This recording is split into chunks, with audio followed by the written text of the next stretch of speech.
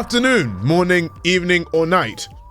How's everyone doing on this fine Saturday night? You guys doing good? You guys doing great? Synonyms for good, antonym for bad, antonyms for good, synonyms for bad. If you're having a bad day, then maybe, just maybe, for once, I can make your day just a little bit better. So tell me how you doing. Hello, Thaf, I'm cooking spaghetti. Are you touching your spaghetti?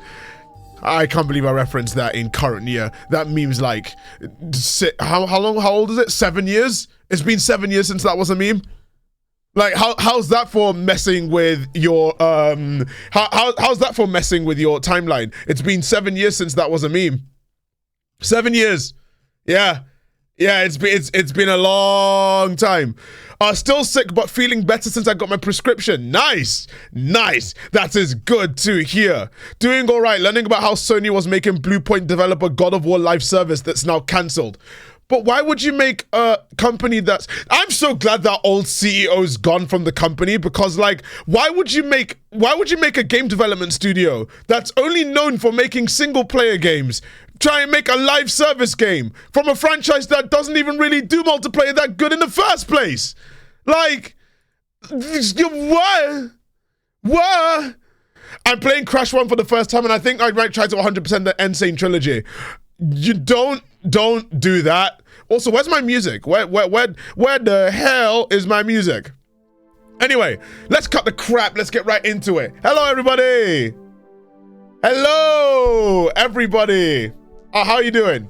And yes, I am indeed, as you can see, I am located in the mountains at Bliss right now. It's a good day. It's a very good day. And I am ready for a long stream. This stream is going to be very long. Because if you were here some time ago, couple of years ago, you'll remember when I did this last. It's going to be a very interesting stream where we're going to be arguing a lot, an awful lot. How's it not snowing at Bliss? I'm just built different. I'm just built different. Damn, I wish I could touch grass like that. See, look, I can touch grass right now. Let me just... There we go. There we go. I touched grass. I did my job. I did my duty today. In fact, how many steps did I take today? 15,000. Wait. Yeah, 15.6 thousand steps today. It's a lot of steps today. But Thaf, if I don't 100% the Insane trilogy, how am I supposed to be prepared to 100% Crash 4? Yeah, but like... Why would you want to spend your time willingly trying to 100% a game that is just not built for 100%ing because the developers had no idea how to actually pace a game properly? Do you prefer apple juice or orange juice? I prefer Gamer Subs. Use code THAF49 for a discount at the checkout. Hey! Ah, yes. I got you. Anyway, I wanted to get right into it. I think instead of like delaying the start of the stream, I know this is going to take a long time. This is going to take quite a long time. So, chat, we're going to instantly say hi to YouTube because we're going to get right into what we are doing today, because it's going to take some time. It's gonna take some time. Anyway, chat, are you ready? Is chat ready? Are you ready? Because we gotta let the YouTube audience know why we're in Bliss right now. All right. And if you're here from the YouTube channel, or you're here from my Instagram, welcome to the stream. Anyway, so what we're doing today is located all over the next screen, and on the next screen is something that I haven't done in a very, very long time. I think it's been a couple of years, if not just under 2 years, and because I haven't done it in a while, I felt like it's due an update, and that's what we're going to be doing today. And located on the very next screen is, I mean, how am I even going to introduce it? Chat, get a drum roll in or something like that. Get a drum roll in of sorts. I need a drum roll before we begin. Before we begin. Please post it out of context on Twitter and make Twitter mad again. That's the plan. That right there, you have already caught on to what the plan is. We are about to make a few people angry at what we're going to be doing. Anyway, 99 plus indie horror game tier list. We are doing it again. Yeah, so as you can see, we have a grand total of, I believe it's about 100 and, I think it's 135 indie horror games that I have played over the years, either on T9 or on Thafvods, or I've talked about on the main channel. You guys can see some familiar faces from the last time we did this, and you can also see some brand new games that I've added to the list in the past couple of days. And by the past couple of days, I mean today. Because I decided to go and look back at the content that I uploaded on the second channel and on the VODs, and I realized I've played a lot of games since the last time I've done this tier list. So it'll be really interesting to see whether my opinions would change over time, or if it's if I have the same sort of opinions as last time. For those of you guys who are watching on the second channel, I have indeed done this before, obviously. And if you want to watch the last time in which I did a tier list, it will be linked in the description. It will show up on the top right corner. And I'm going to make my editor drag in the thumbnail really, really slowly from the other side of this screen. Yeah. You can go watch the video if you want to. Anyway, editor, push the thumbnail away. So, yeah, we've got 99 plus indie horror games to go through. This is going to take a while, so get comfortable. I don't know when this video is going to come. Oh no, don't scare me now! Don't scare me now. I'm not ready. I'm not ready. I ain't ready, but anyway, let's just quickly go get some a really long music mix while we're at it, and let's just wait. Hang on, let me just make sure I've got the calm soundtrack going. There we go. Yeah. Now this is going to take some time. So lights out and away we go. Beginning with A Dark Place. Now, A Dark Place is kind of interesting because I think I've said this before. I think you'll notice in this video I might be regurgitating the same opinions as before, but believe me, a lot of the times they haven't changed. But A Dark Place was really interesting because I think out of all the games that I've played, especially in the meta horror genre, I think A Dark Place is up there with the most intensive. You're essentially downloading a virus to your PC. Like, when I played A Dark Place, that was with the really old hack model, and I remember playing that game and I realized that I made an extremely good call pre-recording that game, because the kind of stuff it does to your PC is something that I definitely could not stream.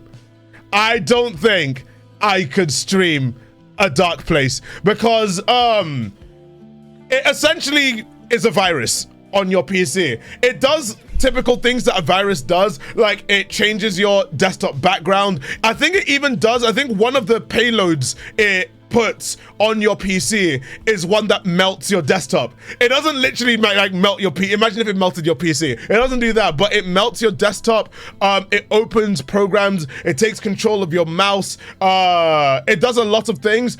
But the thing is that a lot of the really cool stuff that it did in the game was in service of a really mid story. The definition of mid. The thing is, the issue that I had with the game was that there wasn't much to do in the game. Like, from what I remember, there was a lot of really long corridors and a lot of really, really generic boxed in world design. Like, the way it worked was that it had several sections where you're like, oh, this is interesting, but a lot of the time you just get really, really bored. I think in the T9 video, I ended up cutting a lot of just walking around and doing nothing because the game kind of boiled down to just walking from one place to another, and then you're gonna get a random payload loaded onto your PC like, oh my god, we have a virus now! Ah! The payload's messing up my PC! Like, I'm not gonna discount the fact that it did the meta horror stuff really, really well, but it was basically just few and far between a lot of scenes in the game where it was like, I think it could have been better. I really think it could have been better, but the meta horror stuff, to this day, I still think it's one of the best applications of it. So I'm going to put this in B. I think that's what I put in last time. It's not great. It's not terrible. I feel like the ending as well, being really, really rushed, also puts the game down a tiny bit, but it's a really good demonstration of coding. Like, I believe the game even does stuff like it opens your disk drive, and if you have the non-stream friendly version, it straight up turns off your PC. So imagine playing the game, you're trying to record it for like a video, and you forget to get the right version, and then you're about to play it, and then it says PC shutting down, and you're like, oh.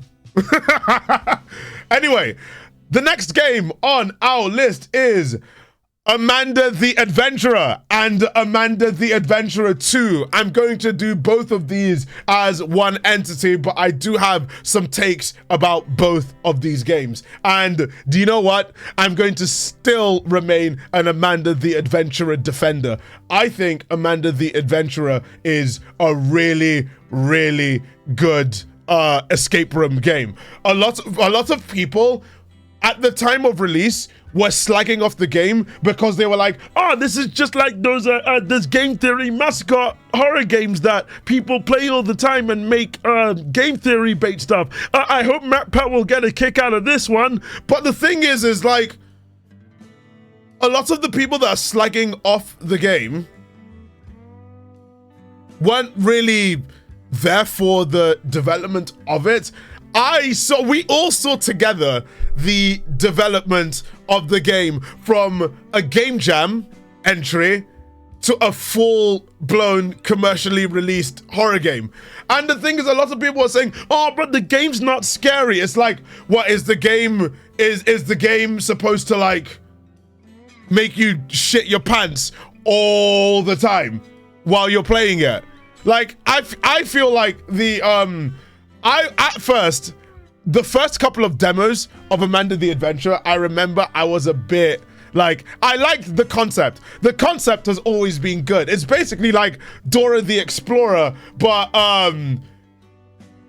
it's taken to another level, because I think that having it so that Amanda gets more snarky or something else happens if you choose the wrong answers, it's like it's kind of like how all the people watching Dora the Explorer will purposely guess a wrong answer, and because it's pre-recorded and Dora can't actually hear you, the show goes on as normal. But in this game, since you can actually type in the answers to each of the since you can type in the answers to each of the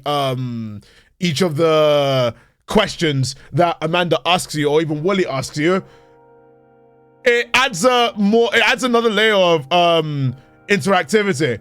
And I also appreciated that after the game jam entries, which had like a really scuffed ending of just, the monster appeared, the actual full release of the game actually had a decent story bundled with it. And also, it felt like an escape room. I really liked the fact that most of the game was set in that attic, and different things happened once you finish watching a tape. Like the tape just dispenses like a random thing on the table that was relevant to the parts of the game that you were on. I thought that was pretty good, but that's my personal opinion. I thought that that was an interesting way to go about it. And I know a lot of people are saying like, oh, what about the ending being sequel bait? But that's only sequel bait if you decided to go and get every single tape in the game. And even then, it wasn't much. It was just someone showing up. So I don't know about you guys, but I enjoyed Amanda the Adventurer, and I think it's a fine game. And I'm actually going to put Amanda the Adventurer in A. Now, with the sequel, though, I do have some opinions about the sequel.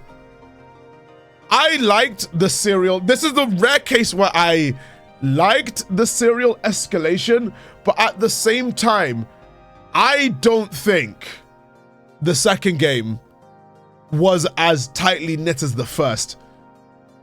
I understood what they were trying to go for with having a bigger space to work with in the library, but when you have to patch the game because a lot of people found the first puzzle in the entire game difficult. I mean, the thing, I wouldn't say it's super difficult, but the fact that I had to go out of my way at one part of the game to like look for a guide because that one of the solutions was just so out there that you wouldn't even think to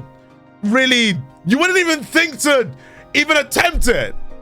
Like, I feel like in their quest to try and make the game a little more challenging and make the stakes a bit higher, I feel like the second game kind of fell a little bit short with regards to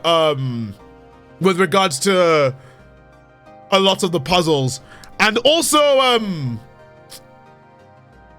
I feel like was it just me, or did it feel like the second one felt more like a bridge to the third? I'm not sure, chat. I feel like the second game felt more like a bridge to the third, because the first game, you could play the first game on its own as a complete experience, and with the exception of even the true ending didn't need to add much stuff. It kind of just felt like the second game was like both endings, while they were really well acted, it kind of sucked that the second game felt like a build up to the third that's not out yet. Like the end, one of the endings was like, oh, one of the endings is like, the monster catches up with you. And then the other ending is like, the monster catches up with you. But there's hope at the end. There's something more at the end. I don't know. I feel like I get what they're going with it, but I really, really hope that it doesn't fall into the same trap a lot of these mascot horror games fall into, where it's like, oh no, the stakes are really, really high. It's a world-ending threat, or it's like an abomination is after the family, and we have to stop it by uncovering a huge conspiracy. To both games' credit, though, I will say the acting is still incredibly well done in both games. Amanda's VA, Wooly's VA, and even the IRL segments. I really, really like the IRL segments. It brings more life into the game that a lot of other games just don't do. Like, the acting was genuinely good. That's the one thing I really like in the secret tapes, when you get to the IRL segments, you think that the IRL segments would be like porn level acting, where it's just like, oh my god, Amanda is gone, that kind of stuff. You'd think that it would be a bit silly, right? But the IRL segments kind of kind of gave the game a bit more sauce, if you catch my drift. So, but I don't think the second game is as well done as the first. you can't play the second game in a vacuum like you can with the first. And I think because of that, I'm gonna put that on B. I think that's a high B, low A. Okay. Now let's be so real here. Oh, now let's be serious here. Let's be so serious here. Need I say more? The only thing I will say to Amnesia's detriment is that Amnesia was too good. The Dark Descent, in my opinion, was too good because it kind of popularized the whole walking simulator thing. Did you play the other Amnesia games? Yes. In fact, I played on stream. I played The Bunker, and I've played A Machine for Pigs, but I have not played that on stream. Maybe I should replay it and see if it's any good. But I think Amnesia's I feel like Amnesia and its consequences have been a disaster for indie horror games, because I feel like the tropes that people took from Amnesia was like, you're defenseless and you're walking everywhere and you're reading notes. And then a lot of people took the they took the wrong lessons from the game and decided that, hey, boring walking simulators where literally nothing happens but you get chased by a ghost. You get chased by something. I think Amnesia's a good game on its own. I just feel like its influence on the indie horror sphere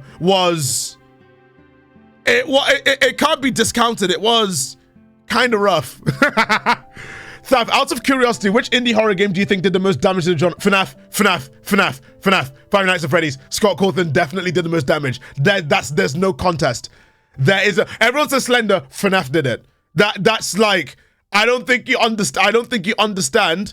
There is FNAF, even for good and for bad, there is no denying FNAF. FNAF came out 10 years. We are still reeling from the effects of FNAF and its storytelling. I think gameplay-wise, we've all moved on from the FNAF thing of just clicking and looking at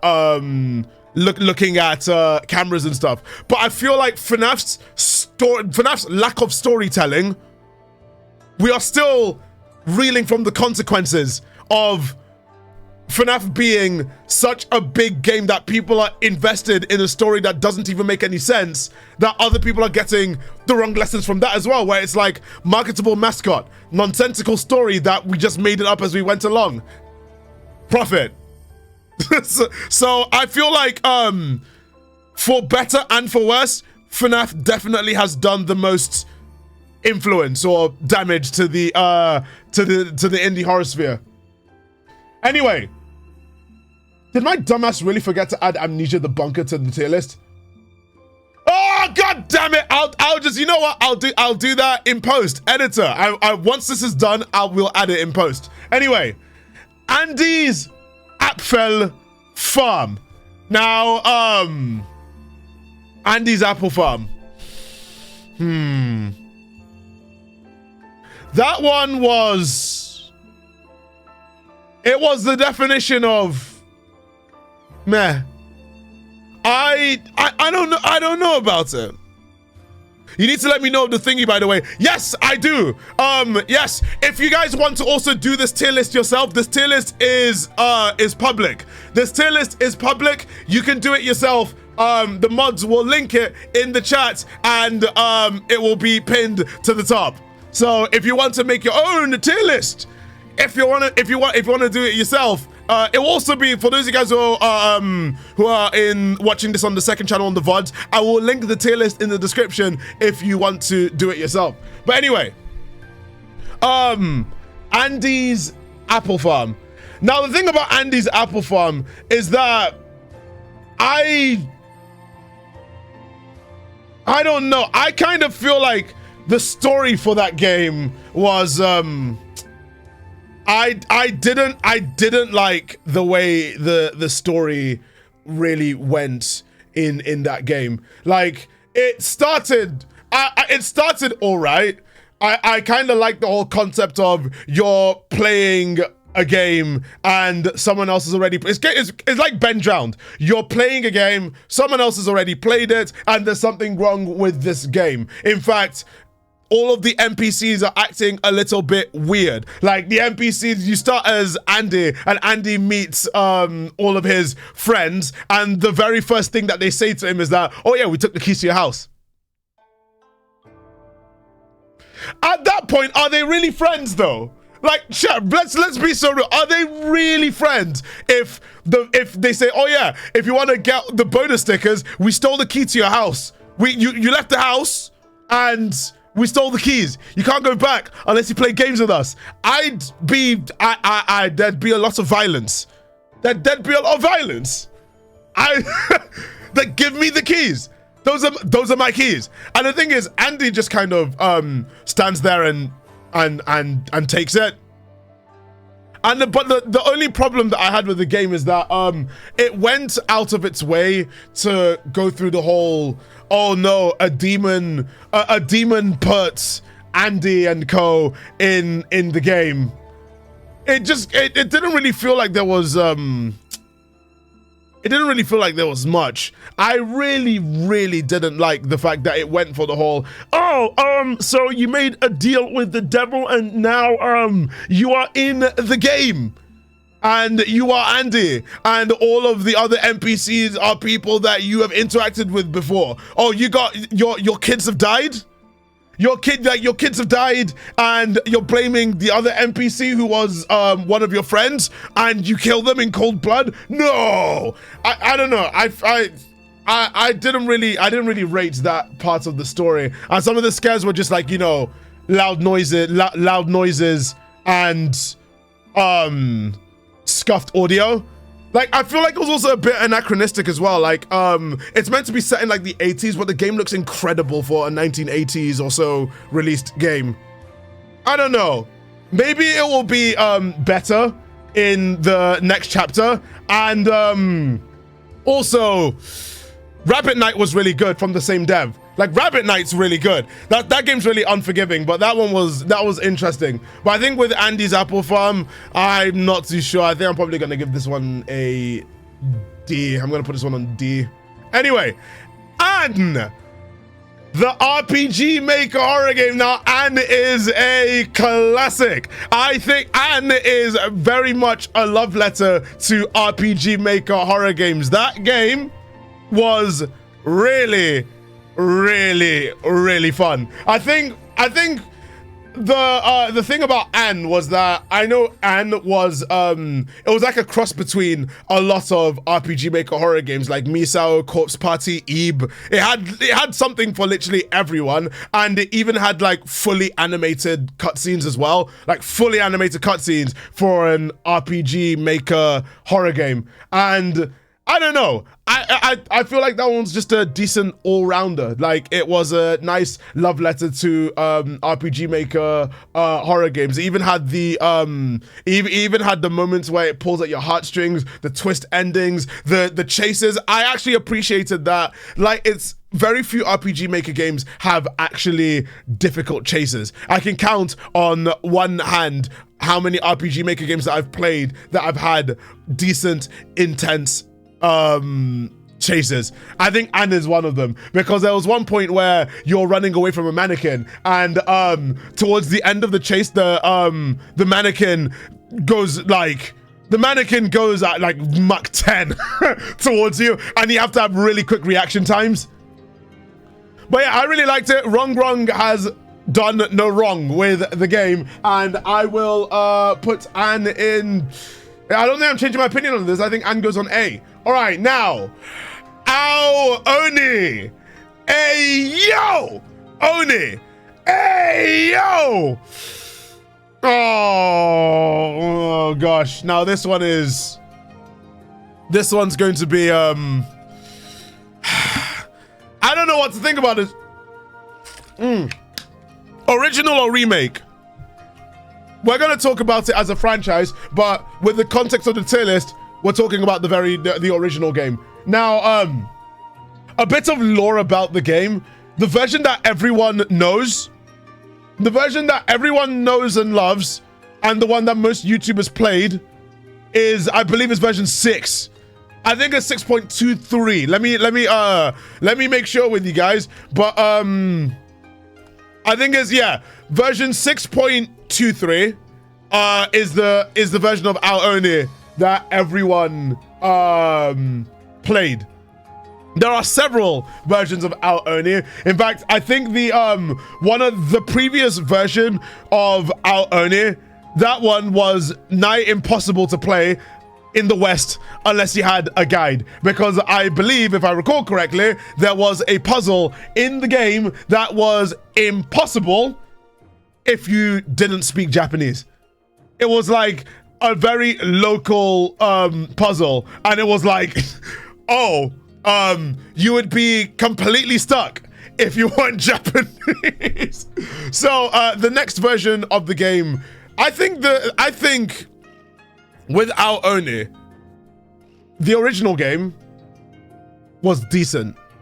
I feel like it did the whole RPG Maker puzzle game really, really well. Like the whole point of Aoni, you're playing as Hiroshi, or as I like to call him, Goose. And as you're playing Aoni, there's several puzzles that they're not really like super difficult puzzles, but they do at least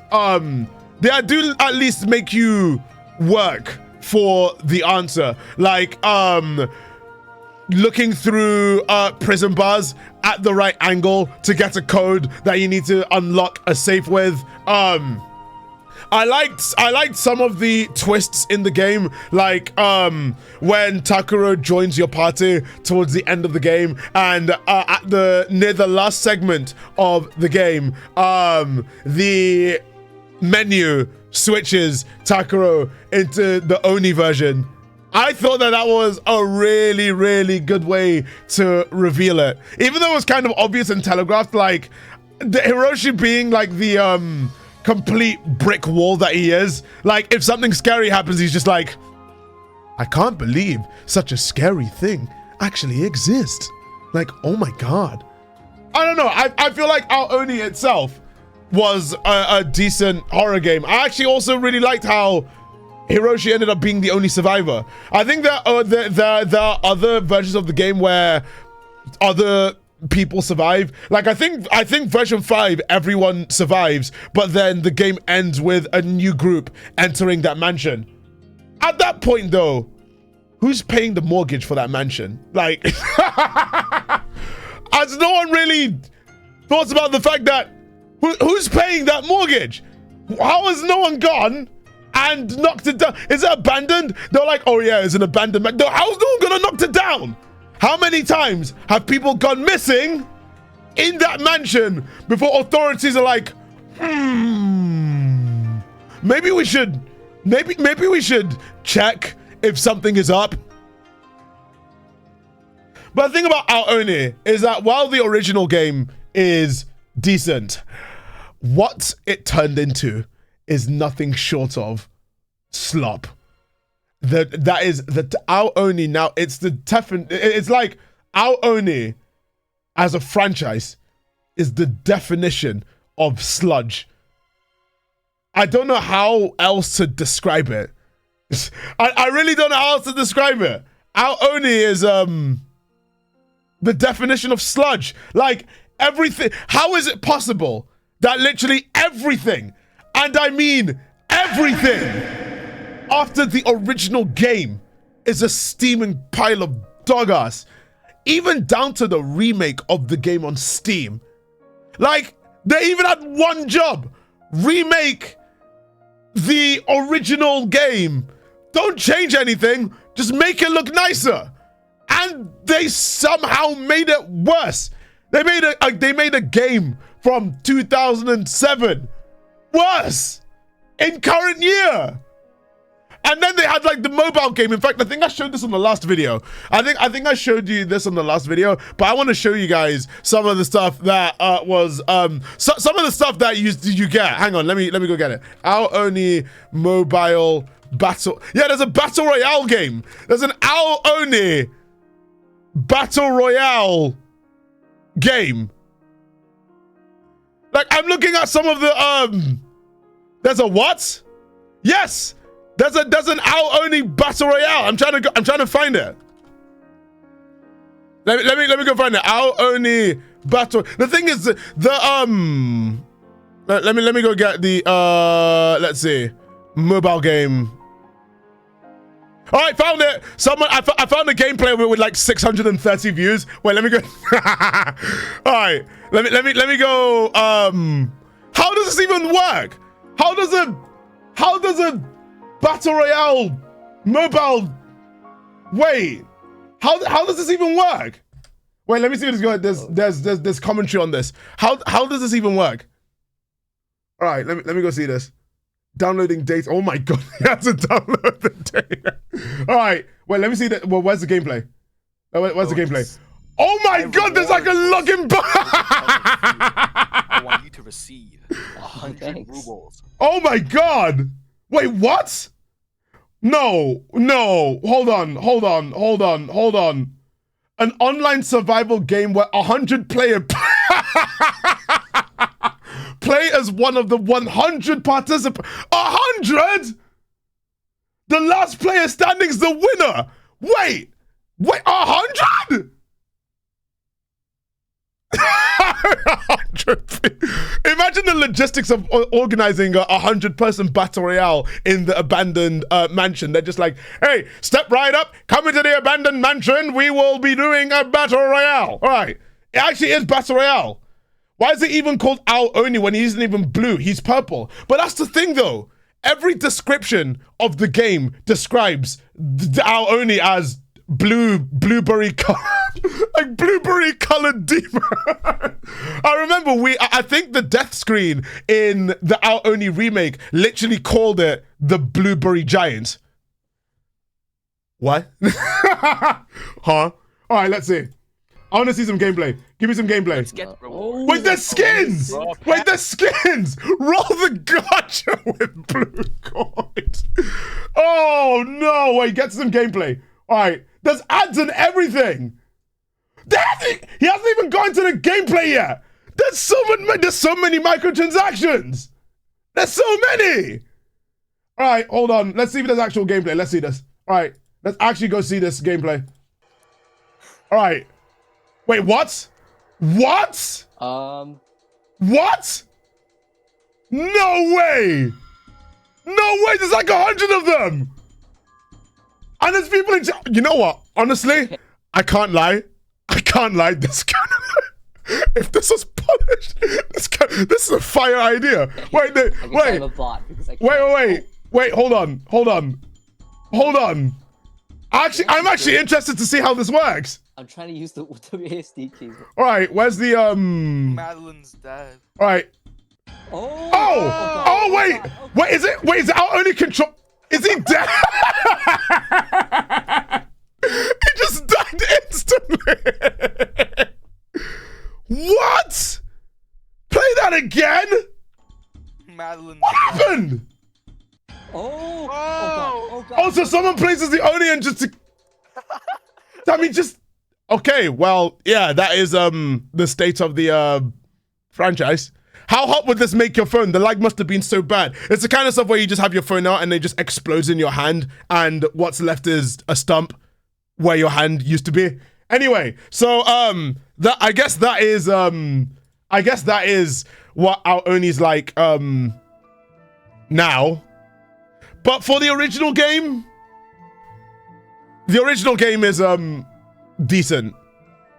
I feel like the franchise wouldn't be this big if the original game was that shit, right? It was very, very I don't know, it was very influential, and also in a vacuum, it's all right. It's aight. I genuinely think it's a decent RPG Maker horror game, so I'm going to put Our Oni in I'm gonna put out only in I think that's decent. All right, at Dead of Night. Now, at Dead of Night is an interesting one. I need to replay that game because I tried to stream it. But I think at the time my head wasn't in the game. I found it a bit boring. But my head wasn't in the game at the time, and I've seen gameplay of it, and I thought it was interesting. I definitely think at Dead of Night, I would have to do another playthrough where I'm locked in, because I feel like with at Dead of Night, I feel like with that game, I don't know. When I played it, I enjoyed a bit of it, but like, I don't think my head was in the game. But it was really, it was a really cool mechanic. I did like, at Dead of Night is one of those FMV type games. Like, you guys remember Hotel 626? How many of you remember that game? Hotel 626. It actually took me until like about 3 years ago to realize that Hotel 626 was just a tie-in thing by Doritos. Oh, wait, you guys don't know about Hotel 626?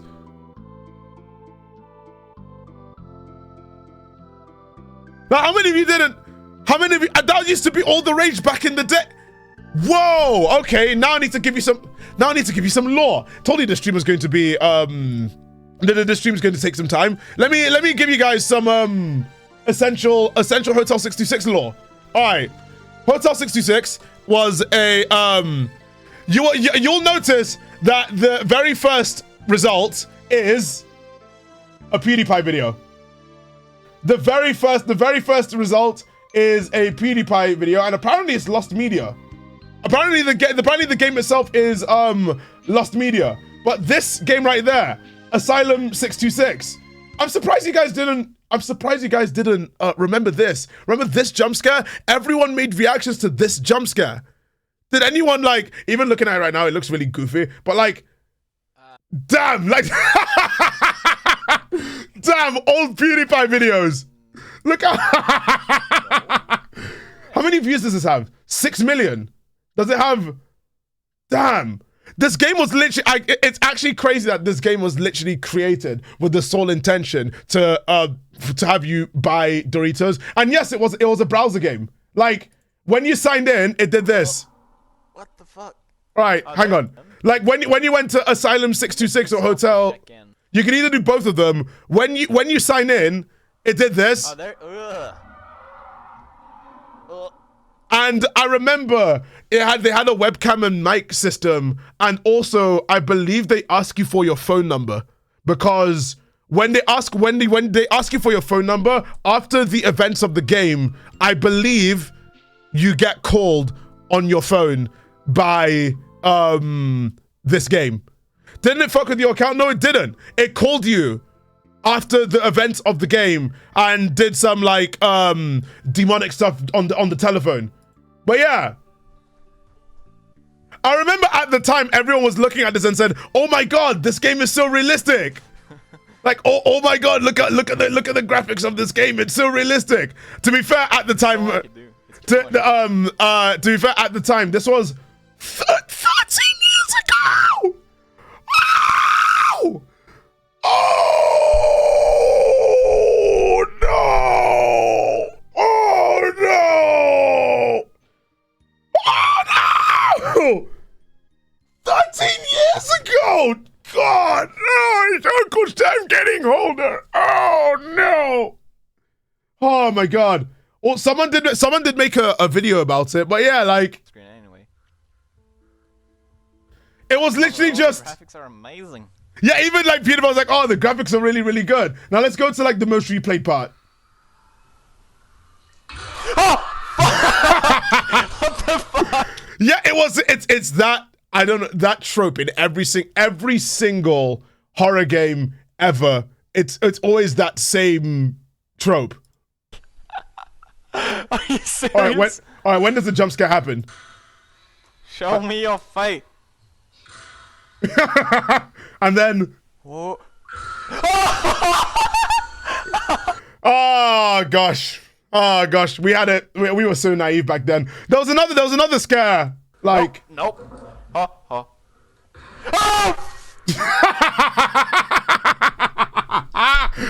Oh, not gonna lie, the graphics still look kind of good.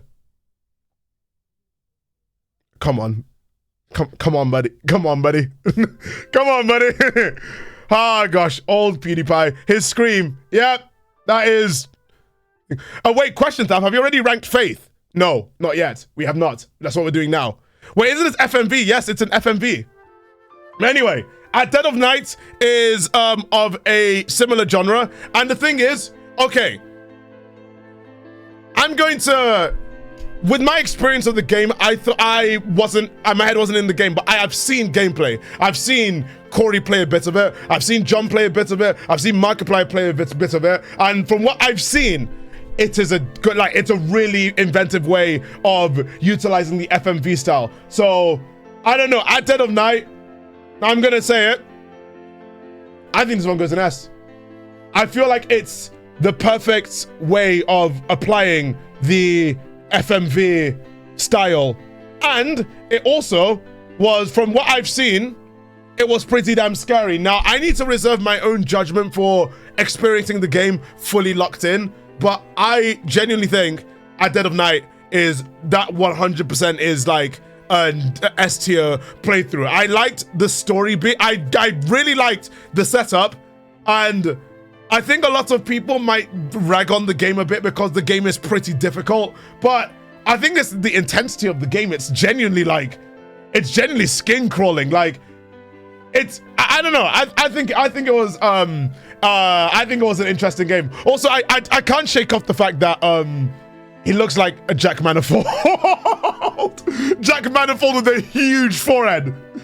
Like Jack Manifold and Megamind mixed together. Like, I can't be the only person that, like, when I was playing it, I looked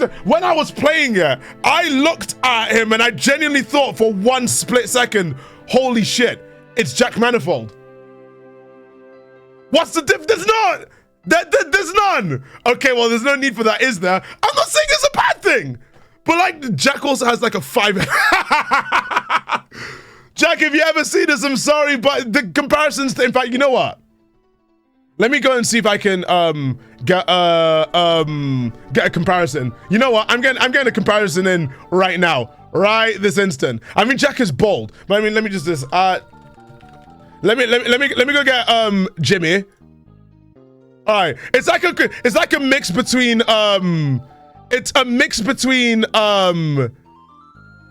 Jack Manifold and Germa. All right, let me try and get a let me try and get a high res image. Hold on. Everyone gets the jump scare from it. Everyone gets the jump scare from it. I just want like a decent image. All right, let me just go get this. To be honest, I see more Matt Smith. How do you see Matt Smith?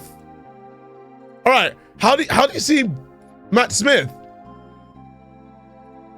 All right. Anyway, let me go get Hugo Punch, and then let me get Jack Manifold. Yeah, it's like Jack Manifold if he older. No, I can. All right, hold on. New tab. All right. So basically, we look at this, and then we look at this, right? Let me just move this here, and then I'm gonna like. It's basically like an older. I don't know, guys. I feel like this is Jack's calling. He has to play this game. Wait, has Jack played this game?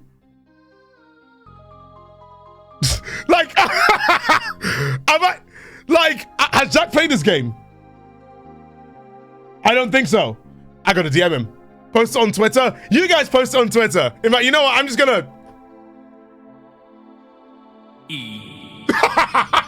Thank you for the sub, Kentai. Thank you. Anyway, At Dead of Night. S. That one is 100%. Blocked my sub expired LOL big forehead. All right, I think there's a better shot in the game for sure that I was like, that's Jack. Anyway, escape the Are You Okay? That one was just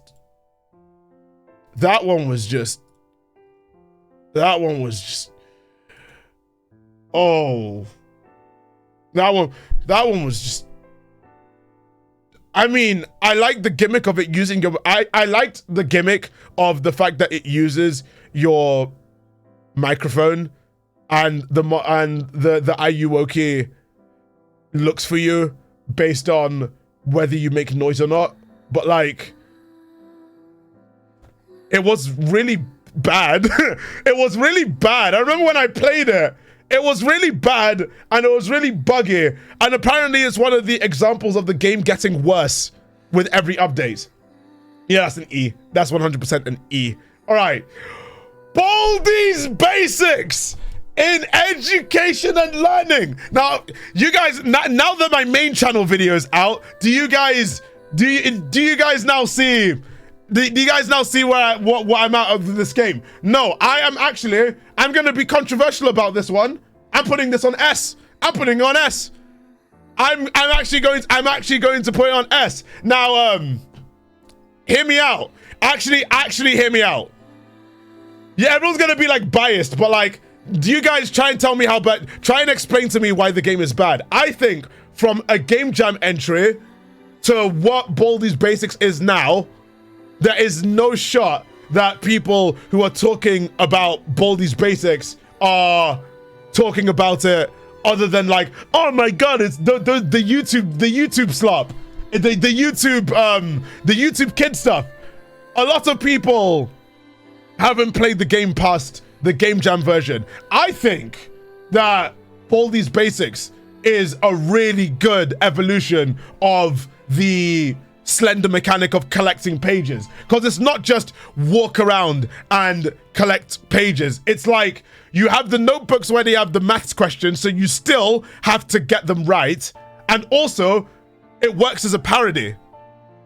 It works as a parody game. It's a really good parody game in which, like, oh, you think it's going to be an edutainment game. It knows what it is. It's not trying to be like, oh yeah, there's secret lore in the game. Like, the only lore stuff that they even bothered adding was a goofy story just for Classic Remastered, and that was the only thing that they added with regards to story. And even Mr. Man 12 he himself said, he literally said, oh yeah, this is a story I made. It was a goofy story. I don't want anything overly game theory based and stuff. It's such an insanely replayable game. You've seen me play Baldi's Basics Plus a lot, and it operates as a roguelike. I strongly implore anyone who hasn't taken a look at Baldi's Basics in a while to please play Baldi's Basics Plus.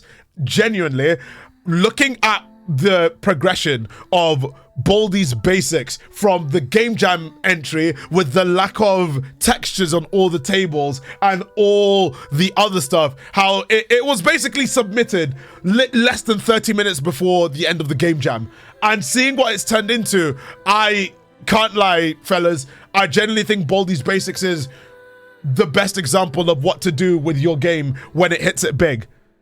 Don't overstay its welcome. All Mr. Man 12 did was the birthday bash, then got to work on Baldi's Basics Plus, then even had a complete experience with Classic Remastered, then went back to update Baldi's Basics Plus, and he's still updating it to this day with more stuff. So, I mean, if you guys want to see my full opinion on the game and a retrospective, I suggest you watch the main channel video.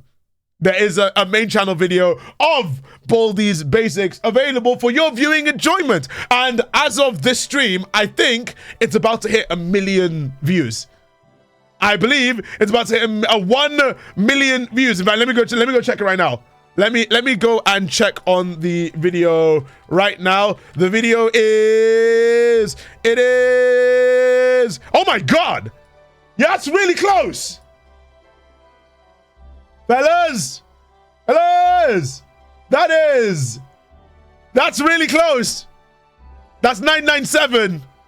It could hit a 1 million ruler slaps before my birthday. Wait, that is dangerously close.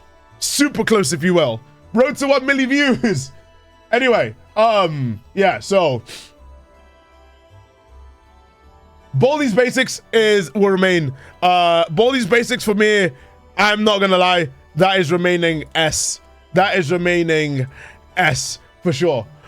Bendy and the Bunny's Bakery. Bunny's Bakery was I actually kind of liked it. I think the twist, I think it did the twist of a cute mascot, but like it didn't overstay its welcome with the scares. They didn't have to, they didn't go out of their way to make it like, oh no, Bunny is this one scary character with a lot of baggage. They're this one super evil thing that is like controlled by the masses. They didn't go out of their way. They just literally had, they literally went out of their way to make Bunny into like a serial killer, but they kept the art style of the game really consistent, which I found really interesting. Like it starts with what you think is going to be a typical cutesy restaurant type game where you need to make a bunch of cakes for the populace. Then it just turns into, so we're a serial killer. That's a bit, that's not exactly, it's not great. I will say though, to discredit the game a little, once it gets to that point where you're in the dungeon, I feel like the game kind of just, it grinds to a halt. Like after the, when you're in the dungeon and you know about Bunny's true nature, it then just gets to like, oh yeah, collect pages and hope that Bunny doesn't see you, and that's pretty much it. Although I did like the added story stuff that they did, like the other endings where you actually play as Bunny. I thought that was an interesting addition to the story. Tav, are you aware that Bunny has more games? Yes, I am, but I'm specifically talking about Bunny's Bakery because I played that. But yeah, I thought that Bunny's Bakery was an interesting little game. Kind of underrated. But I feel like it kind of felt like a bunch of nothing after the fact where you get sent to the dungeon. So I'm going to go and put this one on, I think it's the definition of middle of the ground. High C, low B. I'm gonna put it on I'm gonna put it on C or B. Actually, no, I'll put it on B because I don't think it's like, it's not, I'm not knocking it down to put it on C. Low B seems fair. You need to play Bendy in the Dark Revival. It's actually good. Gonna need a few more zeros than that before I consider playing it. Buddy Simulator 1984. This one actually is the definition of hidden gem. I think this one's a hidden gem. I loved this game. I really, really enjoyed this game, actually. I really liked the writing of Buddy Simulator 1984. I like the different genres that the game goes throughout the duration of the game. I really, really liked the way it starts from a text game where you're basically just it's basically like a programming game where you give the game commands and then it's a story that your buddy makes for you. Then it goes into like a 2D RPG without color. Then it adds color, and then it goes 3D and adds fights, and then towards the end of the game it goes to first person. I really like the progression of dimensions that the game went through as the buddy learned more about you. And I don't know, I mean, with my characters, obviously it's going to resonate with me a lot more because it's the kind of stuff that I've written for my characters. It's so Ware-core, isn't it? Yeah, Ware lost their mind. Ware lost their goddamn mind. I also do appreciate that everything that you wrote at the very start of the game, everything that was written at the very start of the game comes back later in terms of like characters that are made, like the mayor and the pets and everything. I do like games that do that, like things that you absentmindedly enter at the very beginning of the game come back later to as a plot point. I think that's an interesting way to go about it, and I really don't have any issues with Body Simulator 1984. I think the only thing I would have is the length, but I feel like the game was paced pretty well. And it was, I did like the constant sanity slippage of the buddy themselves. I feel like this game is pretty underrated, and I don't see any flaws with this game. So I'm gonna be nice. I think it's gonna be a high A, low S. I think I'm gonna put this on. I think I'm gonna put this on S unless I change my mind and move it down based on the other games that are on the list. Bunker 16. Bunker 16 is a Why'd you scan me? Why'd you do that? Why'd you do that? I was about to make a statement about Bunker 16. Anyway, I think Bunker 16 is a certified classic. However, it has quite a fair few flaws about it. Bunker 16 very much is a product of its time. I liked the way the game got more claustrophobic as it continued. The walls got narrower and the main character started going a little more crazy because the isolation started to the isolation started to get to him. I appreciated that. I just feel like a lot of the games, the game's content can be boiled down to just walking around until you go crazy. Like, I really liked how the bunker itself felt like an eldritch location where it couldn't be really comprehended. It felt like there was corridors going everywhere.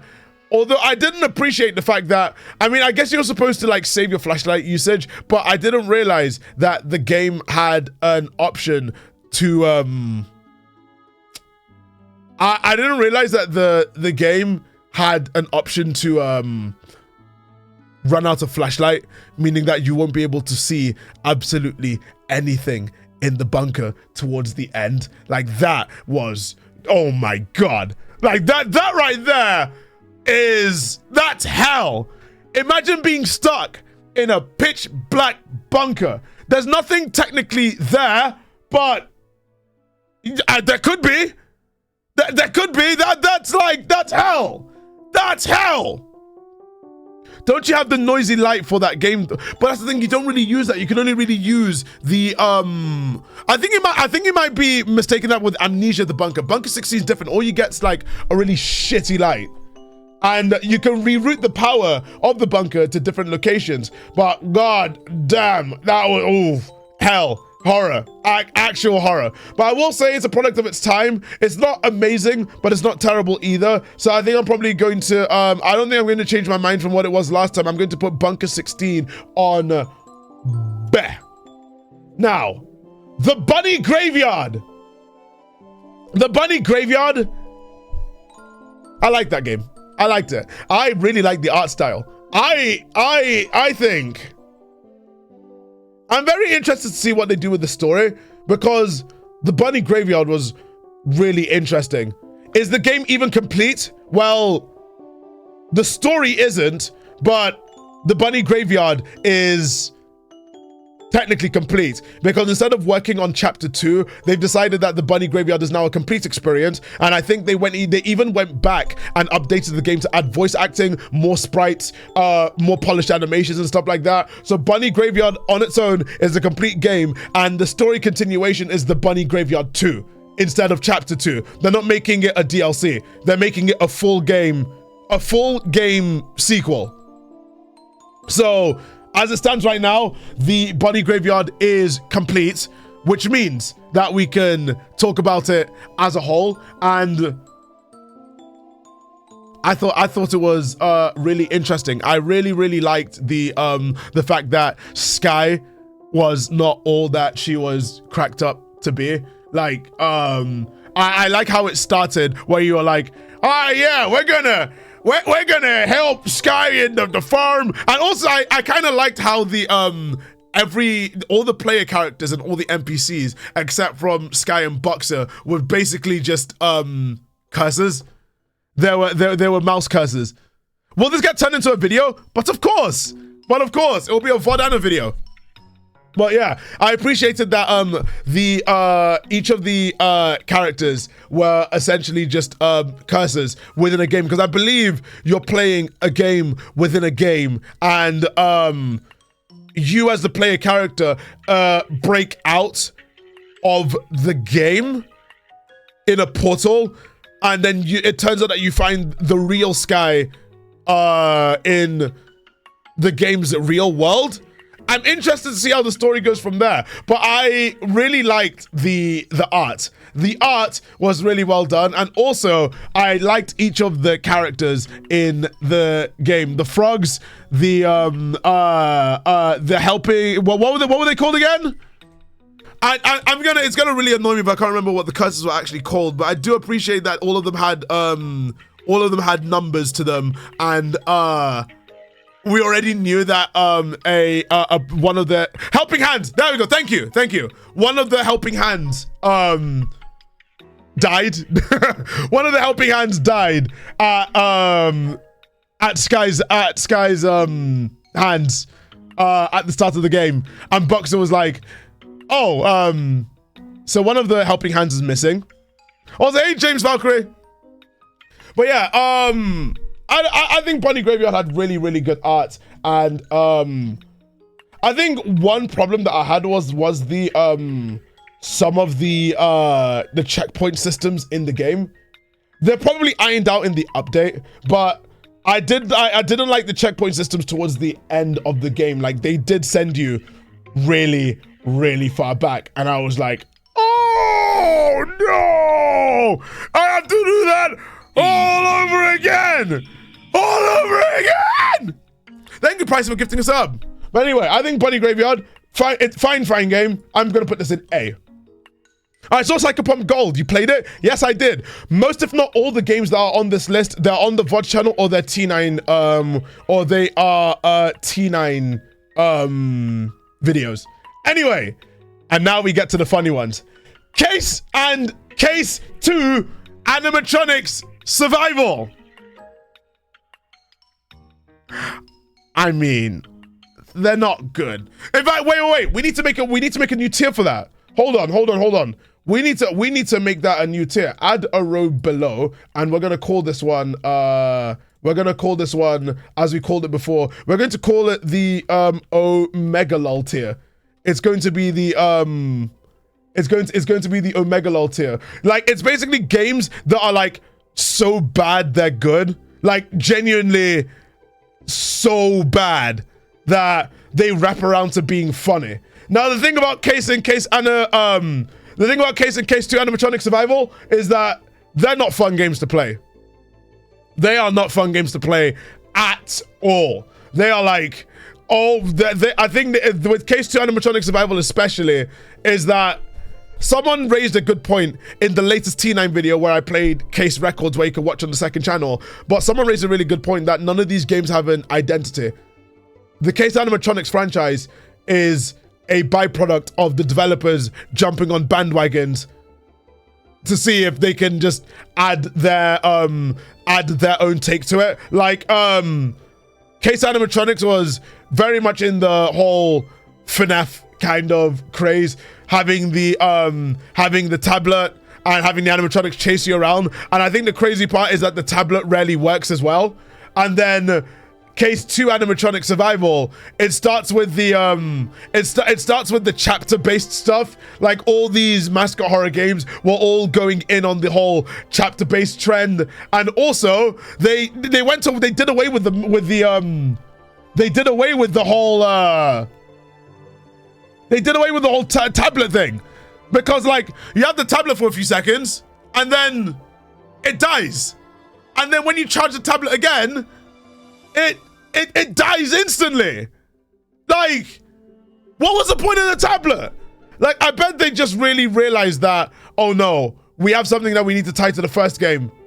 But the tablet didn't even do anything useful. I think we only used the tablet for one scene towards the end of the very first chapter, where you have to like remotely play a song to lead the cat to it. There's no other times in the game where that's useful.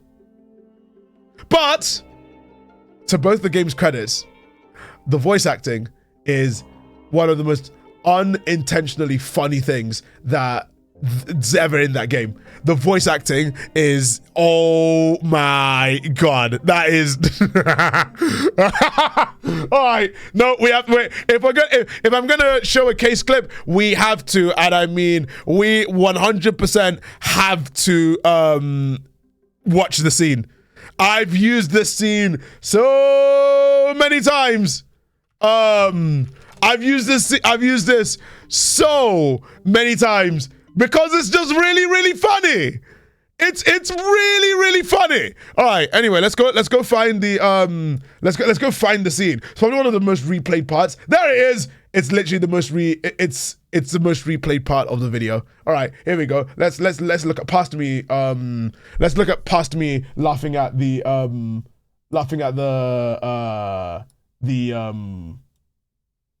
game. All right, here we go. Oh boy. Oh boy. All right. All right. So we need to look for a new one. Is this the fuse? Oh, I think it is. Let's just put it right in. Do you surely want to turn the generator? Do you surely want to turn the generator off? Do you surely want to turn the generator off? All right, let's remove the fuse. What are we gonna do?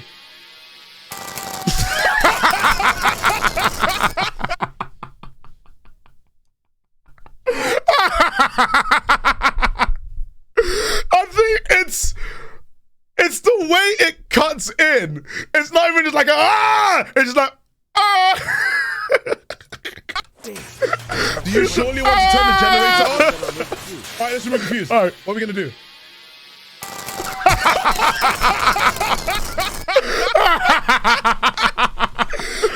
Oh gosh, I think it also is the reverb that you hear when it just cuts in. It's just like the All right, I gotta play it one more time. One more time. All right, generator off. All right, let's remove the fuse. What are we gonna do?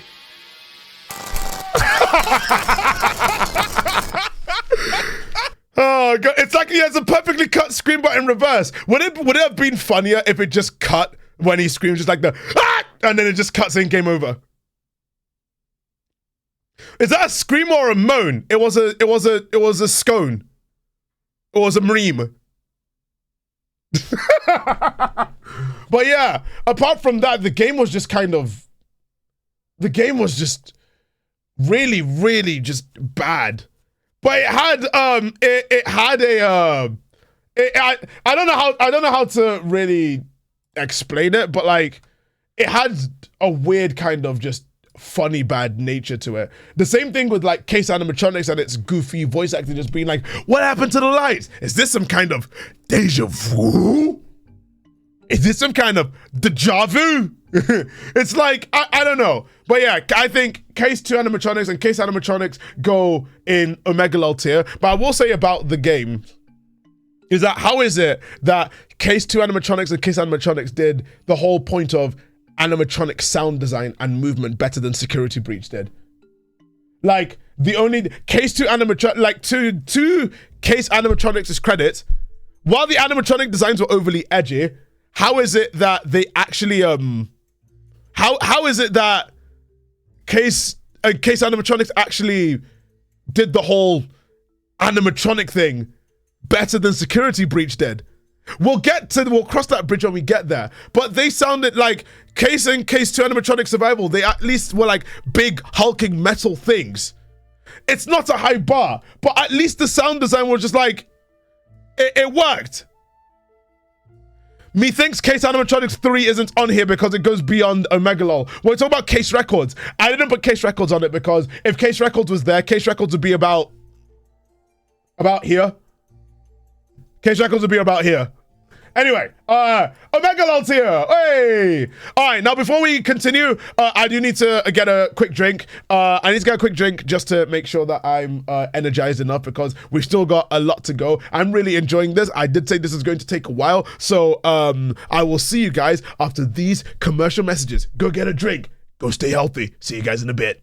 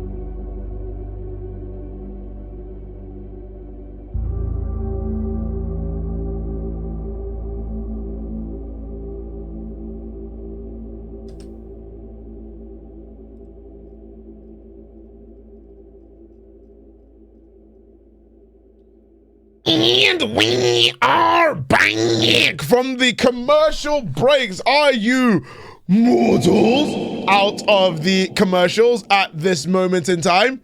Are you guys out of the commercials now? Are you back here? Are you back here with all of us in the land of the in the land of the thingamabob? The land of the living? I ruined it. You ruined it. Oh man, look, you're just ruining it. You're ruining it. Look at my lips. You're ruining it. Ruining. Anyway, at least I think we're back. So let us continue our tier list. Continuing with Cat in the Box. Cat in the Box. Now that game is definitely up there with one of my favorite RPG maker horror games of all time. So before I even talk about the game, no, I'm sorry guys, it's going S. It is going on S. I do not care. I think Cat in the Box is up there with some of the best RPG maker games have to offer. Now, with Cat in the Box, that one was I think the story hook was really, really good. YouTuber who's not getting enough views decides against a better judgment to go to a weird mansion where she thinks a cult is residing in for some views and stuff like that. The thing is though, she messed up really, really bad. Do you know what she should have done? She should have just IRL streamed it. I mean, they didn't really, I don't think they mentioned something about, maybe they mentioned something about Signal, but they should have IRL streamed it.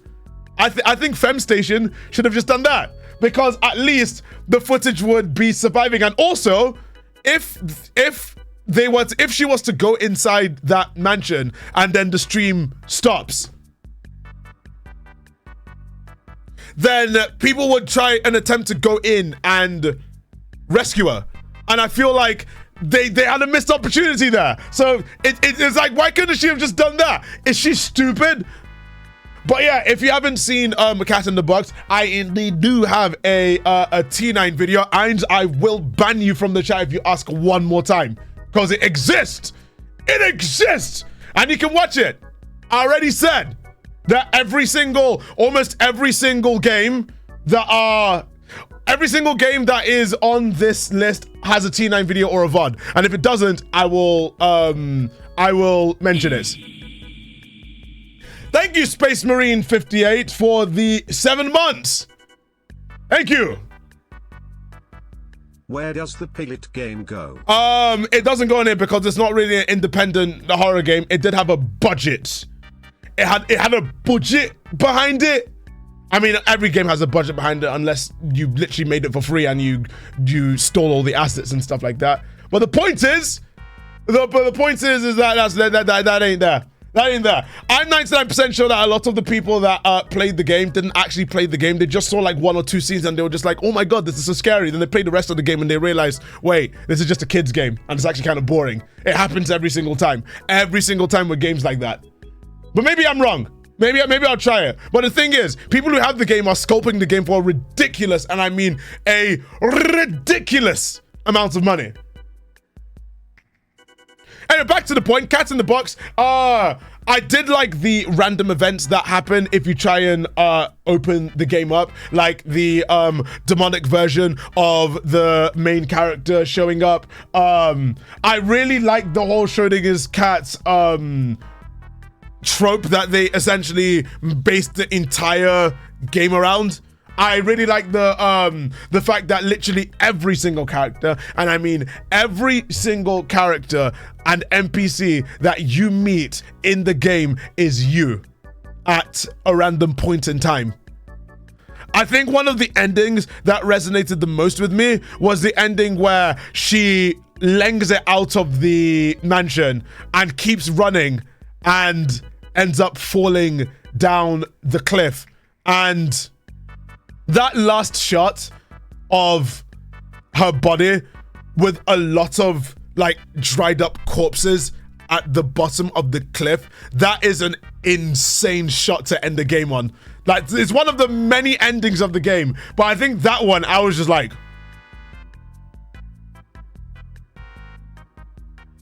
Jesus, like Jesus. That was like, because the thing is, you already knew that ending was kind of happening because of how fast she was running down, even though we know the exit to the mansion was like to the side. And also I appreciated that her fate was sealed the second she entered that building, because you can force her to leave, right? It takes about 20 to 30 attempts at the door, but even if you leave and she goes back outside, it's just an endless garden. It's such a good game. And if you haven't played Cat in the Box or you haven't watched the playthrough, I strongly suggest you do so. I strongly suggest you do so.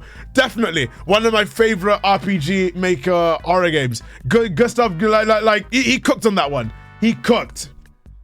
Anyway, Choo Choo Charles. Choo Choo Charles. Choo Choo Charles. Now that one created by a YouTuber. That game is fun. I think a big thing about horror games for me is if the horror game is fun, I'm going to have a much better time playing through the game. I loved that game mechanic. It was so inventive. It was such a simple mechanic where you have your own rinky-dink ass train that goes along a track, and you have different NPCs that you can meet to do a job, and sometimes Charles will arrive and attack your train. I don't know. I thought it was really, really good. It was a really inventive mechanic. Obviously, you had some of the indie game Unreal Engine jank, but I think that the game was interesting enough to kind of carry that mechanic all the way. And also, yeah, you can customize your train as well. And also, it's even more difficult on stuff like hardcore mode. I think Choo Choo Charles is a really, really fun game. And also, I will say though, I'm going to mark the game down a tiny bit because I don't think I liked the scenes in the game where you have to be stealthy. I don't know about you guys, but the scenes in the game in which you're forced to be stealthy weren't really that good, because it turns out that every single enemy in the game is rocking a tac shotgun and somehow have Halo Infinite tier aimbot where they can shoot you from across the map. And even when you get onto the train, they'd still be chasing you on it. It was... I don't know. There was something about it. I feel like the pacing of the game kind of grinded to a halt when you had to go through the segments of the game in which you had to go to these like underground mine shafts to go get an artifact that will help in dealing with Charles. I don't know. It was just... there was only that one segment of the game that I really think dragged the game down a bit. I really like the train parts, and I really like the other stuff where you just collect things and you do like lock picking stuff. Like some of the abilities get locked out to you, and also you don't have to explore everything in the game, but the fact that the game is open enough for you to explore everything if you wanted to, I really appreciated that. So I don't know. I think I'm going to put Choo Choo Charles on A. Click holding. That one video where I had a that thumbnail. In fact, editor, you know what thumbnail I'm talking about. Drag it onto the screen right now. Put it on the screen right now before you put any gameplay on the screen. Also, thank you Twimbler for the 9 months. Thank you Twimbler for the sub. Anyway, click holding. Interesting little game actually. Interesting game. The whole point of the game obviously is to click. Also, you know what? Since you guys, I think for the VOD viewers, since you VOD viewers haven't seen the thumbnail probably. Wait, hold on a second. I don't have the. I did the thumbnail on my laptop. I did the thumbnail on my laptop because Simicere Official Zach in the chat was the first person to see it, because you were literally. This was when I went to TwitchCon actually, and at TwitchCon, Zach saw me edit the thumbnail live. Zach saw me edit the thumbnail live. In fact, you know what? Let me just go to my second channel and show you the thumbnail. It is right here. Right here. It's right here. I remember when I'm not going to lie. When I when I gave Zubin the thumbnail brief, I can't lie to you fellas. I really can't lie. I said, you know, look at the content of the game, look at the click hold, and do whatever you want. And I got that. I actually, fun fact, I initially was shirtless. I initially was shirtless in this thumbnail, and I was like, this might be a bit too much. So I had the crop top drawn again. Initially, like when Zubin sent me the first sketch, I was shirtless. Okay, so I have some bad news for you. Yes, Pricey? What's the bad news? But yeah, go back to the tier list. What about the tier list? What's the bad news?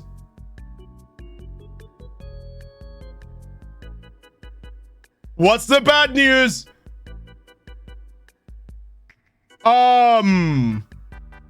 Oh, you mean you mean how long it's taking? Oh no, don't worry. I did say it was going to be long, but don't worry. I got it. I think the last time I did a tier list of this, it was 3 hours and 33 minutes, and we have about like 40 more games to go through. So I'm envisioning it's going to be a 4-hour stream. Don't worry. I'm ready. I'm gonna be until next Christmas. Oh hell no.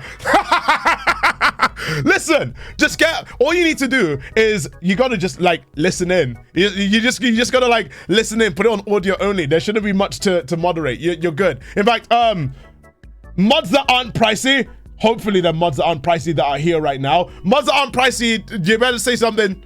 Say something. In before. Anyway. The fastest tier list you did was the indie game tier list at the start of the subathon where you screamed your lungs out. True. Anyway, as I was saying about the thumbnail, yeah, the initial thumbnail was shirtless. In fact, there's quite a lot of thumbnails that I've given either Jojo or Zubin free reign to do, and we had to rein them in a tiny bit because they were a bit too extreme. But we will get there because I will talk about it later. We will get there when we get there. So anyway, about click holding. Click holding was an interesting game. I feel like click holding was kind of, it's going to sound really weird and kind of, it might seem like a reach, but it was actually a really good, like, I pinpointed the ending from a mile away because it actually is a good, inverted commas, commentary on someone's ailing mental health. Genuinely. Like, people look at the game, people look at click holding, they look at like the fact that the guy's like telling you to keep clicking while he watches you and everything, and all these like kind of weird Kumarish kind of like, you know, things that the click hold makes you do. But there's something underneath all that, and it's the fact that at the very end of it, the click hold gives you a lot of money. In fact, I think he mentions that it was like all the rest of his money that he had saved up, and there was only one way that this was going to go. The fact that he's spending this much money on you clicking a button in front of you, in front of him, and clicking it in random places in the room and striking up conversations with you. It was supposed to make you feel uncomfortable, and I feel like the game did a good job in conveying like the fact that he's doing it because, not just because he's into it, but also it's the last thing that he wants to do. He's got like nothing left. And like, he even said he had a family and everything, but even then he said he has like nothing left.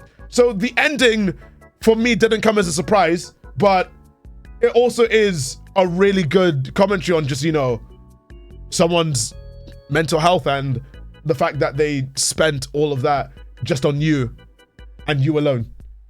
I think it's an interest. And also I did like the fact that at the very end of it, it was like, it was a whole like, what is the point of anything?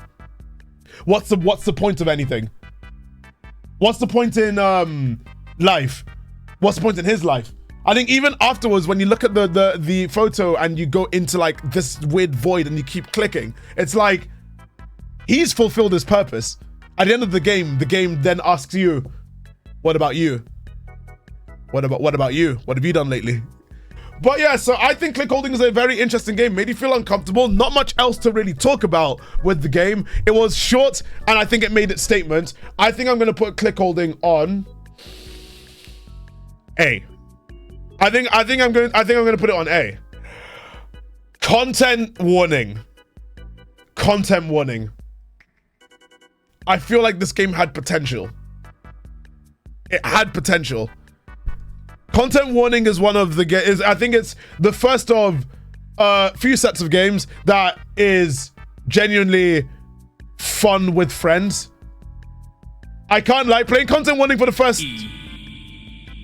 Thank you for the sub. I'll wait for the sub message to go through. Thank you for the sub, Sandy, for 9 months. Thank you for the resubscribe. Very long time. Hey there, big man. Hope your day's been good so far. How many heated arguments have you and chat had so far? 1. Anyway, yeah, with content warning, I feel like content warning only worked on the first day because content warning was free and it was an April the 1st game. And I don't think there was enough for it to keep it going because Lethal Company had the hook of that you were going to all these planets and these monsters are in the places you have to explore and stuff. It also was insanely moddable. I didn't get the same vibes from content warning. I really like the make your own video and then afterwards you watch your video back. But it didn't really seem like there was a sense of escalation to the game at all. It was like, all right, so get this equipment and that's pretty much it. I feel like if content warning had more if it had more interactivity with what you do with the actual film, and also it didn't really feel that risky, right? Like with Lethal Company had just enough variety in its worlds to keep you hooked in, and you also had the other hook of don't stay outside for too long. I feel like the problem with content warning is that it's extremely fun, but after 1 or 2 sessions with your brethrens, it gets a bit dry because the enemies in the game, some of them are pretty funny, but a lot of them aren't really, you don't really get the horror factor. I feel like Lethal Company Lethal Company gave you that scare factor because the developer made it steals. Like it was always going to be kind of freaky, but I feel like content warning, was anyone ever scared of anything that kind of happened in content warning? In Lethal Company had like the coil heads and the bracken and stuff like that. That shit was terrifying. And also you even had the mods where you had like the mimic kind of thing where you can hear someone's voice, but it's not actually there. There wasn't really much in content warning. I think it's definitely it needed more time. I don't really think content warning really had that much of the source, but I'm not going to discount it too much because it also was really funny. For a free April the 1st game, it was pretty funny. So I think I'm probably gonna put content warning on. I think content warning might be the definition of C or B. Where's Faith? Oh, hi Adolf! Hi Adolf! I'm getting there! Look! You're there! You're here! I'm getting there! Hi, Mr. Faith! Also, here's the tier list so far. Here's the tier list so far. Alright, cooking companions. I knew I forgot something! I played Dreadweight as well. I knew I'm forgetting it. See, now that I'm doing these. Oh, we got a hype train. There it is. We got a hype train. Alright, cooking companions. I knew I forgot Dreadweight. I have to do this in post as well. But anyway, cooking companions. I thought it was alright. I feel like with cooking companions had good art. I like the horror art and stuff, and I also like the story beats of the characters slowly going more insane from the lack of food, or well, of the inverted commas, the lack of food. And I like the fact that you're playing the villain. Like, it eventually starts more and more is revealed about the game. It turns out that you are the villain, and the trumpets are like, it's weirdly explained, but like, are the trumpets with you or against you? You wouldn't know unless you played the DLC. I feel like a lot of the writing that was really, really telegraphed. Like, I remember playing it and we instantly saw that, you know, like, yeah, Karen's sus from day one. I didn't really like the fact that they kind of made it. I thought it was so obvious it was going to be a red herring, but it really wasn't. It was like, all right, Karen was just Karen was just like that. Karen was just a bitch, and the other characters had to deal with it. Like, why did Karen went to the dark side the quickest? I don't know. I think the art of the game is pretty good. I just feel like some of the writing in the game was kind of ham-fisted. It was very much like, this is how do we make it obvious that this character right here is a cock?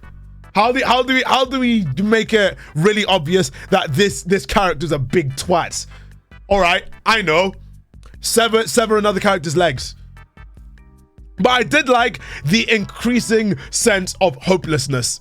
I think the mythology is what carries the game, but I did very much like the sense of hopelessness that the game conveys. And each of the characters are like, oh no, we ain't gonna survive until the next day. And the thing is, I don't know. I feel like a lot of the story being hidden behind DLC as well. Wasn't so sure about that one. So I think I'm gonna put Cooking Companions in Beh. I'm gonna put it in Beh. Crow Country. Crowded followed. Oh my goodness gracious me. That one had such a, it was basically, it follows the video game. Hey Frosted Flakes. Crowded Followed was basically, it follows the video game. And I think Crowded Followed had a really, really good hook. The original demo was really, really short, and the jump scare was really, really disappointing. But I liked the elaboration in the full release of the game. Thank you for gifting a sub. And also, I'm doing good, Frosted Flakes.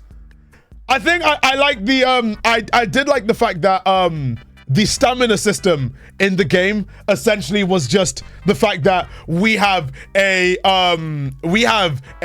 very rare disease. We are a homeless person with a very rare disease. I think the game takes place in Ireland, and they had to pay a medical bill of like 200 grand. It wasn't asthma.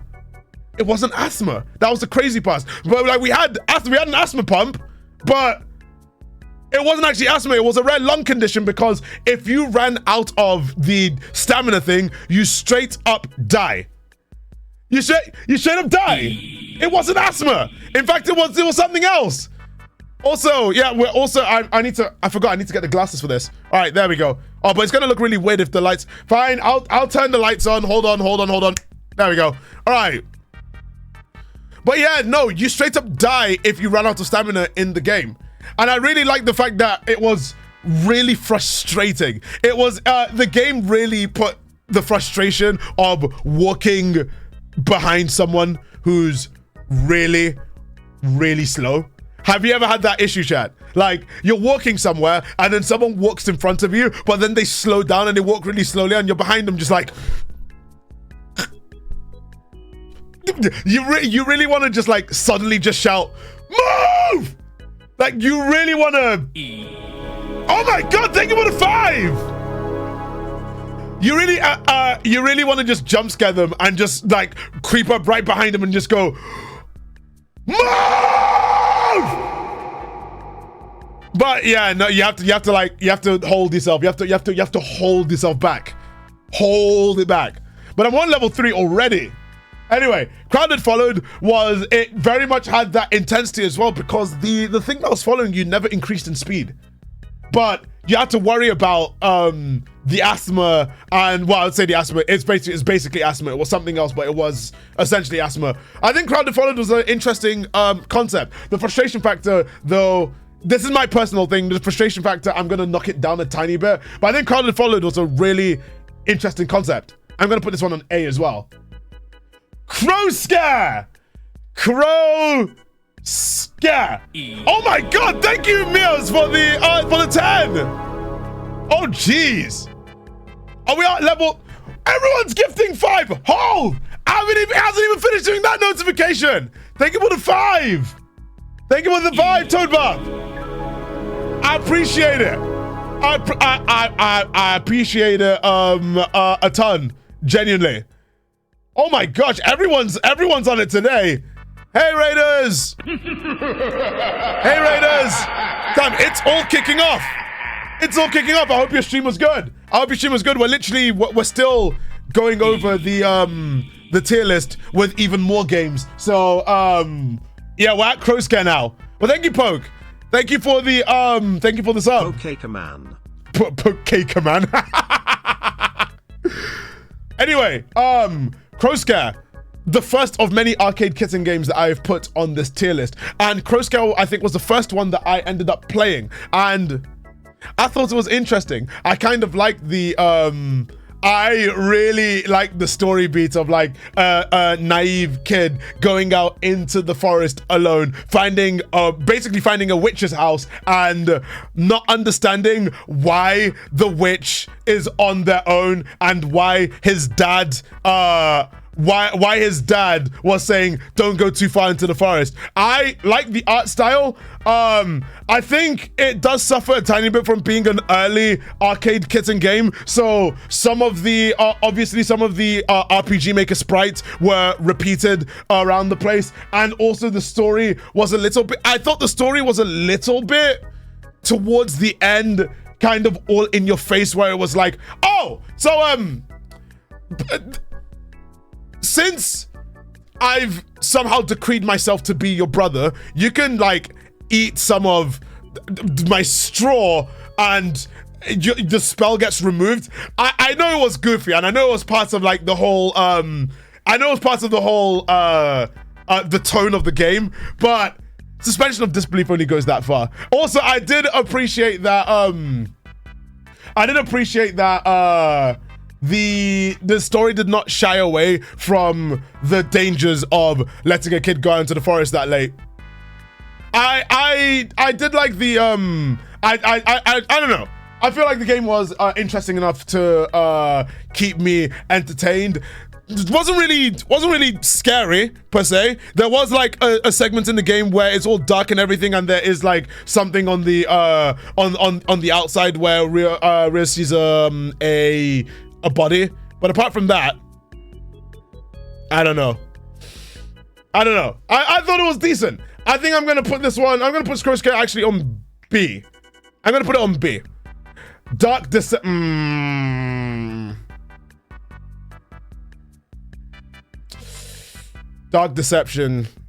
Oh. After Dark Deception had a good it had a good hook. But after hearing about the dev and what he did and the kind of stuff that he was on,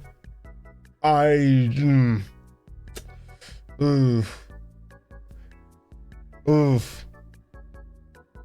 That one's a bit rough. Oh no, what did the dev do? Wait, did you guys not see the Google Doc? Have you guys not seen the Google Doc? That was like corroborated by several people? No. Oh boy. I got sent a Google Doc about the developers and publishers of Dark Deception. It was like overworking developers like Nixon, who worked on the game, and Nixon was crunched to work on the game, scamming a lot of artists. The collab they were going to do with Yandere Dev and stuff. I don't want to go into drama, but it's pretty bad. It's pretty bad. Wait, was this recent? It was a month ago. I believe the doc was. Boy. All right, let me see. I think I ran it on an incognito because I just didn't want to go into drama. But someone mentioned it to me. It was bad. It was bad.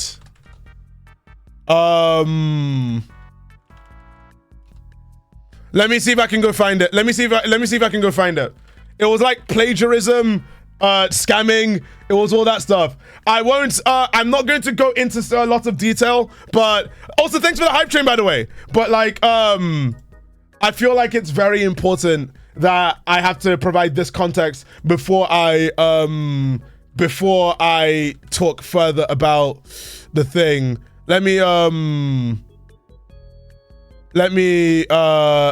and let me go find it. Let me go find it. It was like it was corroborated like by Nixon and a couple of other devs that formerly worked on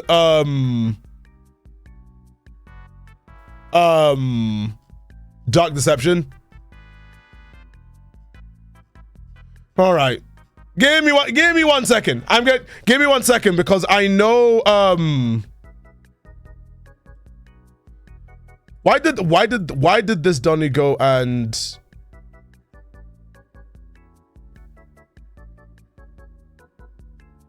let's see.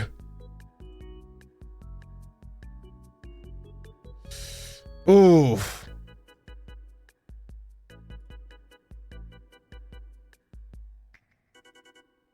Yeah, no, there's beef about it. Yep.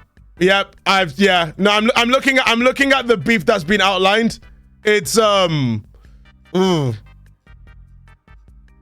it's kind of rough. I'm gonna move on. I'm gonna move on from that. I'm gonna move on from that. I'm not gonna I'm gonna abstain from that one. What was the rating that I gave it last time as a game itself? I think I put Dark Deception on like I think I put it on C. I think I put it on C. But like as a game itself, it was and apparently the dev was being back and forthing with the person who made the Google Doc saying there's lies and misinformation. And then when they responded back, the dev stopped responding. Like it's a lot of, it's basically a Yandere dev situation again. And they don't talk about it. Anyway, I don't want to go into drama. I'm just going to go Darkwood. I'm sorry, but just Crunch alone. It wasn't just Crunch alone. It was plagiarizing stuff from a fan competition and also scamming and the situation with the Yandere dev. So I'm not going to go further. It's not just because like if it was Crunch alone, I'd be like, yeah, Crunch sucks. I really wish it wasn't something in the game industry. But yeah. And also it's the fact that they instead of finishing the game, they decided to work on that on that Super Dark Deception thing, which is not even good. Anyway, DDLC, Doki Doki Literature Club. Now, I feel like Doki Doki Literature Club has become a victim of the times. A lot of people that rate the game are very much rating it on how it was when the game was like nowadays, instead of when the game was released. Instead of when the game's released. I feel like parts of the issue is a lot of people are talking about the game in the context of now. At the time, I'm gonna say this, at the time, I think DDLC genuinely was extremely good. It was something different. It was something really, really different. I think with DDLC, My only issue with the game, and I mean this is genuinely one of my only issues that I have with Doki Doki Literature Club, is what happens after Sayori dies, right? Now, there's a reason why I have an issue with it. It is a stroke of programming excellence, the kind of stuff that the game was on, using the character files and everything, and some of the stuff that happens in the game rarely. The only problem with it, though, is that after that happens, and I know they try to wave it away as Monica messing with the game, but it just turns into a creepypasta game where shit happens afterwards, right? I feel like the build up of everything, where it was like you have to go through about 3 to 4 hours of the visual novel part where it's kind of normal. Like 4 hours of it where you're probably going to start dropping off. Then all of a sudden, Sayori dies! The screen's doing weird stuff! Yuri dies! Natsuki just, oh my god! Like, I feel like Dan blew his load of scares on the really well done Sayori death scene. Because the rest of the game then kind of rushed through the, oh no, Monica really wants to get to you, so Monica's going to start breaking the game a lot quicker. I also think that DDLC is also a victim of its own fan base. I think DDLC is a victim of its own fan base. DDLC as a game initially was, I believe it was made as to kind of poke fun at the typical visual novel tropes in terms of like, oh yeah, getting super attached to a character, then bang, she's dead. Like, I feel like that was kind of the point. The pacing of the game was really, really weird, but I feel like the pacing of the game also kind of helped to hammer in the point of, oh, you're getting so attached to these characters, and then bang, dead. She's dead. She's dead. And then the fan base took it, but it was like Poe's Law, where it was like people are liking it for the horror, but then the character designs are that appealing that you attract the people that the game is kind of making fun of. But then my issue was that, see, I don't really talk about the fan base on games because fan bases shouldn't influence my opinion on the game. But I feel like the state of the fan base influenced the development of DDLC Plus. I think DDLC Plus was a, I get it was the console thing, but from a story basis, I'm not gonna lie, I was really, really disappointed. I don't think I've been more disappointed at a expansion to the game that I was with DDLC Plus. I thought that DDLC Plus was actually going to go more into the psychological horror, right?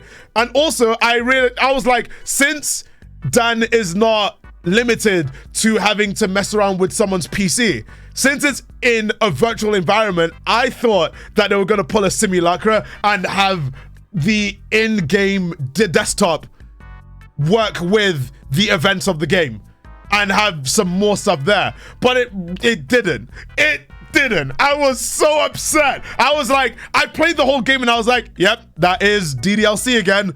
And then the extra chapters, I was like, when the extra chapters were a thing, I was like, oh, wait, are we gonna get some more scares, some more like horror, some more look into the horror part? And then it didn't happen. It didn't happen. I was so sad. I was so sad. Like, oh man. But I will say, Doki Doki Literature Club, as a game itself and what it did, I feel like the DDLC is a fine game. The original game was a fine game. It just took a long time to get to the point, right? Like, it was a very, very long time. The pacing of the game, I feel like that's the biggest thing against it, in my honest opinion. I feel like the game started and it was like, all right, the game started. It was it was a typical visual novel and stuff, but then all of a sudden it just goes off a cliff, then bounces a bit, then goes off a cliff again into like the creepypasta scare section. So with that being said, I'm gonna put DDLC on A.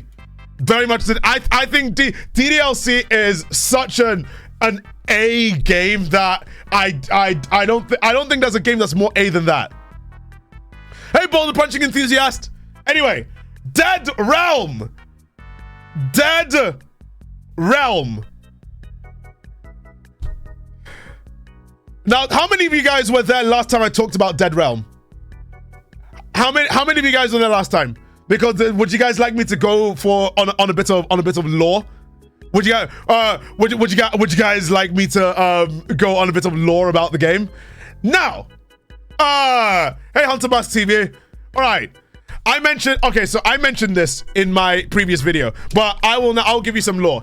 Dead Realm was a game that was heavily promoted by YouTubers such as Vanos, Syndicate Project, and basically everyone surrounding the Vanos crew, and also like KYR Speedy's crew and everything, because this was at the time where developers, they were playing a lot of Gary's Mod hide and seek, and a game development studio was like, let's make a genuine horror game where we can just have that with different horror characters. It was basically DBD before. I mean, it wasn't really DBD. It was like, okay, yeah, it's like DBD without the survivors doing anything. It was just like if you became a monster, you just joined the monsters and finding the rest of the survivors. In fact, let me see if I can get some gameplay for you guys. Give me 1 second. Let me get some gameplay for you guys. Dead Realm before 2016. All right, let's get some Dead Realm, and you can instantly see. Look at that, Dead Realm. You can get. There's a lot of Dead Realm gameplay from way back when. The Sidemen played it, Smitty played it, Vanos played it, Corey played it, Slogoman played it. Yeah, let me try. I don't know. Let me show you some gameplay. Let me see if I can get no commentary. No commentary. All right, random gameplay, no commentary. Let's go for I don't know. I guess I'll do this one. I think I did this video last time, but here. It's some gameplay of Dead Realm. It was basically just you had decoys, you had a shield, and you essentially just had to like hide.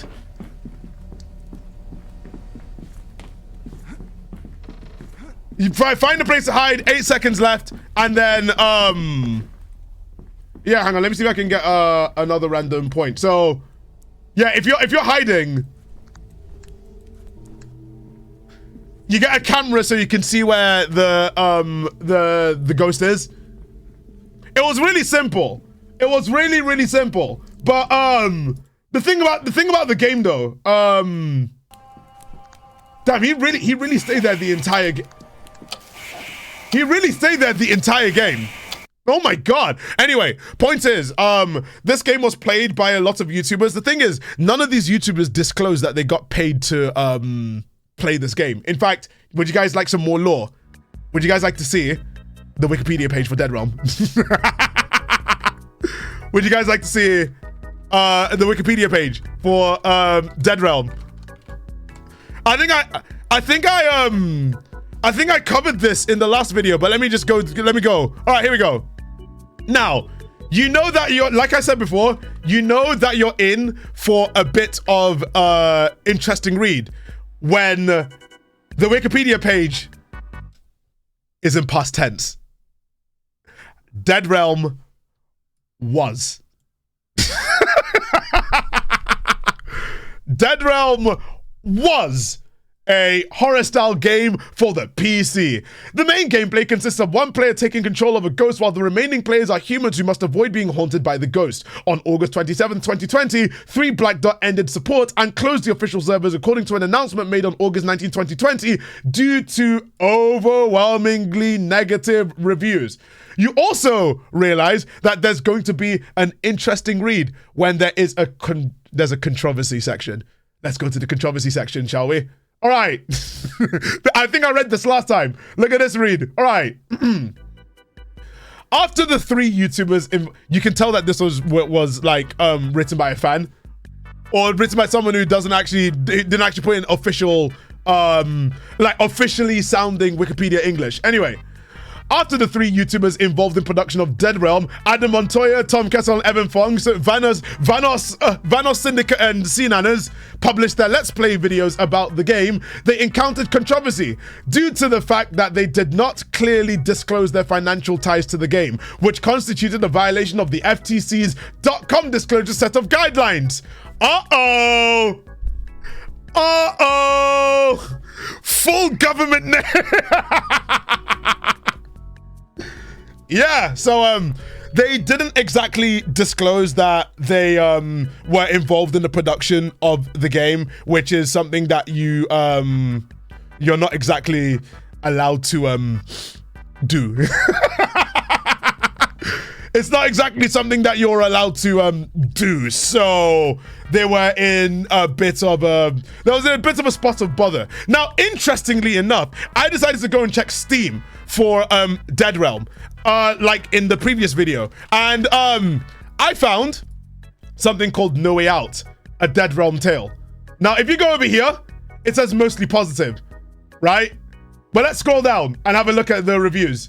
Good game has many bugs. The last reviews are in 2022, 2019. And then the most helpful review is a negative review. All right, let's read this. Don't buy, horrible controls. Bought it thinking I could use the native Vive controllers. When I got in game, I found that wasn't the case. Couldn't figure out how to move. Mouse and keyboard were doing nothing. The next day I decided to give it another chance. I saw on the store page that it now said Vive controllers were not supported, even though in-game they're controller mappings. I probably missed it when I bought it. So I get in game, finally moving around with the mouse and keyboard. I pick up some book and it tells me I need to investigate the downstairs bathroom. So I'm like, okay, let's go down there. That's when I discovered that I couldn't put the book down. No matter what I tried, pressing E like how I picked it up, pressing escape, enter, F, Q, nothing was working. The book simply would not get out of my face. I'm writing this review right before I request my refund. I was hoping for a good Halloween game for my Vive. This one was a letdown. Yep. A lot of the reviews are saying I'm positive for now, but like, my God, it's bad. And then here's the most helpful review is this one. 66 reviews. All right, can we see the full review? There we go. All right. 66 people found this helpful. So let me preface this by saying, here's my YouTube channel, my Twitch channel, my Twitter, my Instagram, my Vine. My Vine?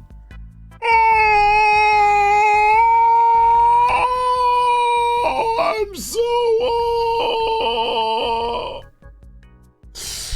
Anyway, my TikTok and all my other links like every other review here is done. Also, by the way, ASL on my MySpace, hit me up. Jokes aside, the game's controls are abysmal. The fact that you made a VR game and are saying the VR controllers don't work for your VR game is so absurd. And I could barely put into words that I'll try. Your graphics are decent, but I almost couldn't tell because even at maximum brightness, 90% of the background and the scenery is pitch black.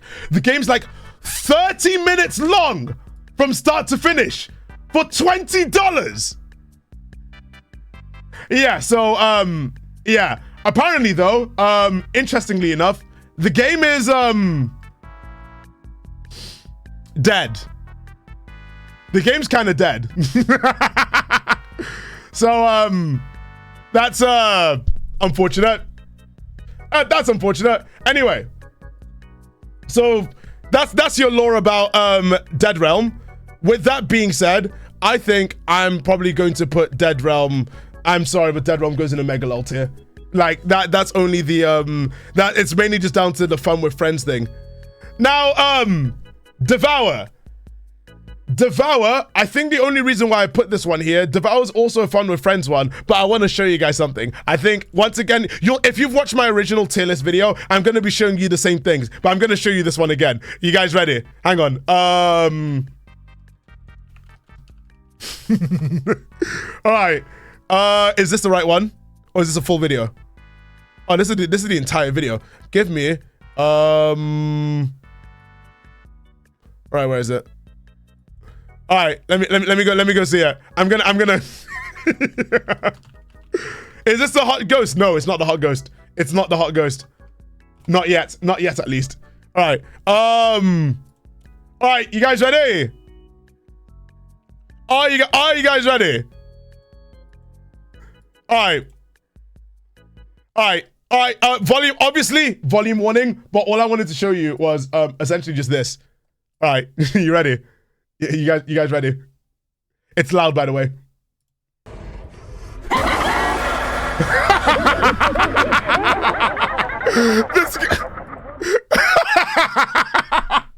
The amount of times this guy has gotten scared over this game. I miss when XQC. Remember when XQC played games? You guys remember when XQC played video games? I miss it. I miss it. No, you don't. Oh man. Anyway, let me go find. What else is there? I think this is the one I wanna. Is this the one? Yeah, I found it. I found another one. All right, here we go. You guys ready? you guys ready? All right, here we go. Loud warning. Go. Need to get them.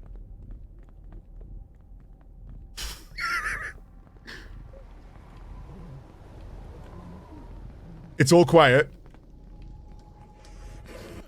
And then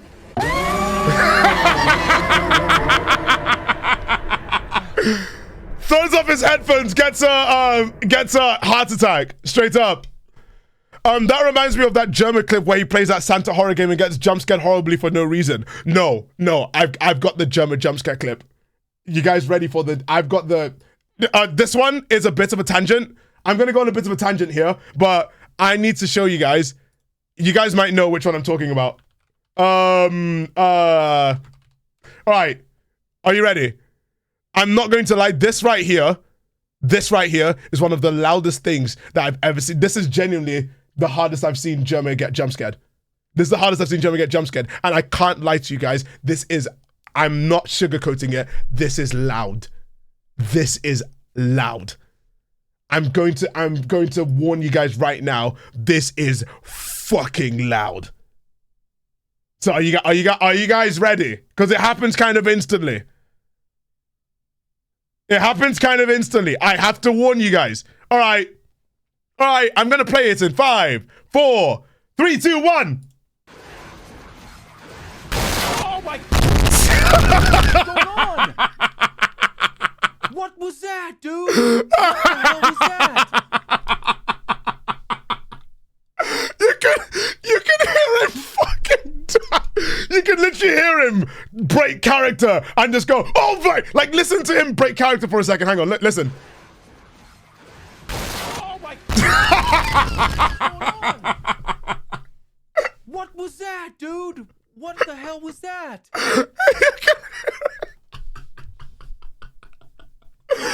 All right, so as an explanation, this just happens when you play DMC. It's a sound bug in the game. It can just happen at any point. This is like it wasn't a stream redeem. The game has a very bad and vicious sound bug that still hasn't been fixed. That at any moment while you're doing an attack like that, the game will just break. It will just break. That is what you get. Several people have had this. I think several people have been scared shitless because it randomly happened. You don't know when it's gonna happen. Like for him, he just got unlucky. It happened here. Oh my. It just happens randomly. Anyway, yeah, sorry, I had to just quickly go on a bit of a tangent there. But with Devour, I don't know really how to rank this one. I think this one's also I think this one is also a degree of like it's fun with friends.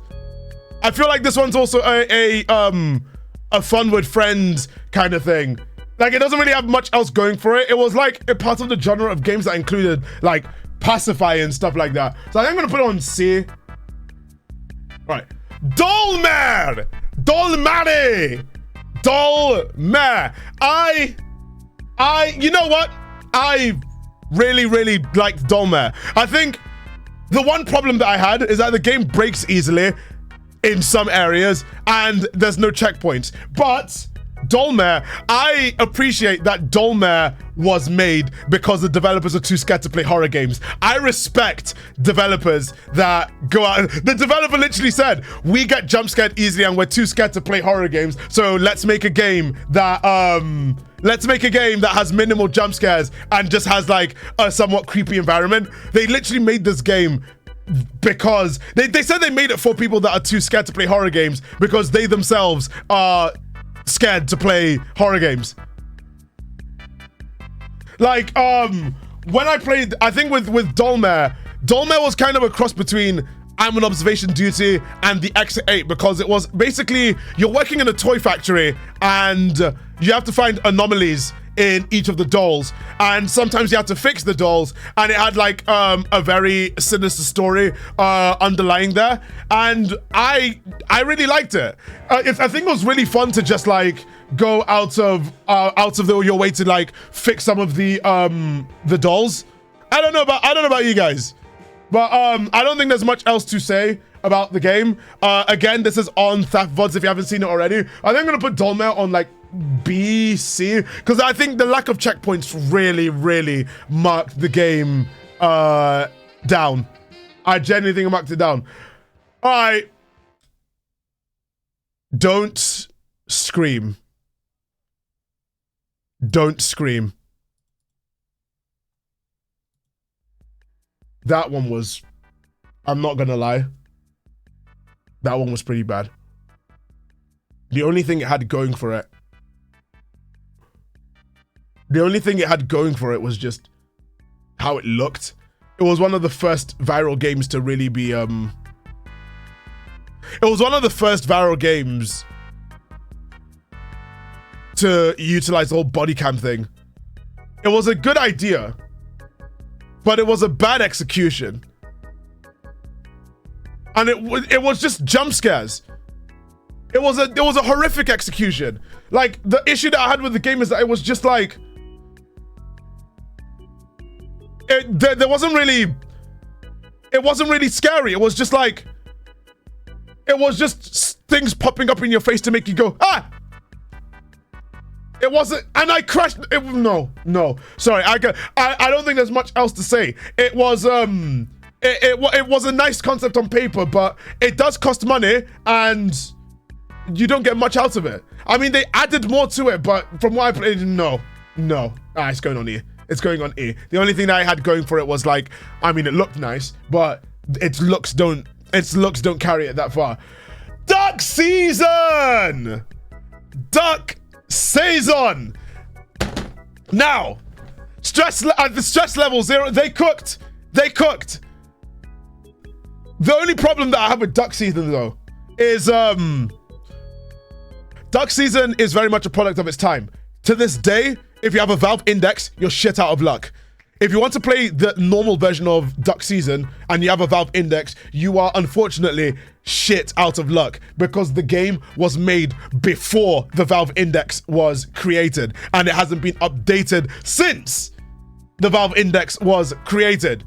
The normal version that requires you to manually reload the gun and double hand it doesn't work because the hands in the game are developed in such a way that they only work for controllers that you're holding. That was the only down thing about it, but that's not the game's fault. The game was released before the Valve Index.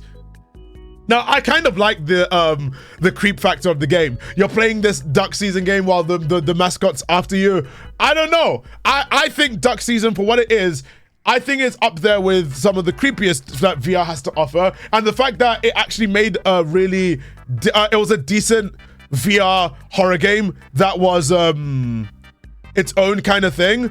I think I'm going to actually put duck season on A. I'm going to say duck season goes on A. Very influential for its time, and Stress Level 0 went on to bigger things afterwards. So, yeah. All right. Emily wants to play, and Emily wants to play too. Now, I have some very, very choice words about Emily wants to play and Emily wants to play too. I think both of them are a product of its time. Both of them do the whole survive until 6 a.m. thing. But I feel like the gimmick of the game was all right. And by that, I mean, I liked the different mechanics of each of the toys. I'm gonna be so real with you guys. The different gimmicks of the toys were pretty cool. I like the fact that also they give you advice on how to deal with them, but the advice is actually the opposite of what you're supposed to do, which threw a lot of people off while playing the game. Because, like, for example, when you're playing Emily Wants to Play and you had like the clown, and what they all say is like, if you see the clown, make sure you move as much as possible on the whiteboard. So lots of streamers will probably see that and be like, oh, so we see the clown and we're gonna have to start moving, and then you move instantly eviscerated.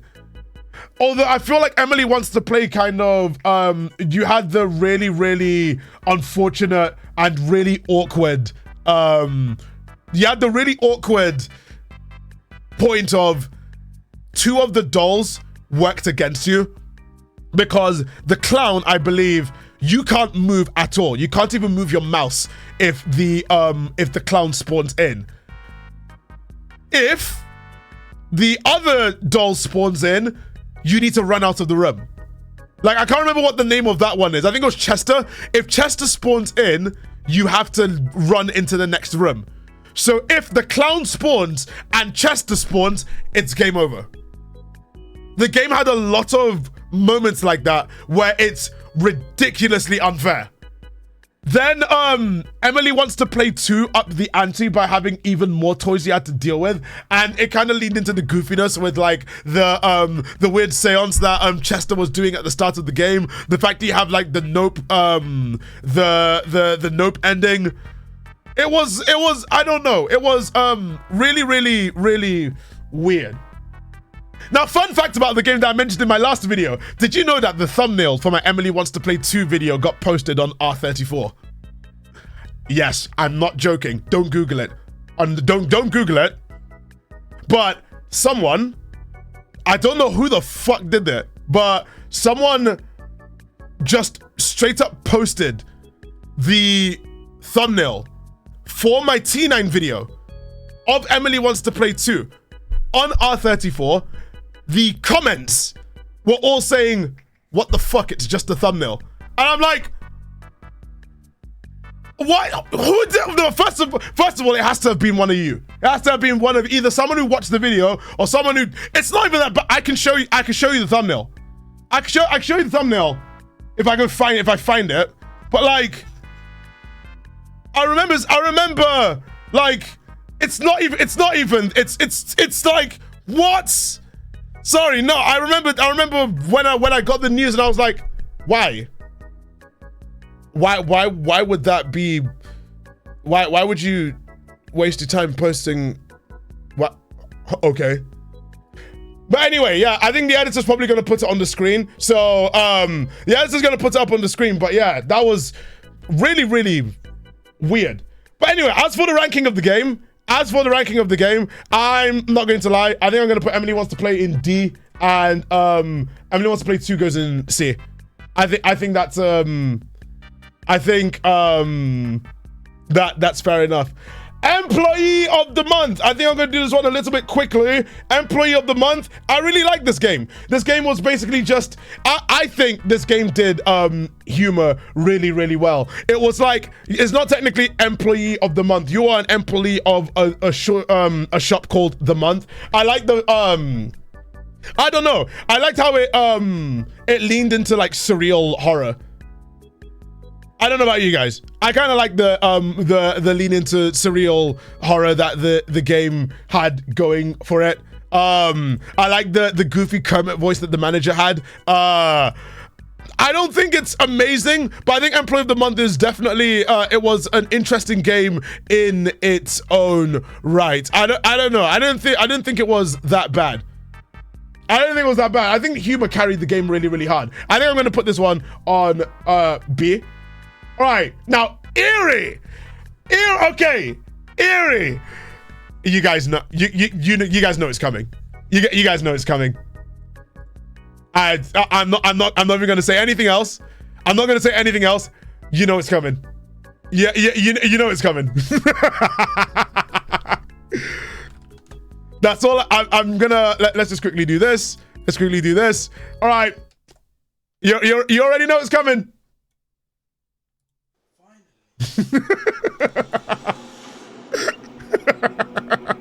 Even the start of the video.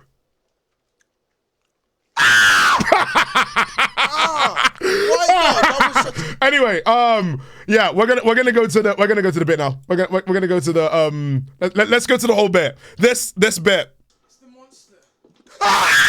What the fuck? All right. I love the jump scare is so goofy. I get that they're trying. Why are you jumping on the I get they're trying to have the monster like devouring you, but like the jump scare was a bit goofy. Hey. Right. Anyway, here we go. I don't know what I'm doing. You're going round in circles. Shit! Fuck me! Shit! What the fuck? I don't fucking know. Fuck! Stop screaming! Stop!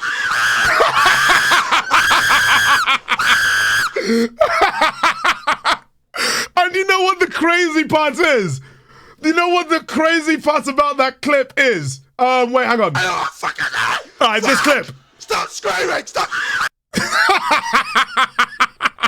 Alright, so we've played Eerie twice on in general. Like I've only uploaded one Eerie video on the T9 channel, then we streamed it again during the subathon, and this specific point of the game is just it's literally a pre-programmed jump scare.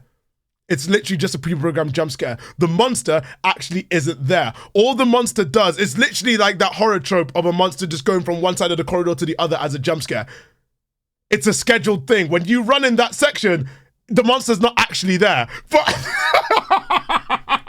but they saw that and they thought it was there. Like, watch. Stop screaming! Stop!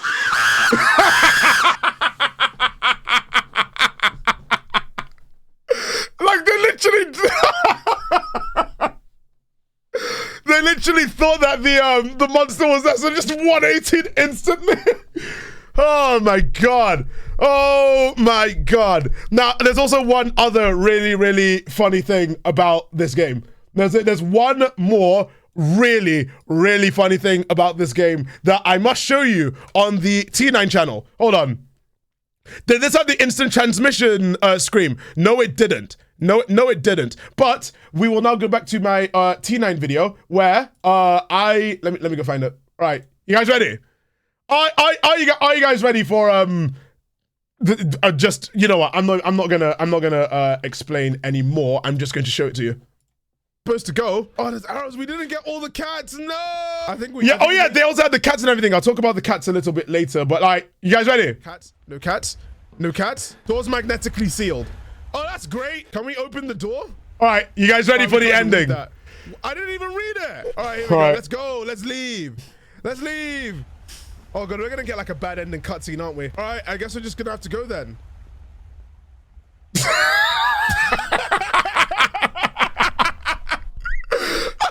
And yeah, that's the end. Yeah, that is the end. That's literally it. That is the end of the game. That is genuinely the ending. That's it. That is probably top 5. That is top 5 worst U1 screen I've ever seen. Like, oh my goodness gracious me. Like, that's literally it. That's literally it. You go through all that in the game and you just get hit with that. What would you do? I'd crash out. I'd crash out. Like, the game looks so graphically decent for its time, and then you get slapped with a PNG at the end. Anyway, let's actually talk about the let's talk about the actual game itself. Now, Eerie was I'm gonna be the first one to, oh no, don't scare me! Ah! I'm gonna wait for the scan to disappear now. What have you done? Well, what have you done to me? Alright, anyway, with regards to Eerie, wait, hold on a second. I just realized I've been doing this entire stream and you guys never told me that he wasn't here yet. God damn it, guys. You guys gotta tell me next time. Anyway, the thing about Eerie is that I think the game's ahead of its time. If there was a game that needs a remake, it is Eerie. I genuinely think Eerie was ahead of its time. The maze of like sewers and the lab and the monster design not sounding like a really loud jump scare sound. It just sounded like something scraping on a floor. I feel like the game is well overdue for a remake. It was a very, very inventive setting at the time. And it looked decent. They had the spray that essentially allowed you to navigate and see places you've been before. I don't know, guys. I think Eerie was, like, I know I set it up with, like, the ending screen and KSI and Deji screaming, but they were screaming for a reason. The monster's just so weird. It was so weird. And the crazy part is that the game was on Desura, so it's lost to time unless you have the game downloaded or you find it on the Internet Archive. We need, if there's any game that I implore any developer to at least tackle, I think it's this one. I don't think we have enough games that are just set in like sewers or labs like that. Like we're gonna get to a little bit later, but like Monstrum and stuff like that. We need more games like that. We need more games that are like, underwater horror is underrated. We don't get much of that. So I'm gonna say, like, regardless of like the ending screen and the monster's AI not being great, I guess, I think Eerie is a fine game for its time, but like, it does need more time in the oven. I feel like a lot of stuff marks it down, so I'm gonna put it on C. Now, we have two evils here. The first evil, I don't really know what else to say about this. This evil was just really, really bad. I think it's kind of crazy that we've got two evils here and both of them were shit. This one was shit for a different reason. It had that, it had the like the weird room showing those weird gore videos and stuff like that. And I remember this version of evil, even like baby Markiplier, like clean shaven, short haired, glasses Markiplier, who still had like the his room in Cincinnati in the background. This evil, he hated this game. It was really bad. This is going in this is going in F. I think it's genuinely going in F. It's genuinely awful. Now this evil. Now this one. This one's a whole different story. This one is I don't know how else to explain to you guys. This one was another level of bad, but it was like really funny. Really, really funny. Now, you guys are probably wondering, why is it so funny? I will show you why it's so funny. I'm gonna roll the clip. I'm gonna roll the clip. You guys know what I'm talking about. You guys know what I am talking about. All right, let me go get it. There we go. Yes. All right, Damn, PNG theft and everything. All right, here we go. You guys ready for the iconic clip? All right. Wait, why is it there? We're gonna look down at the boobies. Let's see. I'm going. No, like, how? Why did they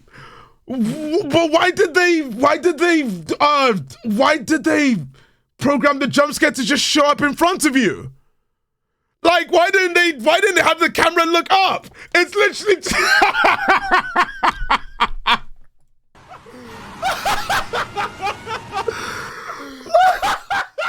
like, why did they go out of their way to they didn't even program like a proper jump scare for it. The game punishes you for looking at boobs. No, if you walk, so what happened was, okay, so just as a thing, if you walk too close to this thing right here, which is literally just a Miximo model, I believe, the editor correct me if I'm wrong. If you walk too close to this model right here, it will jump scare you by just showing up in front of you, right? So I think after we died the first time to this jump scare, we decided to look down to see whether the jump scare is still the same. So that's why I was looking down. Also, yeah, we got jump scared by we got jump scared by the I think the very first thing upon the game opening up was literally just, yeah, we were in a bikini. Like, you know what I mean? Anyway, I will show you though the I'm gonna show you guys though like actual gameplay of this. Like, let me show you like genuine gameplay of this. All right, where is it? I'm trying to find it. I want to find it. Evil Steam game worst. All right, where is it? And then I think it was like a couple of years ago, so I'm gonna do before 2022. Evil horror. Where did I find it? All right, evil horror Steam game. All right, is it this one? I found a no commentary playthrough. I think I'm just gonna show you this one. You guys ready? You guys, I don't know whether they edited the volume to be a bit further down, but let me let me just show you guys just how loud it gets. You guys ready? You guys ready? I don't know whether they will have this scare in. But I'm so worried about like putting the volume up. It's that loud. Right. Jesus! I had the volume on halfway. Like, it's that loud. And you know what that is? It's literally just the static on the screen. Like, all right, genuine volume warning. All right, genuine volume warning. This is bloody loud. All right, you ready? Oh, God. Oh, God. It sounds like someone put the microphone in the toilet and flushed. They have these random jump scares sprinkled throughout the game for no reason other than to be loud. It's so annoying. All right, anyway, that was evil. You got like the boob jump scare and all that kind of stuff. Evil goes in a megalol. All right, now the exit 8. This was the trope codifier. This was the trope codifier of a lot of trends that occurred this year. I like the concept.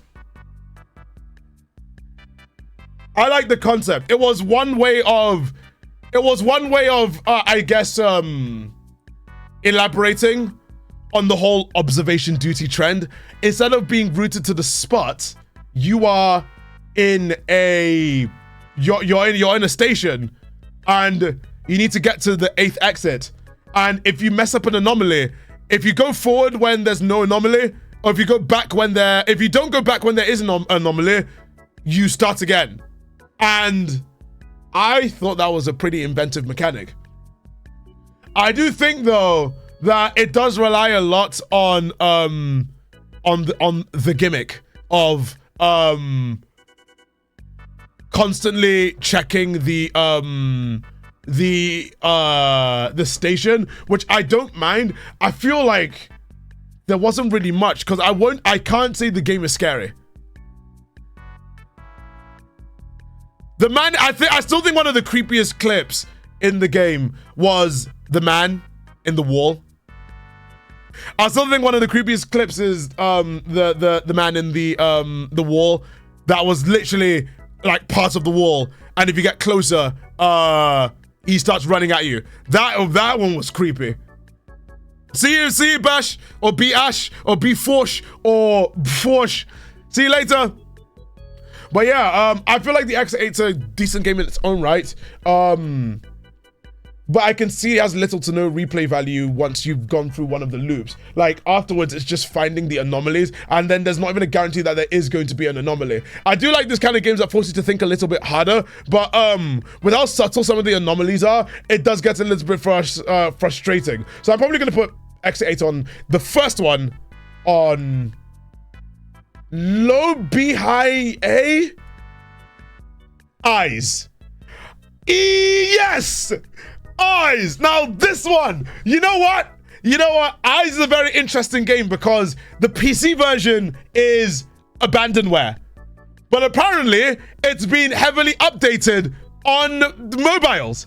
But there is one thing about Eyes that we must look at, and it's that Markiplier clip, because it's probably one of the funniest clips from Markiplier's channel that I've ever watched. I'm not going to it's one of the funniest clips. All right, is it the sexy ghost one? Yes. All right, Eyes, Markiplier. All right. All right, you guys ready? All right, you guys ready? I love you even titled the video "Sexiest Ghost Ever."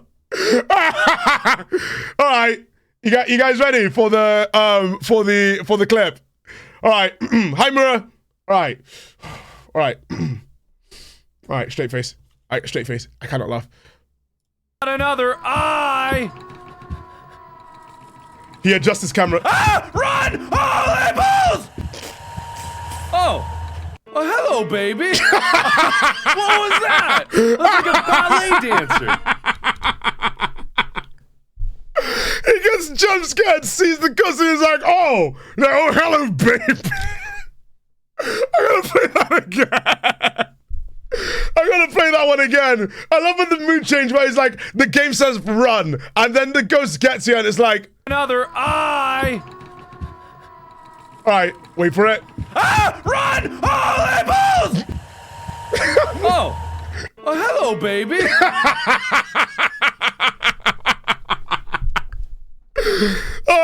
Oh, hello, baby. I genuinely love how the panic in his voice instantly evaporates the second he sees the ghost. Same vibes as, oh, she's such a bad bitch though. But that's the thing though. Why was this the ghost before? Like, what was this about? Like, like, what? Oh, hello, baby.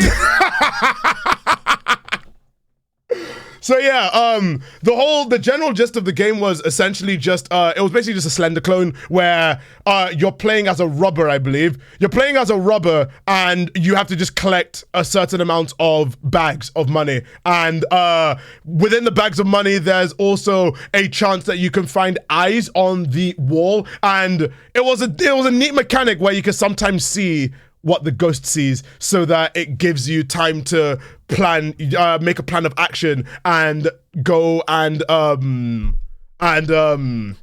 essentially just escape. Right now, That used to be what the ghost looked like, right? Like really sexy ghost that scared. That's what the ghost used to look like. I will now link you to another video by a YouTuber that we've already watched today, and I will just show you what the all right. I will just show you what it is. Listen, fear is just something in your mind. Shit, If you don't let fear conquer All right, here we go. Alright. then you're scared. Fear is a choice. Alright. Remember that. No laughing. I ain't laughing. You choose. Alright, wait. I'm taking fear out. Fear is out. Fear is out. Scared. Exactly. And remember that to everyone Yeah, watching. exactly. I'm not scared. I'm not scared. Shit! What the fuck, man?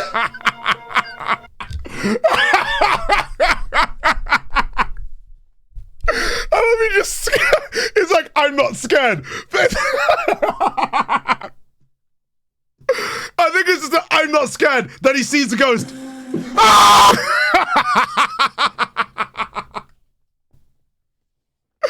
Oh god, yeah. So that's the ghost now. It's a big ass head. So instead of a big titty ghost, you got a ghost that could probably just bite your cock off. Anyway. Shit! What the fuck, man? So yeah, no, I love how they flew onto the bed at the sight of the ghost. Her name is Krasu. Ah, is it? Really? I didn't know. I did not know that. It appeals to a different fetish, I guess. Yeah, I guess so. But the thing is that the game itself was pretty simple. It was basically just a Slender clone where you just collect stuff. But I feel like the mechanic of being able to see what the monster sees was really inventive. So it was, I mean, it didn't really have much to write home about though. It's kind of, so I'm probably gonna put this on D. Now, Adolf, my beloved, there's like, right, see, that's like, come on, let's be so real. That Faith was not going anywhere. Faith was not going anywhere other than S. Faith is easily one of the best horror games I've ever played. Easily one of the best horror games I've ever played. I mean, Adolf was like watching it on the side. You can tweet at Adolf if you want to. You can tweet at Adolf if you want to. But yeah, no, Adolf, yeah. Sucking up because the devs in your stream, I see. Yeah, I'm definitely not sucking up because the devs in my stream and I was in the game as an Easter egg. No, it was a fun game. It was great. It was really, really good. I do think though, one part of my playthrough that I know was probably one of the worst like experiences that I've ever had was when I played marathon mode. I thought marathon mode meant that I could go back to a checkpoint. No. Because I think I played the whole game up until chapter 3 in that apartment where you have to like, don't even get me started on that part. Because I remember, what's it called? Let me quickly just make sure I'm jogging my memory to make sure it's the right person that I'm talking about. I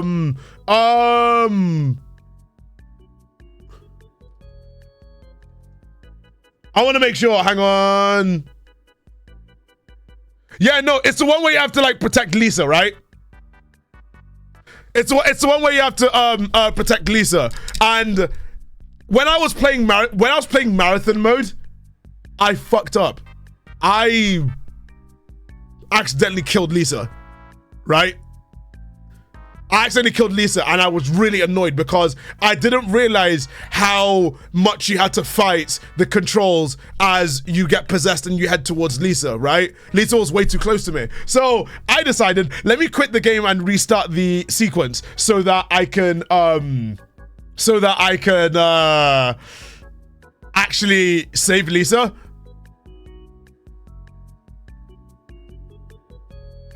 I lost all of my progress. You can see it on the VOD. I literally quit the game. I lost everything.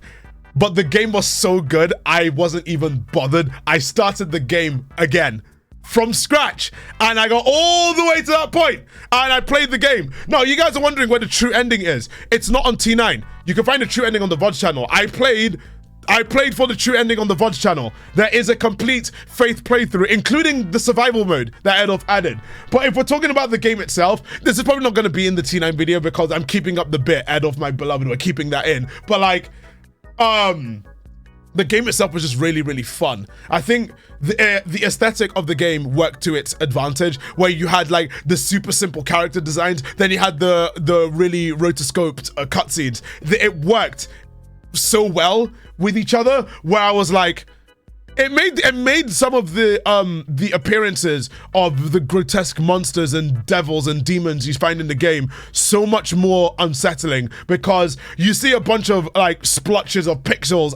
You see a bunch of splotches of pixels, then you see it really, really elaborate with the rotoscope. Like the rotoscoping must have taken ages to do. There was so many well animated sequences where John would get possessed or something. And also I really like the some of the scenes where Father Garcia was just like, do not be afraid, John. It's like there's so many scenes in the game that literally makes you genuinely go, yes! Like it makes you root for John so much. Like it's a well-written game, and most importantly, it was also pretty scary as well. I think one of the most effective scares and the most underrated one that people don't talk about enough is the newspaper article. The newspaper article that I think it was the newspaper article, you read it, and then while you're reading the article, it starts getting more personal to the point where it's now directly addressing John. And then you can't do anything, by the way. It forces it to scroll down and you're reading more. That was straight out of it. I loved the fact that the game decided to take the initiative and do that. And I don't think it ever did it again in the game. I don't think it ever did it again. Which is why it was so effective. But yeah, Faith, 100% goes an S. Fears to fathom. Now, I decided to, instead of, I know I probably should have, but since it's chapter-based, instead of making Fears to Fathom in different segments, I've put it as a whole as one game. The concept is pretty good.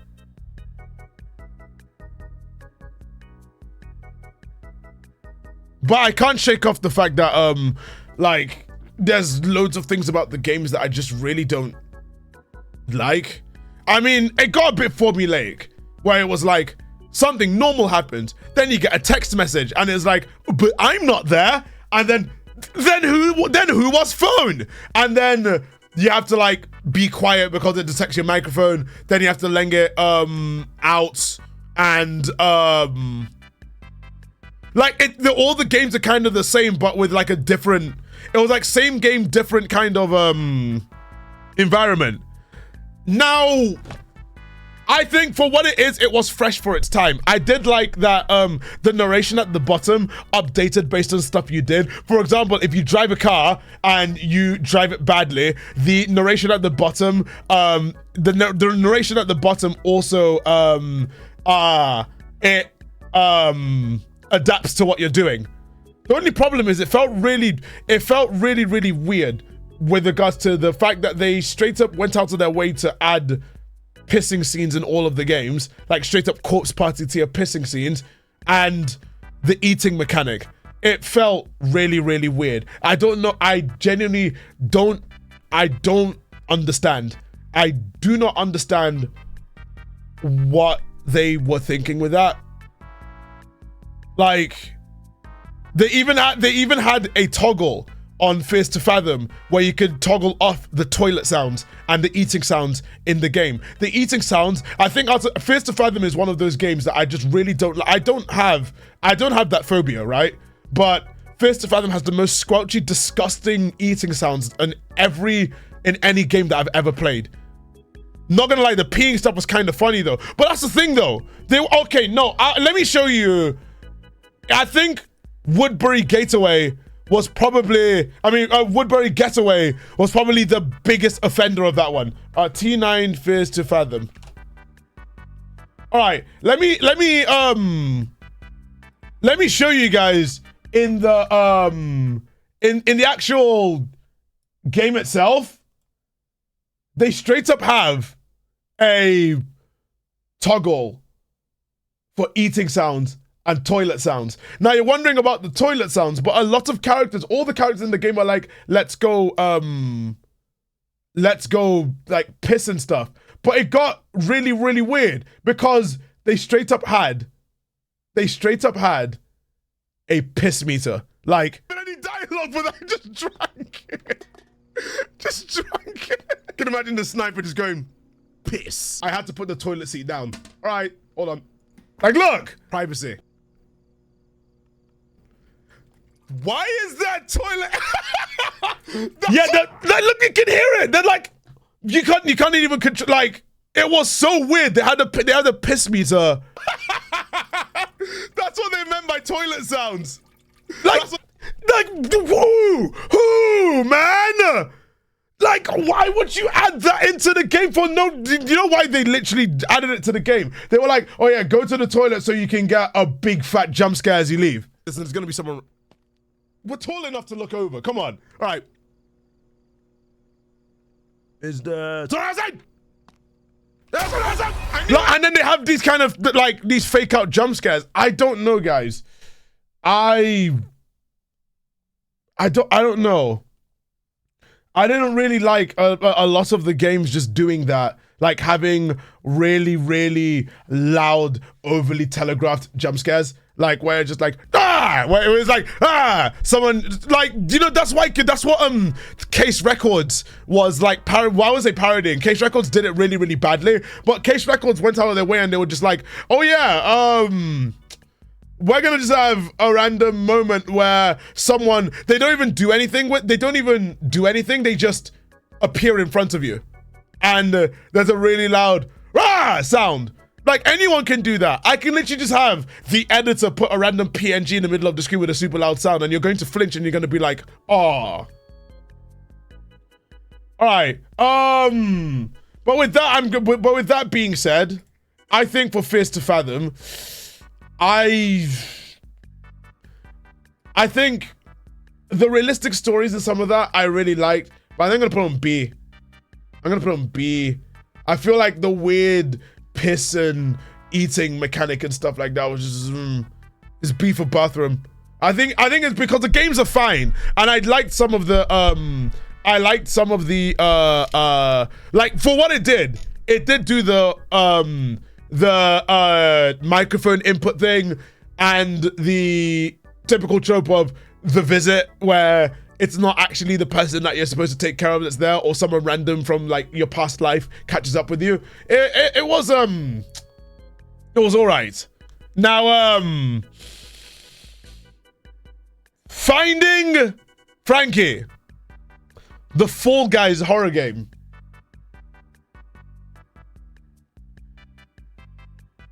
It was all right. I know I've been saying that for a lot of the games, but genuinely, what more can I say with Finding Frankie? With regards to Finding Frankie, I feel like it aped a bit too much from Fall Guys. I liked the aesthetic. A horror game show with essentially a monster after you that kills the contestants and stuff like that. The only problem that I had was the only issue that I had was that the execution wasn't great. The parkour feature was kind of half-assed, I can't lie. Like, you could spam space and you could be wall running on a bunch of the stuff. Your slide was really, really powerful. Like, you could slide like you can slide really quickly. It increases your speed. It's basically doing like the ultra kill slide move. And then the obstacle courses were literally just Fall Guys levels. I feel like more could have been done there. I feel like it could have been a bit more closer to something like Total Wipeout than something like Fall Guys. If it was literally Fall Guys, Fall Guys but horror. And I feel like it needed more. It needed more than that to reel me in. So I'm going to probably put Finding Frankie on. I think Finding Frankie's a solid C. It's a solid C. Now, the part of the video you're probably all waiting for. The flurry of Five Nights at Freddy's. Now, I'm going to start instantly with Five Nights at Freddy's, the original one. And I'm going to put the original one, and I'm going to say it right now. The original one is S tier. The original game is S tier. I'm going to be so real with you. I haven't changed my opinion since the last one. The original game is S tier. Because a lot of people are looking at Five Nights at Freddy's in the lens of now.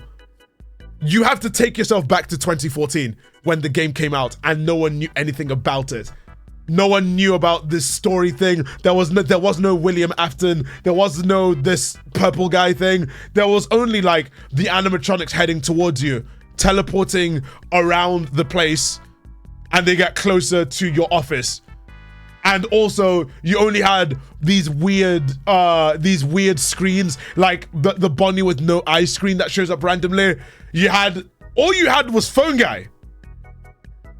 Okay, but that's kind of looking at it through rose-colored glasses. Yeah, but at the point, it's not rose-tinted glasses. You have to look at it in the lens of how it was at release. Because if you look at it for the other ones, then you wouldn't ever like anything ever. Because you'll be like, was it ever scary? It's not scary. That kind of, you can't just do that. Like, it happens a lot with like even games like Our Oni, when people be like, was Our Oni ever scary? Well, yeah, you watch 1,000,000,001 YouTubers play the game. You have to look at it in a vacuum. The first game still has a really, really decent atmosphere. The first game is legitimately, I think with the first game, what it did to horror, I mean, it damaged and it also revolutionized horror at the same time. I think Five Nights at Freddy's 1 had an insanely good mechanic that no one had ever done before. Rooted to the same spots, and you have to watch through cameras, animatronics that just act really weird and get nearer and nearer to you. Also, yes, a reminder, I did make a main channel video about it, which I'm working on part 2. I'm working on part 2 and it's going to be really, really good. But the thing is, I feel like Five Nights at Freddy's was just, it was the perfect storm. The first game had creepy ambience, creepy visuals. The Phone Guy was the only dialogue that you ever got. That was the only tutorial that you ever got. And it was a didactic tutorial. It wasn't like what Hand Unit kind of does now, where Hand Unit is just like, you must do this, then do this, and do this, then do this, and that, and this. It was like the Phone Guy just trying to strike up a casual conversation with you, giving you information about like Freddy Fazbear's Pizzeria, and then in night 4, he just gets, yeah, he gets killed. And then night 5, you get this weird audio and stuff. And you had random moments like Golden Freddy showing up. You had random stuff like the plates in one of the corridors changing to some creepy pictures. The first game was great. The first game is legitimately a good, scary horror game. Everyone's like, oh, just for YouTubers to react to. But the thing is that you are delaying the inevitable. It wasn't like you can walk around and like hide from the animatronics or walk around and fight back against the animatronics and everything. You're just an office, you're just a guy in an office, just doing your job and hoping that you can get a good paycheck by the end of the week. It's more that can be said for the other ones, but I feel like a lot of people when talking about Five Nights at Freddy's really, really discount just how good the first game was. And also the difficulty, it was really difficult as well when it first came out. Now it's easy. You have people like completing 420 mode really easily. But back then, without all that knowledge, it's hard. And also if you don't know about FNAF and you play it for the first time, it's genuinely something else. It's genuinely something else. I genuinely think FNAF 1's like really like FNAF 1 lightning in a bottle. I wouldn't say the perfect game, but I feel like for what it did, Five Nights at Freddy's itself was good. It's good. Anyway, now that Five Nights at Freddy's 1 is done, let's go to FNAF 2. Five Nights at Freddy's does. This one upped the ante from the first and added even more animatronics, and I think it's good. I think FNAF 2 is good, but it's not great. I feel like the overabundance of animatronics in this one, it was a bit much. I feel like the issue that I have with Five Nights at Freddy's 2 especially is that there's so many animatronics that you need to like worry about, like so many of them. And I get that Scott decided that the best thing to do was to bench some of the animatronics on some nights, but I feel like FNAF 2 didn't really have the ambience to go with it. The only thing that was decent with the ambience with FNAF 2 was when the animatronics got closer. I think that was the only thing that I think that's the only thing that kind of had going for it. I think the gameplay just wasn't good. The gameplay wasn't as tightly knit as the other ones because you didn't need to look at any of the. I mean, the same can happen with FNAF like 1, but like with FNAF 2, you weren't really looking through all of them for the animatronics. It was basically just wind up the music box, especially at later nights where all you could do was wind up the music box. That's all you could have done. So I'm gonna put FNAF 2 in A. FNAF 3. I can't say I enjoyed FNAF 3. It's the definition of meh. I think it's meh. It's kind of bad. Like I think with FNAF 3, it's a painful, awful slog. It's a slug to play because all you need to do is just. I remember playing it, and I remember even playing it for the first time. It's just Cam 9, Cam 10. Out of the 4, I think out of the 4, FNAF 3 is easily not easy. Out of the 4, I think FNAF 3 was easily the worst one out of the 4. It was like the only thing people like when people ask about the gameplay. People didn't talk about the gameplay. They talk about 3 being good because of Springtrap. They only talk about 3 being good because of like Springtrap and the story stuff. Which the story stuff only happens when you beat the slug of a night. You don't even play anything in night 1. It's literally like you play like you go on night 1 and you're just like, all right, so like FNAF 3 gameplay was the least repetitive, the least.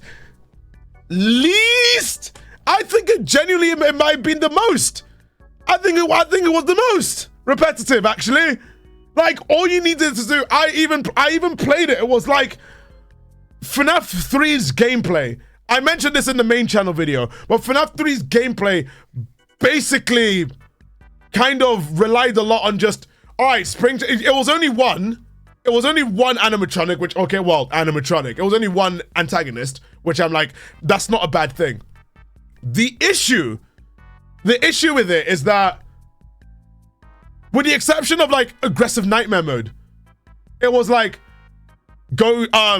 he's at Cam 9, send him to Cam 10, send him back to Cam 9, send him to Cam 10, send him to Cam, oh, he's getting a bit close the vent, send him to Cam 9 again. It was like, it didn't really have the inevitability because of the fact that they had the play the audio stuff, and then rely on the world's jankiest tech and everything. I don't know. I think FNAF 3 is the weakest one of the lot.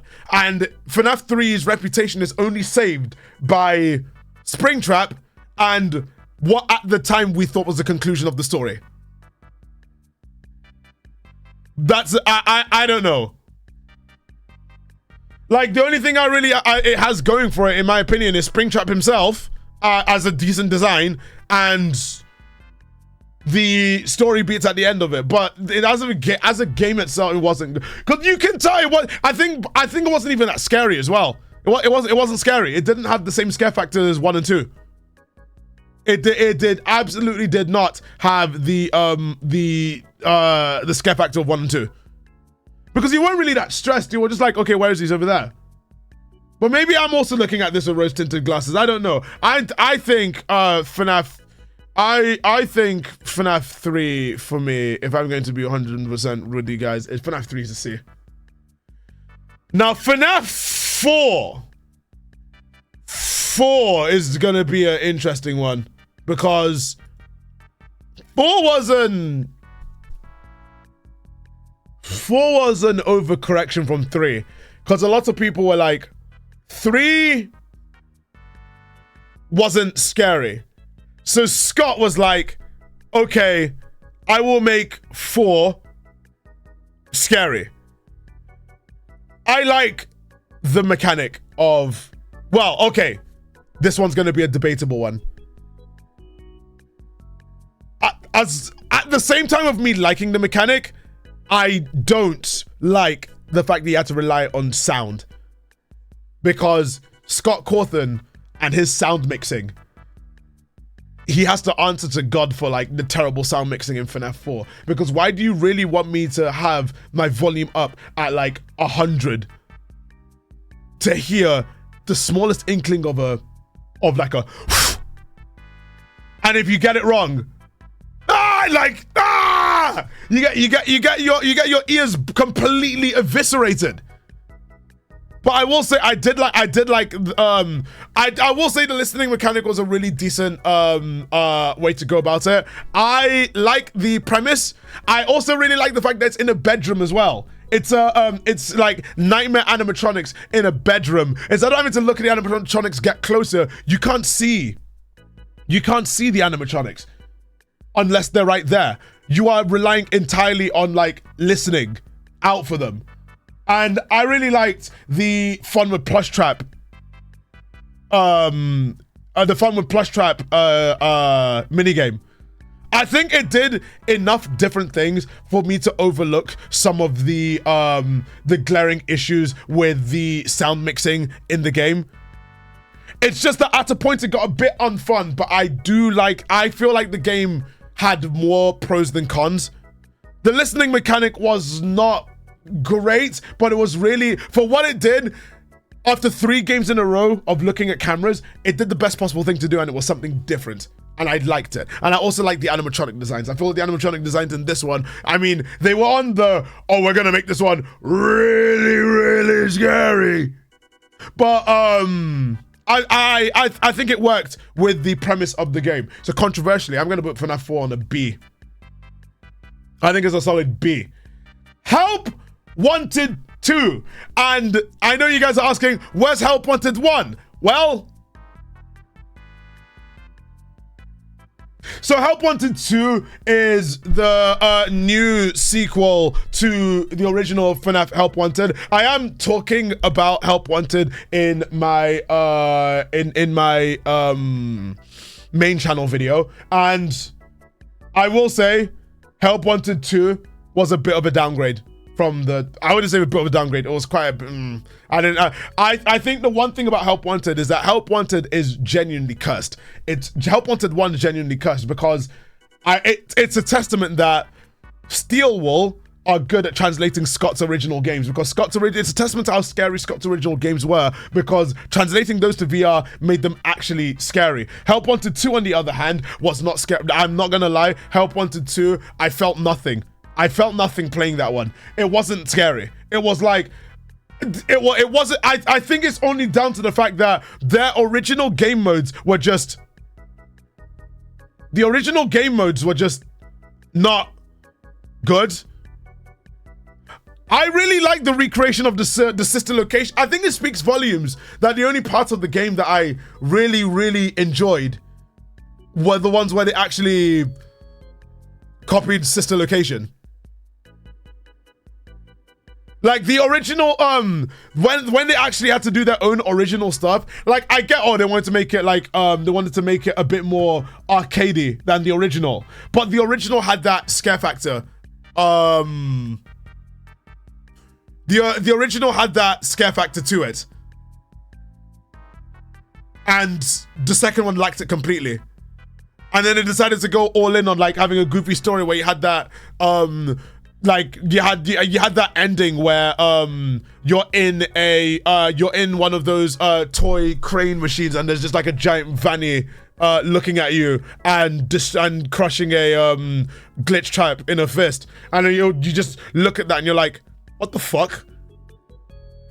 I will say Steelwool does a better job at doing VR games, and I think that's what they should stick to, because FNAF, I don't think FNAF works in anything else that isn't those mechanics. FNAF feels like one of those games where you need to keep doing it with the point and click type aesthetic, because if you deviate from it, it gets a bit like Help Wanted 2. I'm not saying Help Wanted 2 was bad. I think Help Wanted 1 is just like, if I was to put it on a list, I'd say Help Wanted 1 would probably also go on S or A. Help Wanted 2 though, I think that's gonna go on B. Because while it was fun, I didn't really feel much doing it. It was a bit of a chore. It was a bit of a chore to play. I liked some of the translations of like newer mechanics, like actually working a job at the Pizzaplex, but I feel like Security Breach and its consequences have been a disaster for the franchise. But I'll more on that later. Five Nights at Freddy's Into the...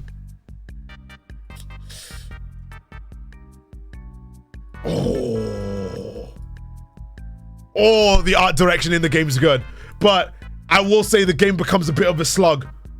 It becomes a bit of a slug. Like, I will say the game becomes a bit of a slug the more you get into it.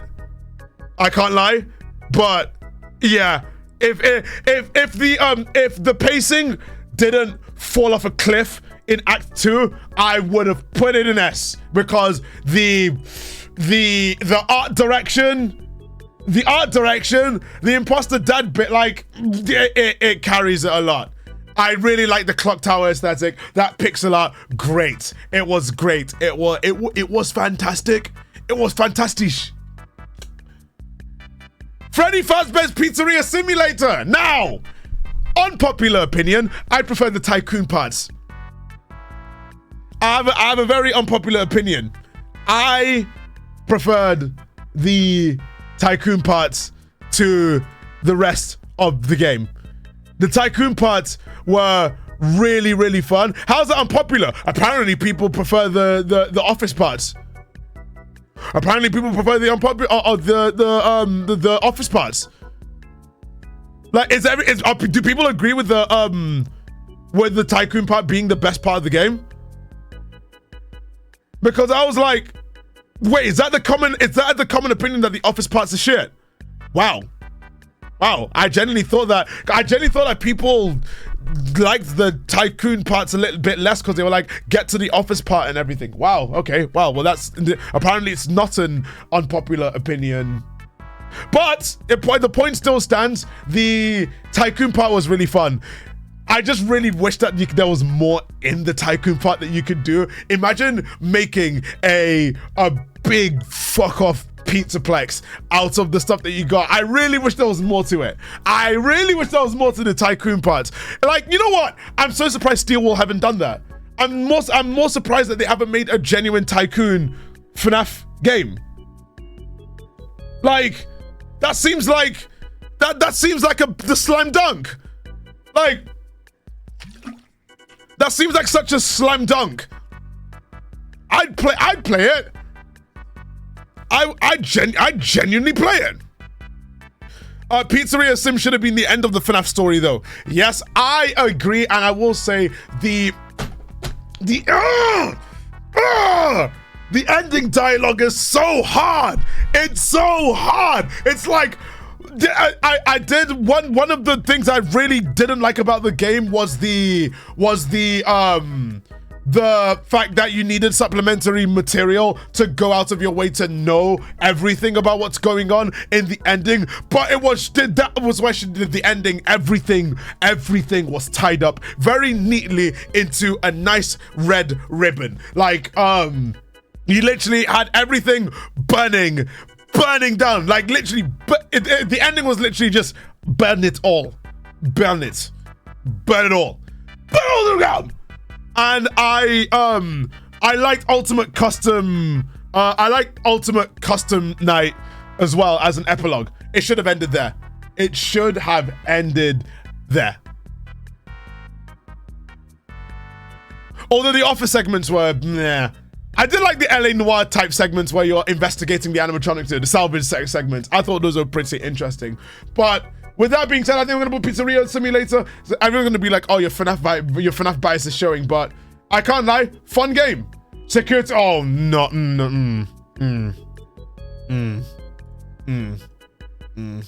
That's going on in Megalol. That's going on in Megalol. It was. Fucking hell. Fucking hell. That was. We need an expansion from your video. Don't worry. Do not worry. Do not worry. The next main channel video, I think I spend about 90 minutes of the next main channel video just on Security Breach and the production of Security Breach alone. So do not worry. Do not worry. I am not nice. I'm not nice to the game. I'm not nice whatsoever. Like, I genuinely think if we're talking bottom of the barrel games, it's definitely Security Breach. Like, bro, I remember being so excited. I remember being so excited for the game. Like, seeing the reveal at the PS5 reveal event, seeing the other stuff, then the delays happen, and the delays happen, then even more delays happen. Then Scott found out that Scott maxed out his donations to Trump and like Mitch McConnell and stuff, so he fucked up from the franchise, leaving Steelwall to be like, what the fuck do we do? We were getting all about information from Scott, and now he just fucked off. And then they released after several delays, they still released the game, and the game's a mess. It looks nothing like how it was revealed. They literally had a save point of the game where you have to play 2 hours of the game without being able to save once. And they don't even talk about how the animatronics will just teleport behind you. If any of them see you, if any of those other bots see you, an animatronic will teleport behind you. There is the ending cutscenes as well. There was only one, and don't even get me started. There was only one ending cutscene that was fully animated. One. All the rest were just straight up. All the rest were straight up just storyboards. There were literally storyboards that didn't explain shit. It didn't explain shit. I'm going to. It's not going to turn into a rant about the game, but I can, and I will talk about I will talk about FNAF Security Breach for 1 hour and 30 minutes. I was so disappointed. I think that's the worst part of the game, is that I went into the game with high expectations. I thought if it was when the game was titled Security Breach, and at first I was really worried because the animatronic designs and everything, but when it was titled Security Breach, I thought if this was anything like the level of SCP Containment Breach, if this was like even 5% of what SCP Containment Breach was for, I was like, bro, Lord have mercy, I'm about to burst. But like, we didn't get. I legitimately, I could cry at how I was expecting so much. The Pizzaplex looks, I will say, the Pizzaplex as a general like area, even though it's a big downgrade from the reveal trailer, the Pizzaplex was Oh, that was gorgeous. The Pizzaplex itself, gorgeous. I love the Pizzaplex's general kind of design, even if it was a downgrade from how it was initially supposed to look like. I loved some of the I guess the Glamrock designs. I think the Glamrock designs did more harm than good, because the Glamrock designs kind of just binned the whole scare factor from the games. At this point, if people found Security Breach scary, I would laugh at them. I would laugh at them. None of the Glamrocks do, like, they don't exhibit any sense of the uncanny valley that any of the animatronics from any of the games prior did. And also, remember when they were like animatronics, right? They were animated like a glitch production show. And that was the issue that I had as well. One of the issues that I had was that none of them kind of, with the exception of like maybe Sun and Moon, with the exception of maybe them, none of the animatronics had the vibes of an animatronic. And I was like, what, are we supposed to like, where's the suspension of disbelief? And also the constant screen shaking when the animatronics are like running around the place, and you're like, you can't turn that off. You have to just deal with it.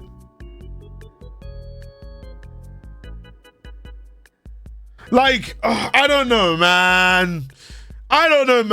The game is potential. It's the potential that was wasted. For the Security Breaches, genuinely, really, I wouldn't say terrible, but it was pretty fucking bad. It was pretty bad. I'd like, don't get me started on the Mazer-size segment. I genuinely think all the hope and optimism left me in the 45 minutes it took for me to do that stupid fucking Mazer-size segment. That was... Don't even get me started on, oh my God. Man, my gut, it was bad. 80 gigabytes. 80 gigabytes of nothing. And you know what's crazy? The story doesn't even make sense as well. There were so many cut dialogue lines that we even plucked from the get-go. The game was 80 gigabytes at launch, with tons of unused content, like Freddy suddenly saying, "Oh, you have something wrong with you. I'm going to take you to the medical bay," and then Gregory's line switching from "Vanessa's gonna kill me" to "Vanny's gonna get me," and not just that, Vanessa was really, bro. We need to call Chris Hansen. Vanessa was really, I think Vanessa was a bit like Vanessa's. I think towards the end of the game, towards the end of the game, when Vanessa just like talking to Gregory like, "Hey, I've got a gift at the main stage if you come back and go take a look at the gift." And it was crazy how like they find Gregory on the streets afterwards, and I'm like, Vanessa, you just go to Vanessa and then you invite Chris Hansen in, and you're just like, yeah, why didn't you have a seat? What a waste of potential. Vanny is just like, literally, Vanny is the definition of an inanimate fucking object. In fact, I was animating that. I was gonna animate that when Vanny would probably tell like William Afton in the game, just like, it's an inanimate fucking object, and William just says, yeah, you're an inanimate fucking object, because Vanny was literally an inanimate object in the game. Don't even get me started on like the true ending being such a fucking terrible ending. Like, where it was like, oh, the blob just clotheslined Burn Trap. And then they run away from a crumbling pizzaplex, and then they're just on a hill somewhere. Okay? And then everyone's saying, oh no, but Ruin made it really good.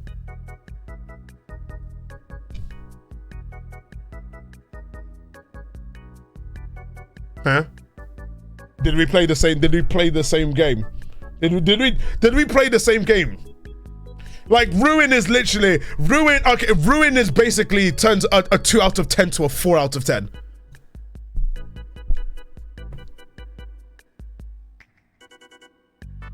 Like Ruin turns like Ruin is basically the attempt to polish a turd. All I could really say while playing Ruin is just, why didn't they do this from the start? I think all I'm saying is that Steelwall never should not be doing open world. What Steelwall are good at is VR games, and they should stick doing that. I feel like they really fucked up making Security Breach the way they did, because a lot of the Security Breach was the biggest game that the franchise has ever had, to its detriment, because now you have a lot of new fans in, like, oh my god, Security Breach is how the franchise is supposed to be from the get-go. And now they're going back to the games and like, oh, the games are like point and click and stuff like that. I don't know, man. I don't know. Like, I mean, Security Breach got more attention to the franchise, but at what cost? Anyway, I know it's a lot of ranting about Security Breach. I'll talk about it in more detail in the upcoming main channel video in about a month or two. You guys aren't ready. It's really good. Anyway, to conclude FNAF for now, sister location. The sister location was when they decided to go to sci-fi. I think sister location's too bloated for its own good. I'm gonna be so real with you guys. I genuinely think sister location is way too bloated for its own good. It had some decent ideas, but wow. Like, I will say it had some decent ideas. I like the Funtime animatronics. I like the Funtime Freddy section. I like some of the extra stuff that they added in, but I do not like anything. I don't like how bloated the game was. There was so many gameplay loops and gameplay styles that they did, and it was just overly long, and also it was really unfunny. But I like the game. The game did something kind of different. It had like something for everyone.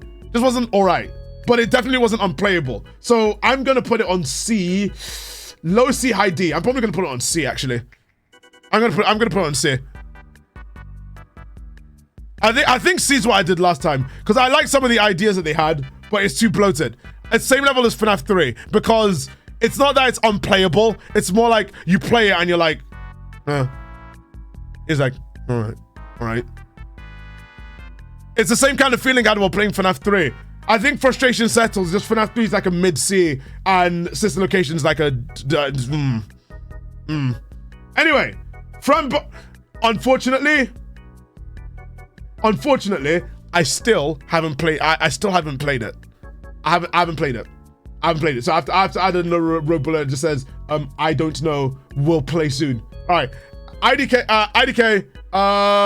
will be on T9 soon. All right, there we go. Why is it on the list? I think it was on the original list. It was on the original list, so I've kept it there.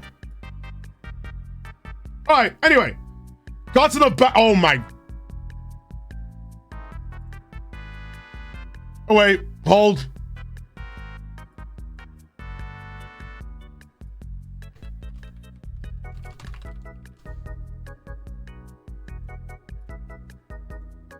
All right, there we go. Garten of Banban is genuinely one of the worst horror games I've ever played. I played every single one of them on stream. It's shit. It's shit. And anyone who says, oh no, it's peak, you haven't played it. You just watched a YouTuber play it and pretended that that's your opinion. It's one of the worst. It costs money. It costs money for abysmal dog shit. Like, I played all of the games, and it was It wasn't fun. It wasn't fun. It's like the way the games go, it's not scary. The games have absolutely nothing good going for them. I thought it doesn't have like the tone shot to hell. All of the voice actors, apart from one, every voice actor except one or two, they didn't even try. The person who voiced Banban, I'm pretty sure was one of the devs. It would have been so much better if the person who was playing Banban actually had personality and cared about voicing Banban. It's just not like, it's not fun. And you can tell there's so many parts in the game where they purposely stretched out the game's runtime in order to prevent people from refunding the game. It's not a good game. And the thing is, I remember I decided, I was like, I wanted to be nice. We literally played it during the subathon. We wanted to be nice with the game. We were like, oh yeah, let's be nice with the game. I mean, I played the first one, it's all right, but the more and more we played it, the goofier the story got, the fact that none of the VAs really cared about what they were doing apart from one or two. The writing was really, really bad. The puzzles weren't even puzzles. They were like, go to one side to answer some one or two math puzzle questions, then come back, and if you die, you have to go back about 20 minutes of gameplay. Thank you for the 100 bits, by the way. We thought it wasn't that bad. It was that bad. It was really, really that bad. It was like, I don't know. Anyway. Oh, wow. Hello.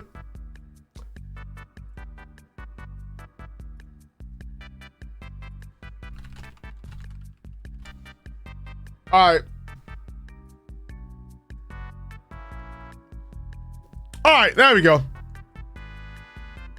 Also, do you like the picture I chose for Hello Neighbor? do you like the picture I chose for Hello Neighbor? Is Hello Neighbor worse than Garten of Banban? I think Hello Neighbor is even worse because they're trying to make, like, with the fact that they tried to make the franchise a big thing, and hilariously, they were like, the original game was actually decent, and they biffed it that hard.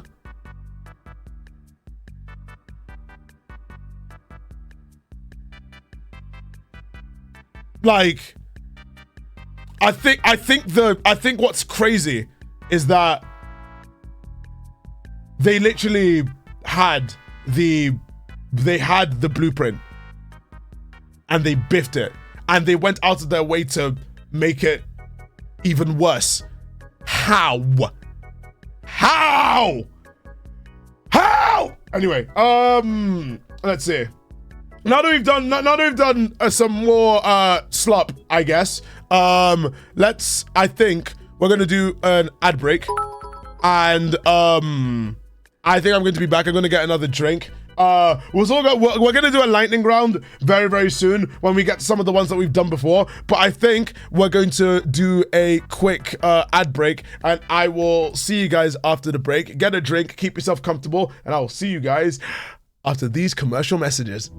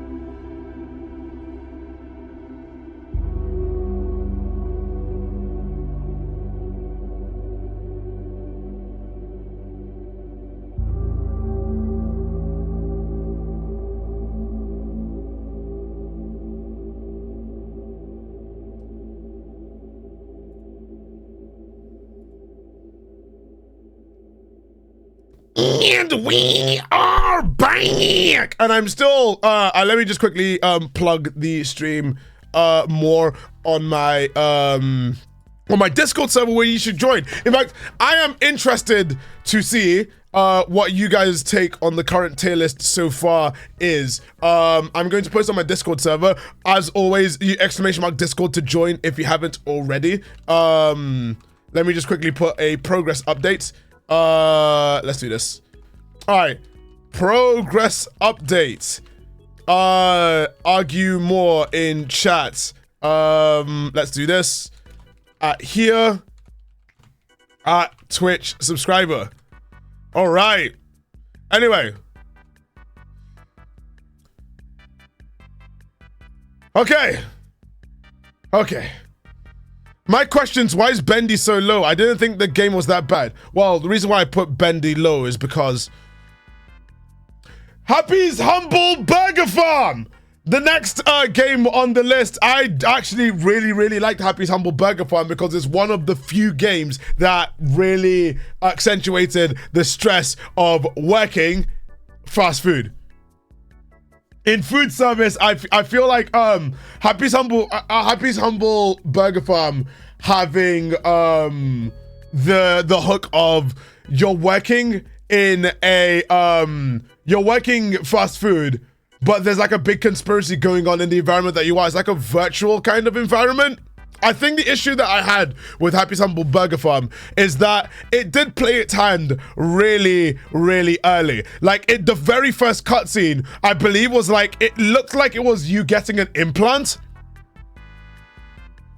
I'm not too sure. It felt like the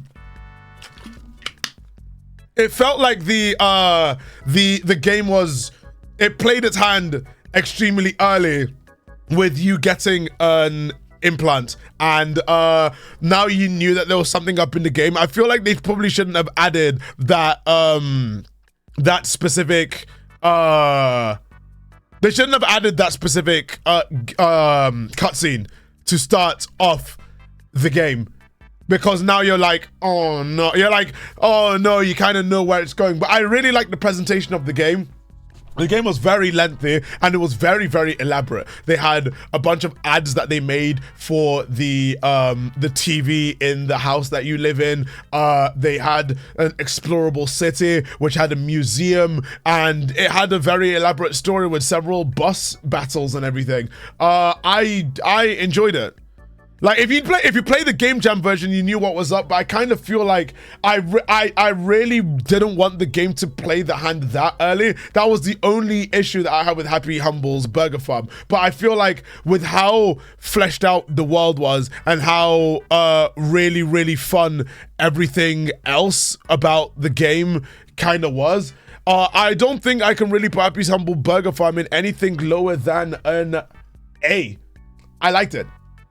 I liked it a lot. Me likey. All right. Home Safety Hotline. Oh, holy moly. Home Safety Hotline.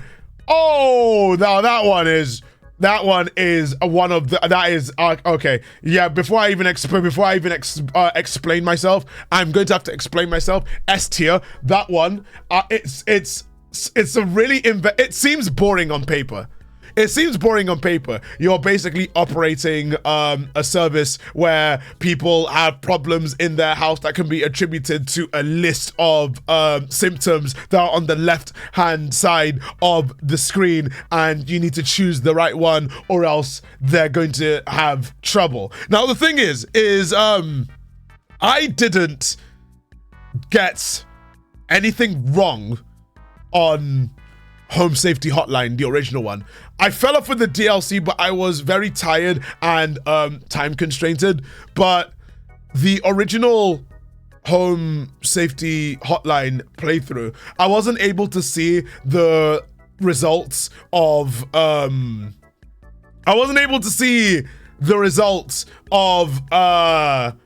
getting it wrong, but I did watch some clips, and I think the VA work was really, really good. I also loved the story. The story was good. I liked how you don't know the extent of what you're getting yourself into until the week continues.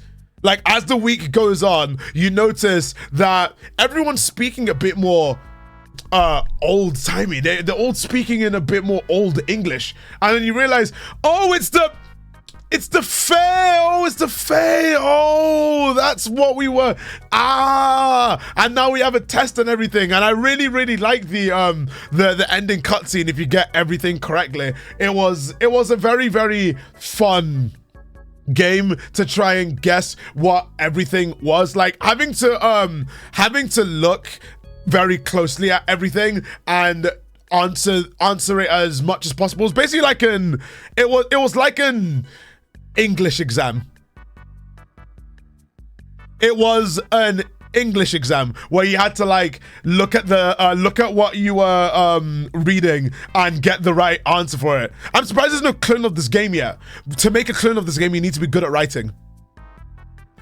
This game had decent writing. You need to be a very good writer in order to make a game of this caliber. I feel like clones of this game are very hard to develop because of that reason.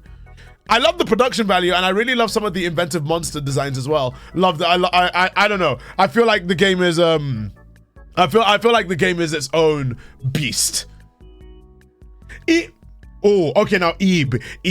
Everyone's gonna say S, but no, I'm actually on a disagreement with that. I think it's going to be an A. I think it's going to be an A. Now, the reason why I say that is because I feel like the game had issues with the ending part with Mary. I think I really like the presentation of the game, but the stuff with Mary, I wasn't exactly a big fan of. I wasn't a big fan of it. I don't know. It didn't really feel like I liked the alternate Guaterna museum segment of the game, and that room that was very much Gary's own fears of like dolls and everything. Like, Gary saw something completely different to what Ebe was seeing, and Mary was basically manipulating Ebe the entire time. But like, once it kind of went to the fact that Mary was the main antagonist, I feel like the game kind of was a bit lacking. It was kind of lacking there. I don't know though. I don't know. So I think Ebe's a fine RPG Maker game. It's one of the best. But I feel like it's an A. I don't think I'm going to put it on Masterpiece tier yet. Maybe if I look at the other games, I'll swap everything around. I'm on observation duty. Now, this one was a this one's iconic in its own right. I'm on observation duty, managed to mix a really, really interesting story with a mechanic that would seem boring on paper. It was basically spot the difference, but it was spot the difference with a plot.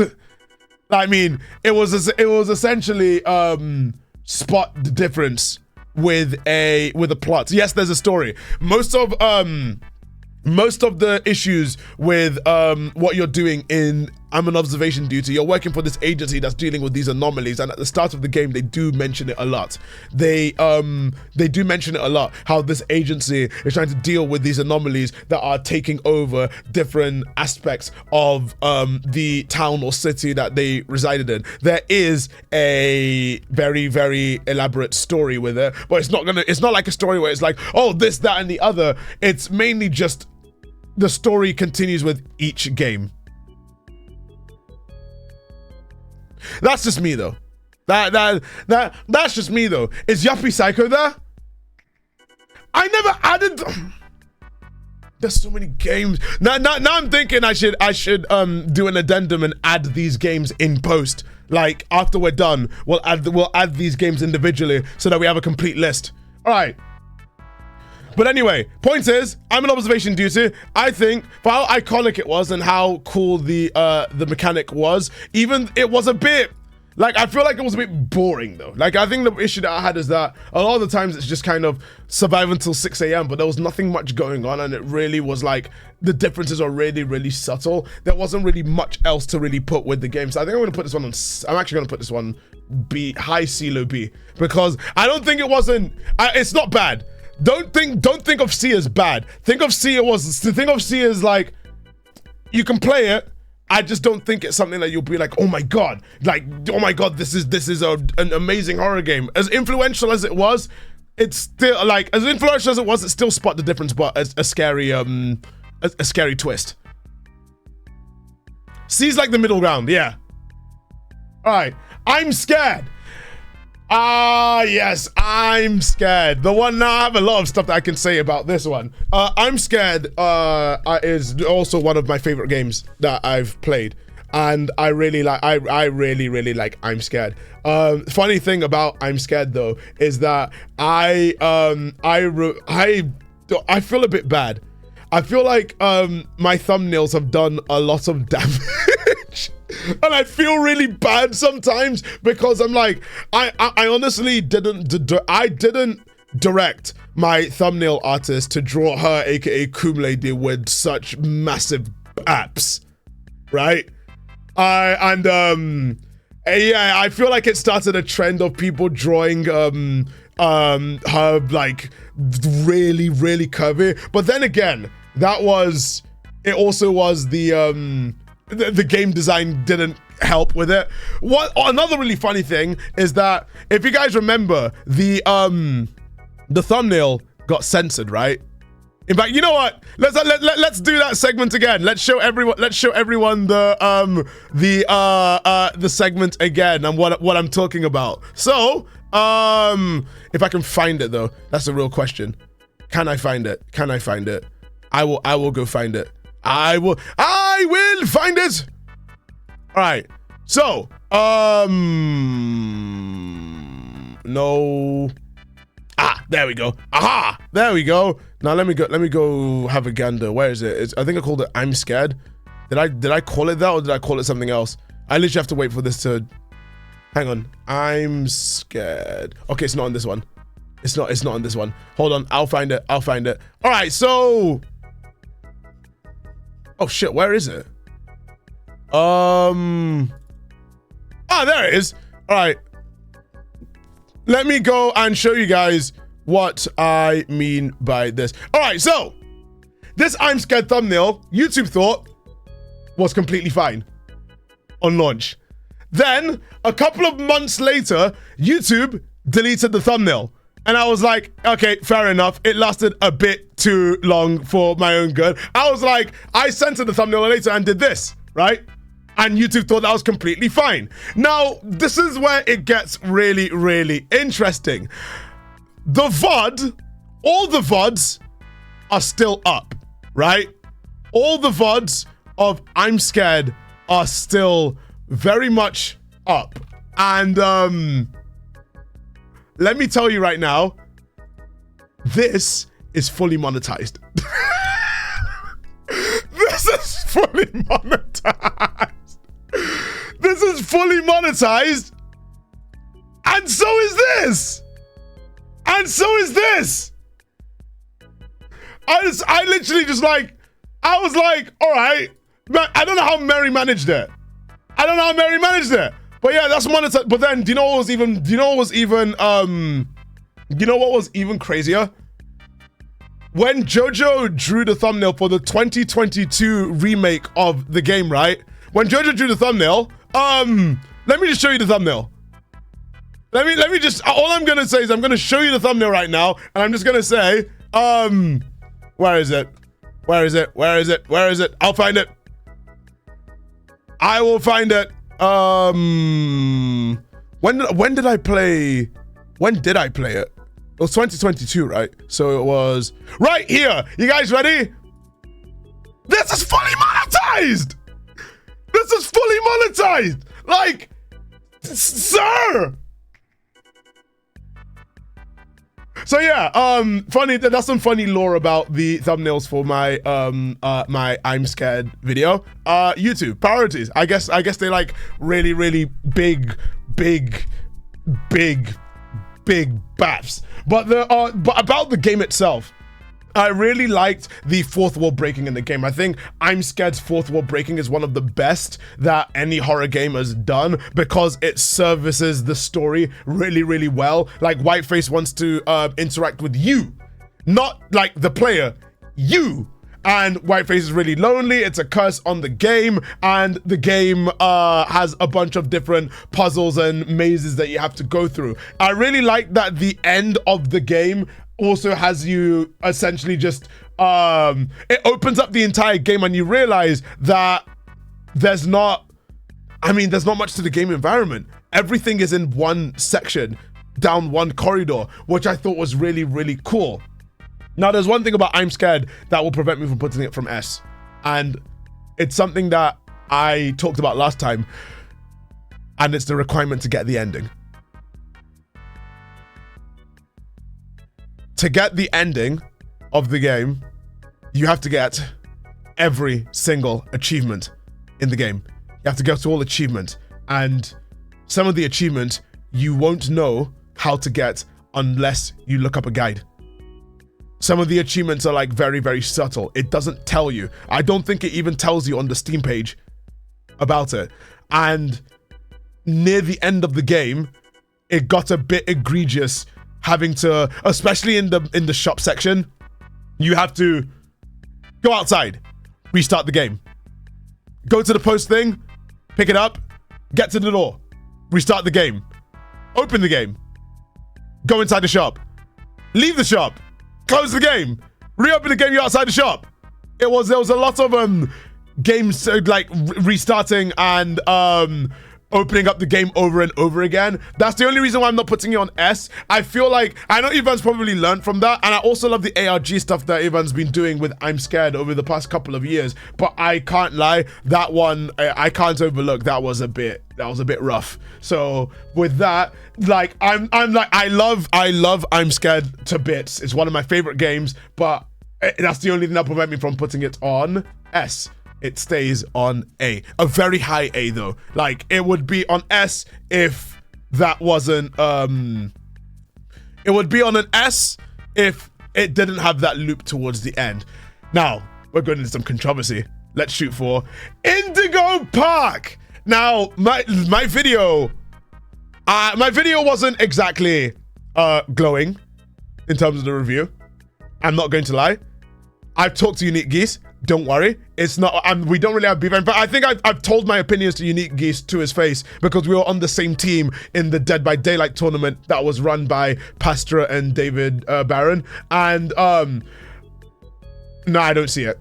I still don't see it. I see maybe the concept, and I see what they could do with Rambly. I just don't see the rest of the game. I can tell where it's like, I feel like it's the kind of game that will turn you into the Joker because of how much it's made. Like, I'm like, from what Unique Geese told me and told a lot of other people, Chapter 2 at least is going to be a bit more elaborate, because I was wondering why. I genuinely was wondering why it's called Chapter 1 when it's like 20 minutes. Why is it Chapter 1? What happened to calling things a demo? And I've always hated the fact that we've kind of done away with calling things a demo. I think my opinions about it would be a bit higher if it was a demo. I think Unique Geese explained why it's called chapters, and I think it's like search engine optimization related stuff, how chapters you don't really get funding if you call it a demo compared to calling it a chapter, because everyone else is kind of doing it. I think that's how he explained it to me. That's why it's called a chapter and not a demo, because he understands that it is a demo. He also understands like, you know, a lot of people have like choice words about the game. Like, I was kind of disappointed. Everyone was gassing up the game to me, and when I played it, I didn't really see any of it, and the game just ended. The game just ended. When I thought the demo was going to be a little bit longer, but after like a chase that wasn't even a chase and it wasn't really that scary, I didn't really see anything about it. It just ended with a song, and that was it. I was like, what? Guys, like, come on. And I feel like they can cook with Chapter 2, because what Unique Geese said, like, with the money they're going back there, he's investing all the money that is made from the game back into the game, and I feel like it could it could work. I kind of feel like like right now as it stands, it's not really great. It's not great. It's not terrible, because you can see the production value there, but it pays for the sins of Unreal Engine 5. I think it's Unreal Engine 5. It's Unreal Engine, but it pays for the sins by just looking a bit and I guess it's a matter of waiting. There's not enough of a sample of Indigo Park to really judge it, but I'm not going to lie, it's not really great. I'm going to put it on, it's either going to be a high D or a low C. I think it's going to be a high D or a low C. It's not, it's nothing special except for Rambly and Rambly's chemistry with the other characters that are there. We need a better, the better sample would be waiting for the next chapter. Anyway, input 6. Well, before I look into it though, I must test something. Hey Google, how much time is left on the timer?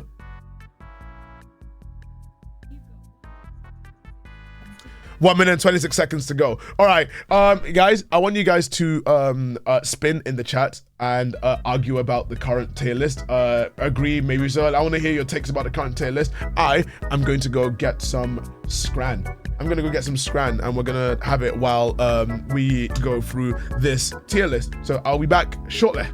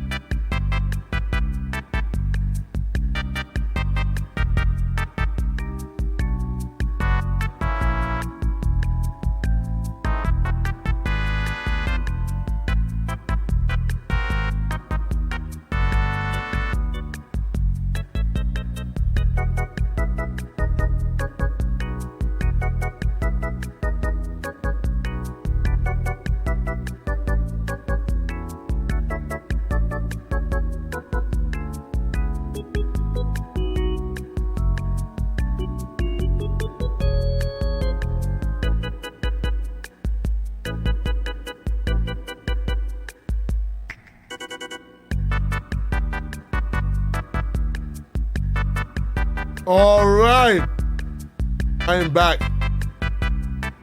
I'm back with some Scran. Okay, anyway, let's continue while Scranning. Well, let me make sure everything's good. Yeah, let's continue while Scranning. All right, what is our next game on the list? Yeah, Input 6. Now, Input 6 was an interesting game. What's the Scran? Just Peter. I think Input 6 had a really, really interesting gimmick. Beat the game in 15 minutes. It was made in the, I think it was made using the Godot engine. I still don't know to this day how to pronounce that. Editor, correct me if I'm wrong. And I don't know. I kind of just, I think we can lightning round this one. Input 6 was an interesting game. I like this presentation a lot, but I feel like it didn't really have much else we can get from it. So I'm gonna put that one in. I'm gonna quickly put that one in B. Let's lightning round some inside the back rooms. That was a definition of that one's a definition of fun with friends, but that's literally it. I can't think of anything else. I'm gonna put that one in D. I think that one's the definition of D. It steals from the developer of Lethal Company. I played this game. It Steals was really, really fun. I like the AI stuff in that. I like the AI of the monster. It had really inventive mechanics. I like that. I'm gonna put that one in A. That goes in a megalol. I mean, that one goes in a megalol. Like, come on, this Jeff Cube, guys. It's literally Jeff Cube. Now, recent ones. Julian and Friends. Alright, Julian and Friends.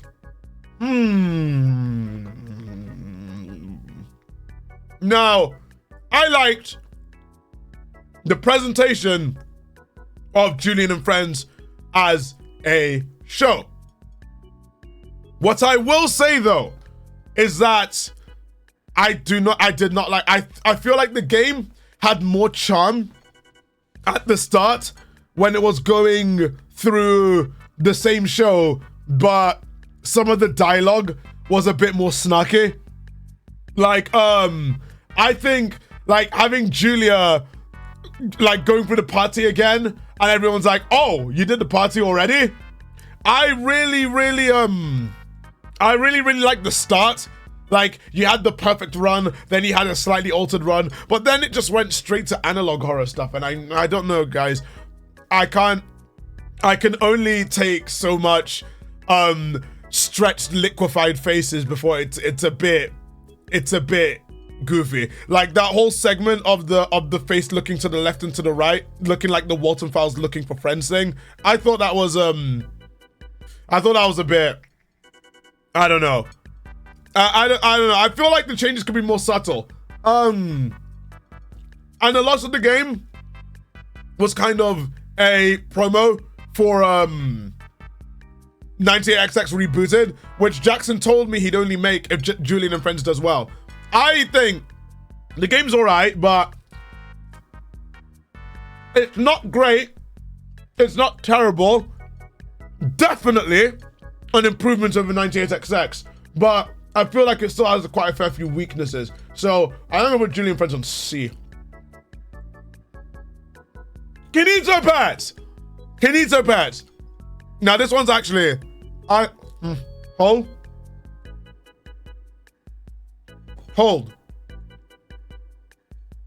Kinito Pets is on the high tiers for me because I think it did the meta. I think if we're talking compared to A Dark Place, Kinito Pets did the meta horror thing the best. I think it did it the best. I liked how the story started with waking up Kinito Pets, and I know we've heard this a million times before, like an AI or like something that was created to be your friend is a bit overzealous and wants to be your friend a little too intensely, so they start doing extreme measures and weird stuff to get you to stay with them forever. I do appreciate that Kinito Pet utilized your entire computer and used it against you. I loved one of the best scares in the whole game was one where it takes control of your MS Paint and types in like what it literally takes control of your mouse and writes down, "Are you really?" and then the name. I thought that was a really cool scare. I also love that he also utilized the second monitor. I wasn't expecting some of the scares showing up on the second monitor, like the face that shows up randomly. Like that was really, really effective. I will say the game does kind of fall into the trap of at the middle of the game where you're like, after you introduce yourself to the other characters, you're constantly doing a lot of forms and everything. Then afterwards, I appreciate how they utilize. They basically, I think it's the best. I think it's the best form of meta horror that we've had in years, because even like Kinito Pet also like gets your OBS screenshot. Will there be a link for people to do their own? Yes, it's already pinned to the top of the chat. But yeah, I think Kinito Pet managing to screenshot your OBS, asking why are you recording him, that is a really good scare. That right there's a really good scare. going 90 down the motorway with the world I built for you playing on stereo. All right. So with that said, it's not perfect, but it's a high echo and it's going on A. It's going on A. And the meta horror actually made sense. It's a scary horror program. Of course, it'll mess with your opinion. So I'm saying it's valid. I think it's going on an A for sure. The last Monday. Who would win? Between Hack and Kanito. Hack would win. You could just delete Kanito. You literally deleted Kanito in the video. Hack would win. Wait, I joined a few minutes ago. Why is I'm Scared in low A tier? It's not low A tier. It's not like in an order from left to right. It's just an A tier. Who would win? Hack or 10,000 bees? Hack would win. Oh, hang on. Hack or a billion lions? Guys, Hack's a kaiju. He can go planetary. He could have the entire planet in his fist if he wanted to. So, yes, of course he'd win against a billion lions. Who would win, Hack or Hakanina? Hack would win, because Hakanina's in Nina's mind. All Hack needs to do is just tell Nina to suppress Hakanina and that's it. Good stream. I'm a bounce, it's late. Have a good one, Dive. See you like in Luna Rose. But anyway, the last Monday is that Garfield horror game. It's that Garfield horror game that we played at the start of last year. And I don't know, I think that one's going to be a bit of a lightning round thing. I think the last Monday was an interesting way of the presentation and the way it kind of depicted Garfield as this like godlike being that you had to obey, and there was not even any like dialogue in it whatsoever. I liked the way that it was really surreal. Like it didn't turn Garfield into like what a lot of I'm Sorry John pictures do, and turn Garfield into like an abomination being with like 5 tentacles and like claws everywhere. Garfield was just Garfield at the end of the day. The only difference was like his eyes were really, really weird, and I thought that was a choice. I'm surprised they didn't go to Garfield territory. I think it worked to its advantage. I don't know, but yeah, the last Monday, Garfield horror game, I think that was all right. I think I'm gonna put that one in B. Last Seen Online, yet another one of those games where it's, I think this one actually had a really emotional hook of someone who was bullied. Well, I'd say it was kind of bullied and also ostracized by their parents. So they go to the internet, they turn to the internet and they do a ritual that uploads them onto a game that at first is really, really fun, and turns out that life goes on without them. And I really felt like that was like a really good emotional beat. You were essentially just exploring someone's laptop who had gone through this ritual, and it was eerie, and it was basically logging into a dead MMO, and someone had uploaded themselves onto it. Very emotional story beat. I think this one was pretty cool. I'm gonna put this one on a. I'm actually gonna put this one on. I'll put this one on an A. I think a low A, high B. All right, Layers of. The only thing about Layers of Fear I can really bring up is just the Germa clip. Layers of Fear 1 is I don't know. I didn't rate it. I didn't rate it. I'm putting it on E. Lethal Company. All right, Lethal Company. What are we gonna say about Lethal Company? I think, all right. I'm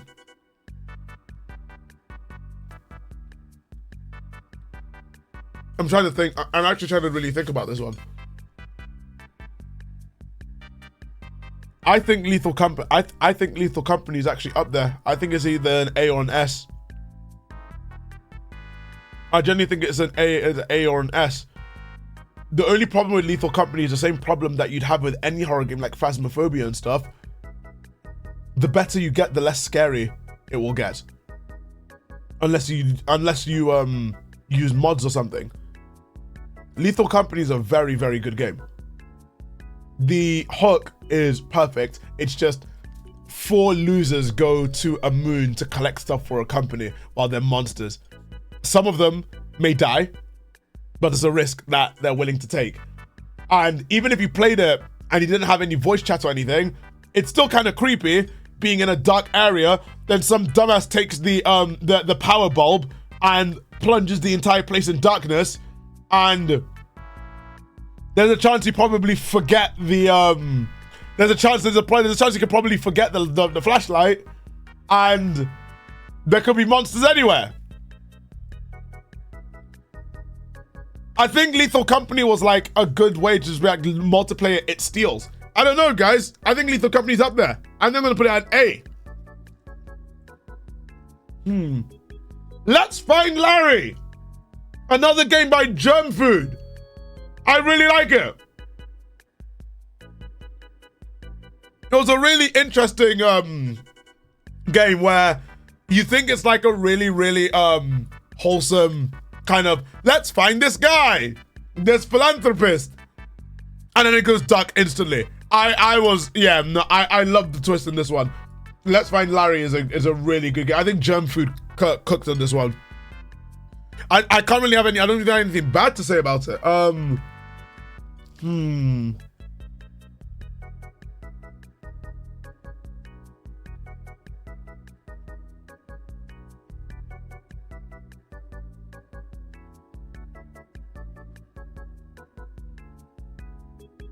I didn't like the jump scare at the end.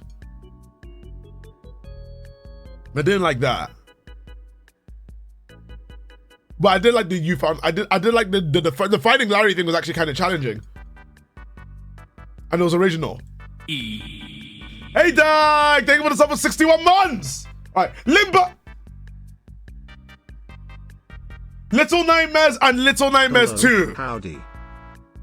Now, both Little Nightmares games, they do suffer from a lot of bugs.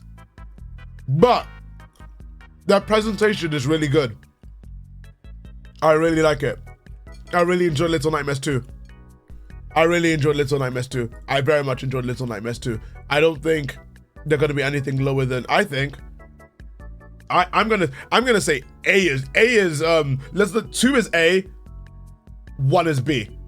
I liked the fact that 2's story that loops around and leads into the first one is really, really good. Will you play the third game? Maybe. My only reservation is it's none of the original devs. I don't think it's any of the original devs.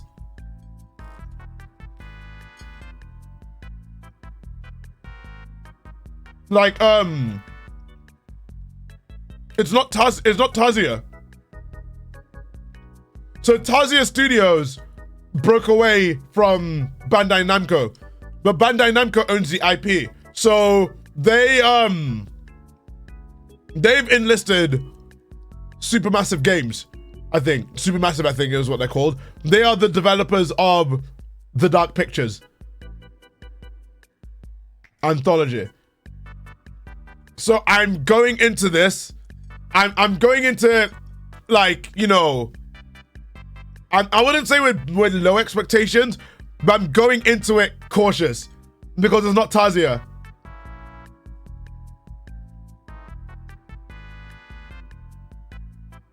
I don't know though. It could still be good.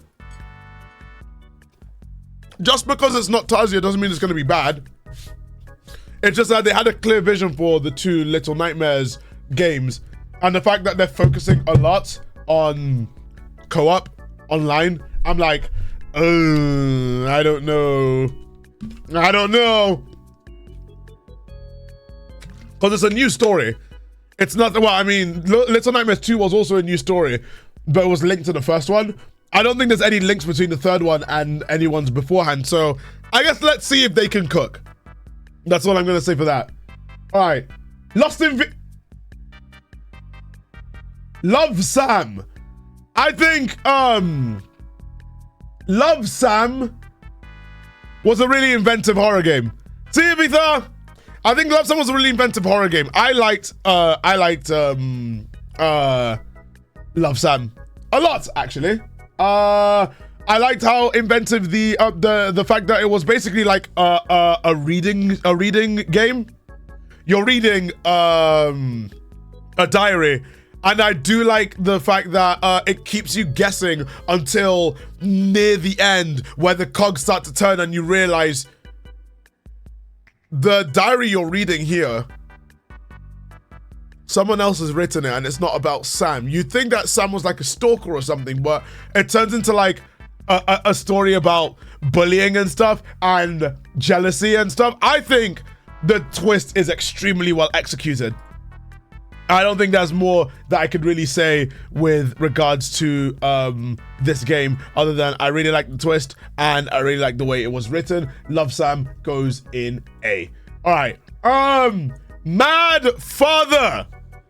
I really like Mad Father. It's like this one actually was made using Wolf RPG Editor and not RPG Maker, but what can we really say other than it's a certified hood classic? I actually really appreciated that the ending was just like the vicious cycle. The ending was essentially just the cycle begins anew. It was like everyone thought that after everything that Aya witnessed, Aya would probably turn another. I will probably become better, but no, it just wasn't. I was like, all right, maybe it was implied throughout the game, but I feel like you'd think that seeing the state of Aya's family would cause Aya to at least change something. Nuh-uh, it didn't happen. I also like the puzzles in the game, and also I like the fact that they didn't put a lot of stock in the sound design and the voice acting until you just hear her father just go, Aya. That is a really well done sound cue. Great sound cue. Like, I love how he literally goes full on mask off at the end of the game. Like, you know it's gonna happen. You're like, oh, but he doesn't look like a mad father. And then it's like, oh yes, he is. He has truly become the mad father. All right, anyway, I think Mad Father, the Mad Father for sure is an A. That is an A for sure. Madison. I'm gonna lightning round this one a bit. I'm not too sure. Madison was a, well-made game, but it was, I don't know. I like the picture mechanic, but I'm just gonna put it like here. I'm gonna put it on C. Mint Hints. Mint Hints. After we played the game, I understand it's not for me. I like some of the stuff that they're doing with it. I just feel like there could be more. Yeah. I feel like there's it's the definition of middle of the ground. It's not great, not terrible. I think it's middle of the ground. There's passion in it, and we like passion. The only issue is that passion, it didn't really, I really feel like, especially with Mint Hints 2, there was so many things that I wish was different with the way the game was, but it is what it is. Like, I was like, oh man. It's not a badly made game by any means.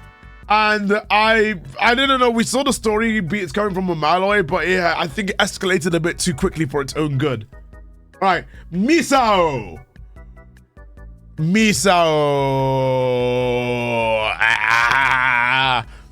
Now Misao is definitely not as good as Mad Father, and I liked all the deaths in the game and each of the characters being like a goofy archetype, but I just no, absolutely it's not really great. Like, let's be very, very serious here. You can tell that they cooked harder with Madfather than they do with Misao. Misao was basically like Corpse Party and Final Destination, and the fact that they even added the fact that they tried to redeem a Nazi teacher that literally sexually assaulted and killed the title character, and we have a full chapter dedicated to giving him an X Factor backstory saying, "I was bullied because he's ugly." No, piss off. Like, piss off. In fact, I don't think they were that harsh. They were that harsh on him. Like, a lot of the people that got you love the exploding mandrake. Okay, the exploding mandrake death was really, really funny. It was really, really funny. But some of the punishments, what's it called? Some of the punishments, like getting kicked by a bunch of Misaos. All right, and there was nothing more about it as well. They didn't even like have a conversation with her about it. All they did was like, "Oh, I'm so sorry. Please don't kick." That was it. That was it. They redeemed some awful people, and I tried to rationalize it by saying maybe Onigawara was like him being a demon was like, "Oh yeah, let me have you revive these like really, really bad people and stuff like that for the true ending." But I still can't see it. So I think I'm gonna put Misao on B. Misao goes on B. Me side, my side, your side, and my side. I really like this game. I genuinely really like how different each of the meters were. I really like the presentation of I've said the presentation of the game so many times, but god damn, horror games look so nice, fellas. But I think I really like the fact that it's kind of hopeless from the get-go, where Crazy Mita's already like, I mean, it's a foregone conclusion. Crazy Mita's already got you. She's already got you. It was only a matter of time before you fully got uploaded into a cartridge. 28 cartridges. I don't know. I really liked it. We went through all of that to try and delete it from the game, and nothing happened. And I liked how different each of the meters were. Cappy was really funny. I liked Cappy as a character because Cappy got reset. I loved just looking clueless at what's happening. You had kind meter, you had ugly meter. There was some really cool area, really cool parts. They did the typical joy of creation trope of, I was a joy of creation, the weeping angels trope that everyone does. Like the weeping angels trope with those mannequins. I don't know, fellas. Misai's pretty damn good. I think the only flaws that I had was, I mean, it's still an unfinished game. I also like the fact that the game was made with, like, instead of making fun of the kind of fans that would like a game like Misai, they played into it really well. I really like the backrooms found footage vibes you get on that staircase section after you escape from Crazy Meter like the first time, and then you see the one person that has like a thing around their neck saying that they've been there for a year, and they think that Crazy Meter's into him. It felt more like a commentary and not a mockery. Yes, exactly. It felt like I don't know. I thought it was pretty interesting. Is Needy Streamer Overload on here? Oh, actually, am I blind? No, it's not there. But I will. It's one of the ones I'll add. I can probably add this to make it 150. But I think Crazy Meter interfering with the visual novel section was really cool as well. Like genuinely really cool. And also, I like the fact that it does give you a bit of a dilemma where it's like, yeah, you want to escape because like the game is you didn't really consent to being stuck in the game, but then Crazy Meter tells you literally had nothing. You literally had nothing beforehand. You just woke up, programmed, went to bed, woke up, programmed, went to bed, woke up, programmed, went to bed, woke up, programmed, went to bed, and that was it. I thought it was really cool, and it had different different mechanics there, like the PT stuff, the backrooms stuff, and a lot of playable mini games. A lot of playable mini games. You can tell. I feel like the devs weren't expect. I mean, it was already really hyped, but I don't think the devs were expecting to make like 5 million from this game. Meaning that like they have to like work on that peaceful mode.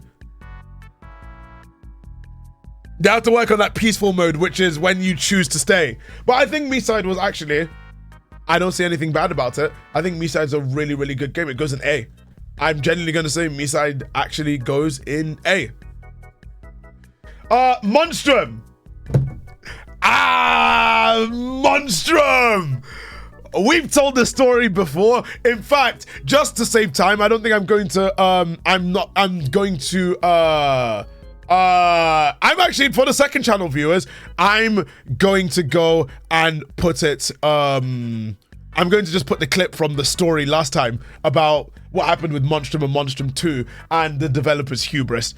But for the SparkNotes version, Monstrum was a great single player game. When me and Pricey were at a convention, we saw Monstrum 2, interested in it, but then Monstrum 2 was basically just a Dead by Daylight clone, and apparently a bunch of YouTubers, I asked John Wolf about it, a bunch of YouTubers and everyone was telling them it's a really bad idea, they had the foundations for a good sequel, but they wanted the money first, so they were banning dissenters from their Discord server, and the game is dead now.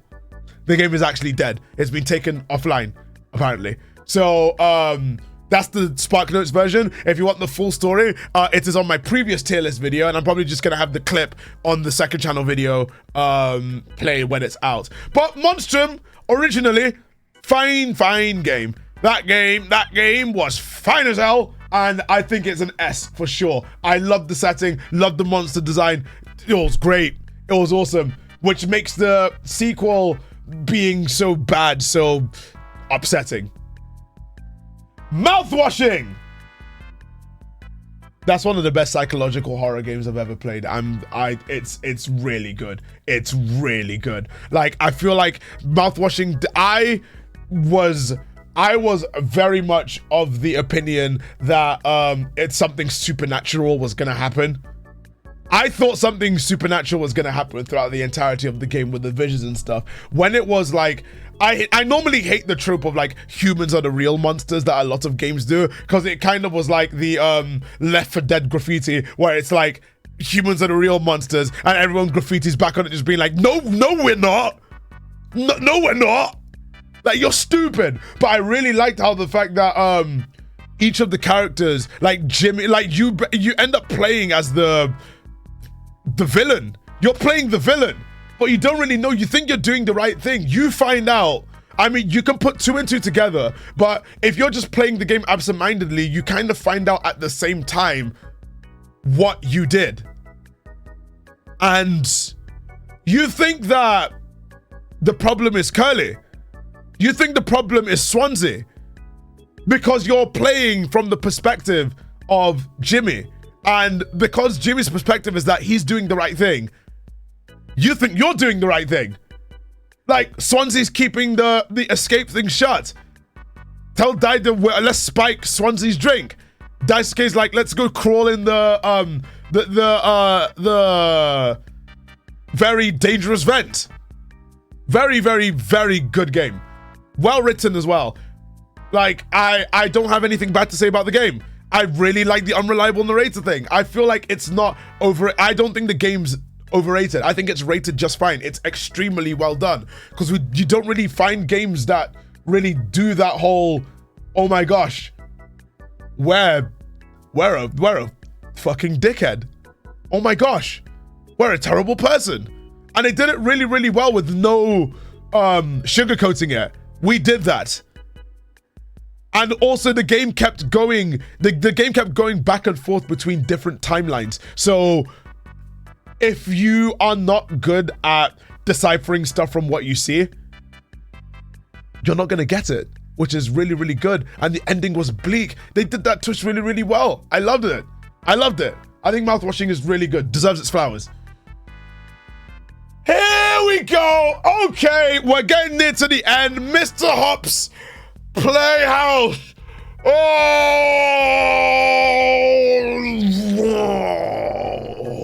my god.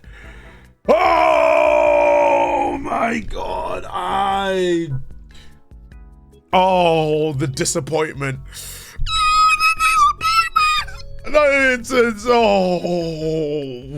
How can you go so bad from the first one? How? The first one was genuinely god tier. The first one was godly. The first one was good. It had and the first one goes in B because they did have some flaws in terms of the pacing. But the first one was great. The first one was good. It had the clock tower aesthetic. It had that clock tower aesthetic done down to a T. I love the fact that to rely on sound and hear whether Mr. Hop is behind the door or not. It was unexplained. Mr. Hop is just a plushie that just turns into a giant bunny that just is after you for some reason. And it killed your parents. There's blood in your parents' room. It was genuinely incredible the way the game worked. And you're just a child that is having to find all these tapes about this weird doll named Mr. Hop. It's the clock tower style worked so well. So when they announced the sequel, I was like, where are they gonna go with this? And then the sequel turned out to be a prequel, and you're playing as Esther, and it's they still kind of had the clock tower aesthetic, but it was a bit more cartoony. But the voice acting kind of helped. I kind of didn't like how they started explaining the monster and its origins and Esther and all that kind of stuff. I kind of didn't like that, but the voice acting was decent. I just felt that it was a bit too much for the game, as I've said before. So yeah, no, the second one was definitely D tier. But then the third one was so... it was bad. It was bad. Fellas, I can't lie to you guys. It was bad. I don't know how else to really sugarcoat it. I mean, I commend the dev for going 3D with it, but I think it's the fact that it lost its scare factor completely. The dev made it for mobile first, and then they retroactively went back to the first game and made it even worse by removing the clock tower art style from the first game and replacing it with the CBeebies cartoony art style from the third game, and retconning a lot of the story. It was... I can't lie to you guys. That is... I don't think I've been more disappointed in a game in a while. It was genuinely really bad, and the ending was awful. The ending was genuinely really bad, really bad. And the only way to get a better ending that's more elaborate is 100% all the collectibles in the game. Anyway, that goes in F. Mr. Tomatoes and Ms. Lemons. Now, everyone's saying, why are they separate games? It's because, well, they are separate games. Ms. Lemons was several years after Mr. Tomatoes, but what I really liked was the link between both games. Not many games do that. I kind of wish more games did the whole link between the two of them, but Mr. Tomatoes was basically like that. It's the game with the pumpkin where it's like, nope, I don't want that. And I really like the fact that when things happen in Ms. Lemons, they translate to Mr. Tomatoes. Like, if you lose your eye, it shows up in Mr. Tomatoes as well. Stuff like that. I think it was really fun, and I do like the minor ARG elements in the game that led to things like the Project Ouroboros and stuff like that. So I'm gonna put Ms. Lemons in B and Mr. Tomatoes in C, because Ms. Lemons had a bit more to do. But one thing about Ms. Lemons is that it was definitely bullshit hard. It was really hard. All right, My Friendly Neighborhood. It deserved better. I loved the survival horror stuff. The inventory stuff was basically Resident Evil, but instead of the residents being evil, the residents were mischievous. And I really liked it. I think the ending, when it turned to My Unfriendly Neighborhood, was a bit rushed, but the story itself, it was really good. I really like the mechanic of shooting the monsters, not with bullets, but I can't remember what it was. It was like a weird kind of bullet thing. I loved how they just like went, they just go flying. With letters, you just shot them with letters. My Friendly Neighborhood is a splendid game. I feel like it kind of started lacking towards the end of the third act, where you think the game's ended and then there's another 20 minutes of the game. So I think My Friendly Neighborhood is definitely going to go on A. I think My Friendly Neighborhood goes on A. Only reason why it's not on S is because that last spooky part was a bit rushed. All right. My Neighbor Enid. My Neighbor and Breed. That one's another arcade kitten game. And that one is, I mean, just down to the story itself. The story, oh, wow. Damn. Never felt so much dread with a story when you found the Claudie's dad's head in that fridge. Oh my goodness. Like, why does Arcade Kitten have a knack for putting children in danger in their horror games? Like, damn. Like, what the hell, developer? But I really liked it. It was, I did like how the story didn't really have like any form of comeuppance for Enid. She just kind of left.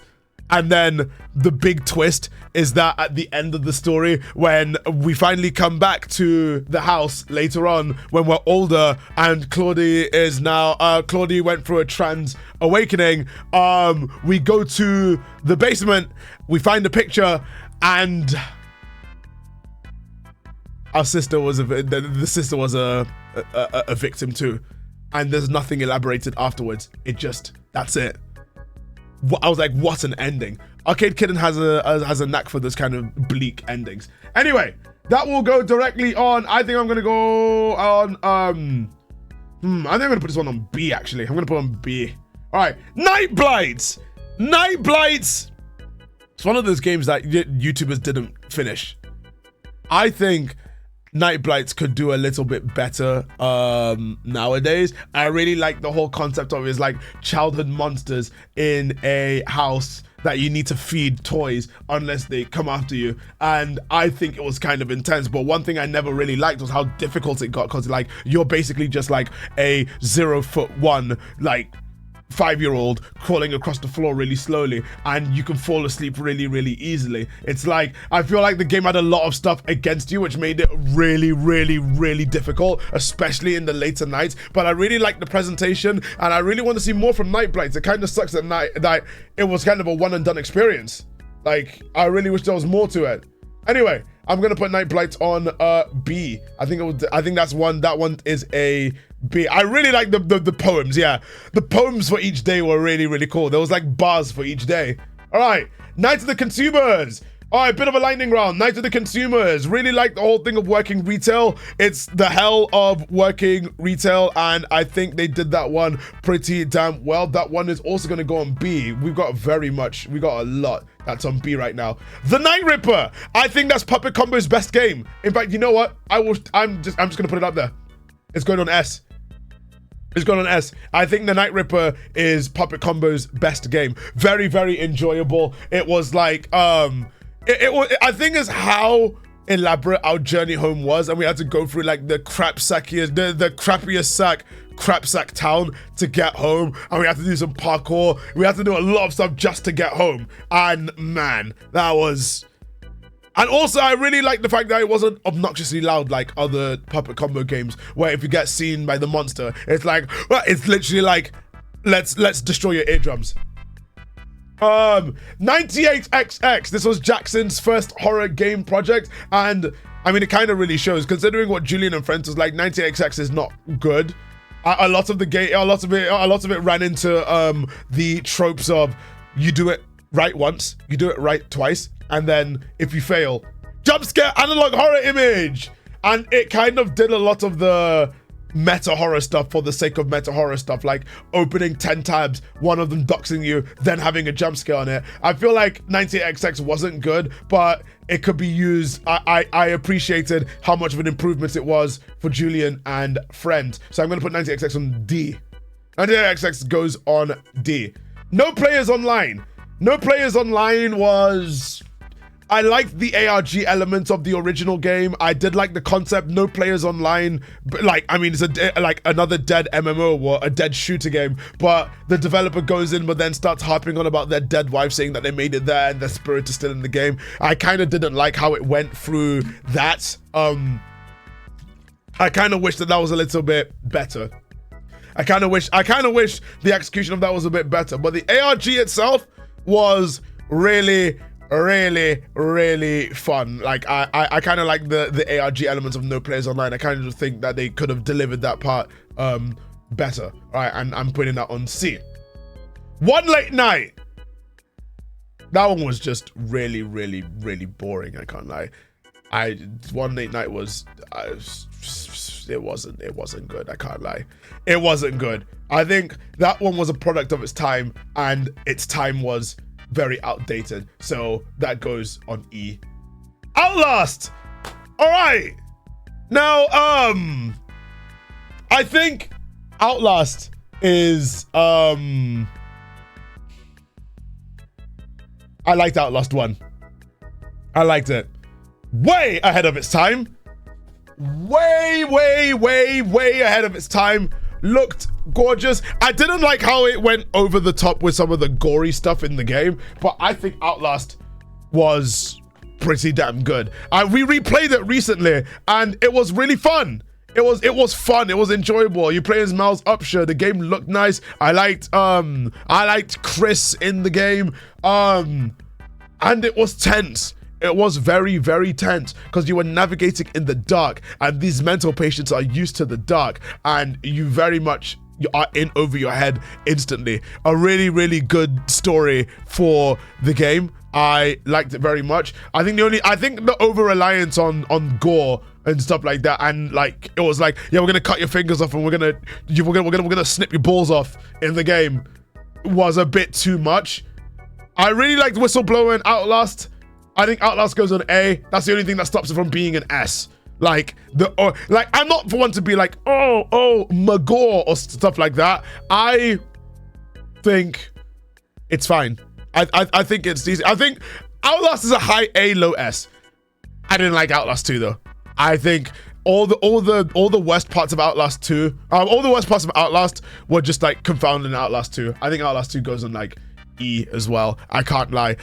I didn't like the main character, like the VA and everything. I didn't like what they were gonna do with the story. It just wasn't really that scary and stuff like that. I feel like it's way worse than the first one. I feel like they were back in their bag with the Outlast trials. I really like the Outlast trials, but 2 was a miss, especially because of how good Outlast and Outlast Whistleblower was. I didn't like Outlast 2. Paper Lily Chapter 1. Let's go for a lightning round. All right. Paper Lily Chapter 1. I really liked it. It was a nice throwback to old RPG Maker times. The CGs were really good. The character designs were really good. I like the amount of stuff you had to do. The writing was all right. I think Paper Lily Chapter 1 is a resounding A. I think, oh no, I'm going to put it on a I'm going to put it on a B because it does get frustrating towards the end. Parasocial. I think that's Chiller's best game. That's going on A.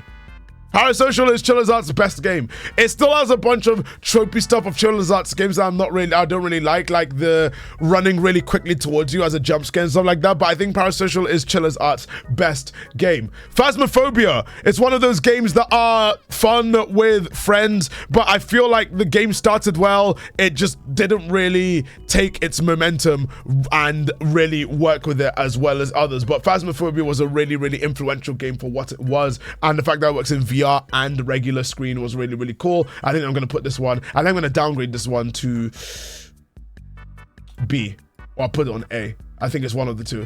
But I think Phasmophobia at the time. Then again, I last rated this last year. I don't know how to rate it now. I think I'm going to put this still on A.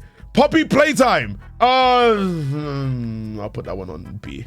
I think Poppy Playtime goes on B. I liked the first chapter, didn't like the second chapter, didn't really like the end of the third chapter, went for too long and was really buggy. And yeah, no, I thought Poppy Playtime was the definition of I didn't really feel anything. Like, it's definitely not as bad as what as my older rating, because chapter 3 was all right, and I didn't like the devs practices. I did find it funny that, like, the second that the creative team leaves Poppy Playtime, the game improves. Chapter 3 turns out to be all right. You put it in C personally? I think I put it in C last time. I just feel like the game just had nothing really going for it. I like the production value, but that's it. It has to be a high B, low C. I think I might put it down to C for now.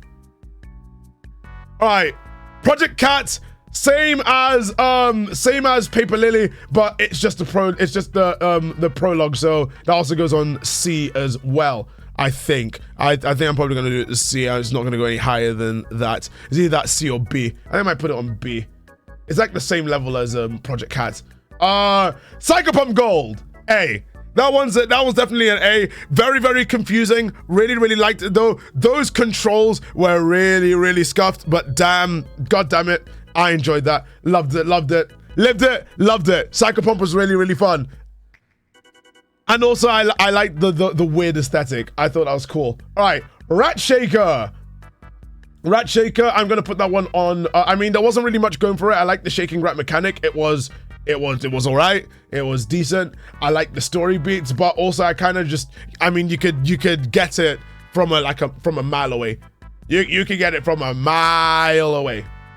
I think that one's definitely a C or a B. I think I'm gonna put it on a B for its inventiveness. Psycho no Satoka, I think that one is probably gonna be that one's definitely gonna be a D, I think. I think it was gonna be a D. It was kind of buggy when I played it. Unless it's improved from last time, I didn't really, I don't know, I didn't really rate it as much. Sally, okay, that I've played. That I played on my own sake. I think Sally Face goes on S. I can't lie to you fellas. I think Sally Face goes an S. That one's flawless. All right, SCP-087. Okay, now SCP-087. This is where my biases will now come in. SCP-087. There's nothing much to it, but it was influential. I'm gonna put that one on A. I really liked it. I really liked it. SCP can take. Okay, guys, come on. Shinkansen Zero. This was the Exit 8, Platform 8 from Chiller's Arts. I thought it was interesting, but I didn't really like the way they did a lot of the, I don't like the way they did a lot of the anomalies in the game. The anomalies were a bit too obvious. Some of them were like, all right, let's turn it into a typical Chiller's Art game towards the end where there's like a big chase sequence. I feel like there could have been more with it. But I did like the fact they tried to incorporate story into it. I think Shinkansen Zero is definitely going to go on like B or C. I think on C. It's like definitely C, I think. All right, Shipwrecked 64. I think Shipwreck 64 was a very interesting game. I like the ARG elements. A lot of people gave up on it because the ARG elements seemed a little too hard. And last time I did this tier list, I was told to wait by Squeaks to wait for the game to be out. And now that I've played it, I think it was pretty good. I did like the way it tied into the company itself, and I liked how there was like it was basically an ARG in and of itself. You had the original version, then the creepypasta version and everything. There's still lots of stuff to discover from the game, and I really like the game's story and the elements in which they're forced to use ciphers and stuff like that. I really enjoyed it. Shipwreck 64 for me goes on A. It goes on A. It was like a really good it was really good vibe the whole time. Slender the Arrival. Now, I am very biased towards this one. Slender the Arrival, really iconic for me. And it also got a remake really recently. I think Slender the Arrival is up there. I'm going to put it up there. All right. Siren Head. I kind of miss Siren Head as a trend. Siren Head as a trend. I mean, I think this Siren Head game that's listed here definitely was pretty interesting for me. I feel like a lot of games just kind of had Siren Head as a random entity, but this one actually added a bit more of a scare factor to Siren Head at the time. I haven't heard that word name in a while. I think there should be more Siren Head games in eventually. We still haven't got a big Siren Head game. I think it's because no one can cook it. Slendy Tubbies. Now we're talking about all three of them. The first one obviously was pretty The second one had more maps and more monsters, but that third one, when we played that story still some of the funniest clips that I've ever watched in a game. Like when Lala put the ball down and Poe just lengthed the ball away. That was so funny. In fact, I want the editor to roll the clip now. And now we're back. I think Slendy Tubbies, everyone's going to be controversial with that. I think I'm going to put Slendy Tubbies. The third one was just its own goofy fun. I think I'm going to put that one on, I think it's going to be on C or B. I think it's going to be on C or B. I know I'm doing this a little bit quickly, but we're nearing the 5-hour mark. I want to make sure I get this down to you guys because I'm really happy with the list so far. Oh. Come on. Come on, guys. Come on. Let's be real. Soma was so damn good. It was so damn good. I have nothing bad to say about it. Nothing bad to say about it. Sonic. I mean, that goes into Megalol. It's really shit. It's really shit. Like I can't sugarcoat it. It's really shit. It's bad. It's bad, and the original creepypasta was made by a groomer, and the creepypasta sucks, and the game adaptation sucks. It sucks. It sucks. All right, Spooky's Jumpscare Mansion. Now that one was. Oh, I like that one. I think I don't think I have anything bad to say about Spooky's Jumpscare Mansion. That one is going straight to S. That one's going straight to S. Like, nothing bad about that one. I really like Spooky's Jumpscare Mansion. It's good. It's really, really good. Gonna be heading to bed close like 3 a.m. Gonna have a great rest of the stream. See ya, Nikita. All right. Still Wakes the Deep. Oh. Games to kill yourself to. That one was heart-wrenching. And I think, like, the game was really, really linear, but it's very much carried by its voice acting. I think the only thing I have against it is that the game's really, really, really, really linear. There's not really much with the game. It's like it's the graphics and the voice acting that elevates the game a lot. And the game's incredible, but I feel like I think it's just the dwindling. I genuinely think it's the dwindling numbers. The dwindling numbers that just really went to how bleak the game is. I think Still Wakes the Deep was really good. You know what? I'm gonna put this one.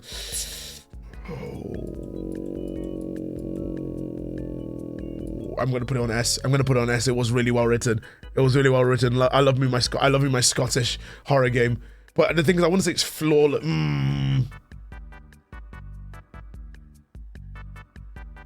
No, I'd sister, yeah, I'm gonna put it on S. I'm gonna stand by it. I'm gonna stand by it. S it is. Sweet 776! Trapped in a hotel with Belle Delphine, where you ring a bell several times. That one is a classic. It's a classic. I think that one is pretty bloody scary. That one's pretty bloody scary. I think that one is an A for sure. That one's an A for sure. I feel like some of the scares were really, really effective and stuff. I don't have anything bad to say about Sweet 776. Tattletale. Oh, Tattletale was way ahead of its time. It deserved more. It deserved more. It was way ahead of its time. Way, way ahead of its time. No more, mama. It was really, really good. I really liked. I think the one thing against it though is I would say the jump scare. The jump scare was really. I mean, that jump scare was kind of goofy. I feel like that was the only thing that was against it. Like, all right, make too much noise. Jump scare. It's not really scary. I mean, it's all this thing. So I think it's a really, really good game. Its production value of it being a toy and everything really, really worked. I think it's a way ahead of its time. Way ahead of its time. It was released now. Everyone would love it. All right. The Baby in Yellow, surprisingly good. I think The Baby in Yellow was surprisingly good. It had a really, really, it had a super elaborate story. I was actually very, very surprised at how some of the story beats ended up going. Like, genuinely, I was like, huh? Like, oh my God. that was this game actually has more to cook, and I think it understands its tone as well, because the game story goes absolutely batshit. Has Baby in Yellow been finished yet? No, but I think the story goes batshit. I think it's pretty good. I'm actually going to say it's pretty damn good. The Baby in Yellow, it goes batshit, and for good reason. All right, the Convenience Store, another Chillers Art game. It was all right. It was it's the definition of I think that one's a solid B. The Crooked Man. The Crooked Man.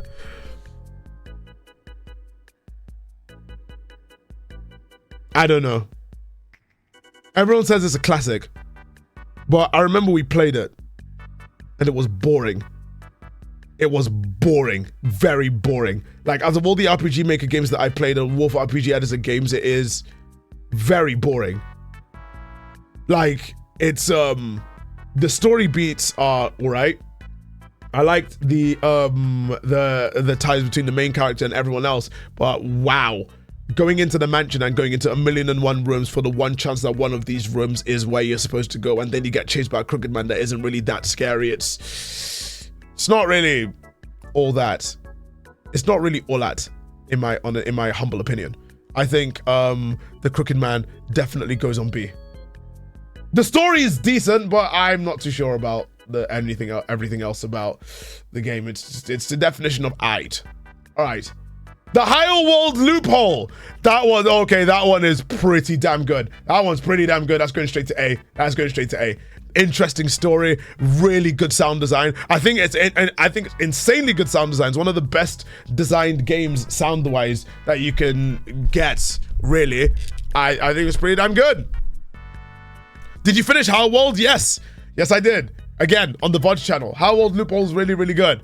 The story, the puzzles got confusing towards the end, but it was finished, and damn, it was an interesting story. It was one of the ones where it really sticks with you afterwards, where you're like, what the hell did I just play? All right, The Man from the Window. I mean, The Man from the Window. The character designs is one thing, but I feel like The Man from the Window was a decent idea. I like the whole story time kind of thing where the man from the window. I did like the way it was the way the game played, where it was like, the man entered the house, then the man did this, and you had to make sure that you went out of your way to do a bunch of the checklist of things to prevent you or your son from getting kidnapped or killed by the man. I actually like that as a mechanic. Hey, Grolix, thank you for the raid! Grolix told his viewers to say something racist. Well, where's the something racist? I hope your stream was good. We're about to finish this hype train. We're about to finish this hype train. Grolix, I hope you're doing good. Long time no see. Hey, Grolix. Hey, AJ. Hey, Beelzebub. How are you all holding up? We're about to finish this this tier list of more than 99 indie horror games. There's still stuff that's missing, but I'm pretty happy with what we got so far. We're just about to put The Man in the Window from B, and yeah, The Mortuary Assistant. But yeah, I hope your stream was good, Grolix. The Mortuary Assistant was pretty good. I don't think there's much else I could really say about The Mortuary Assistant. It was a really inventive horror game.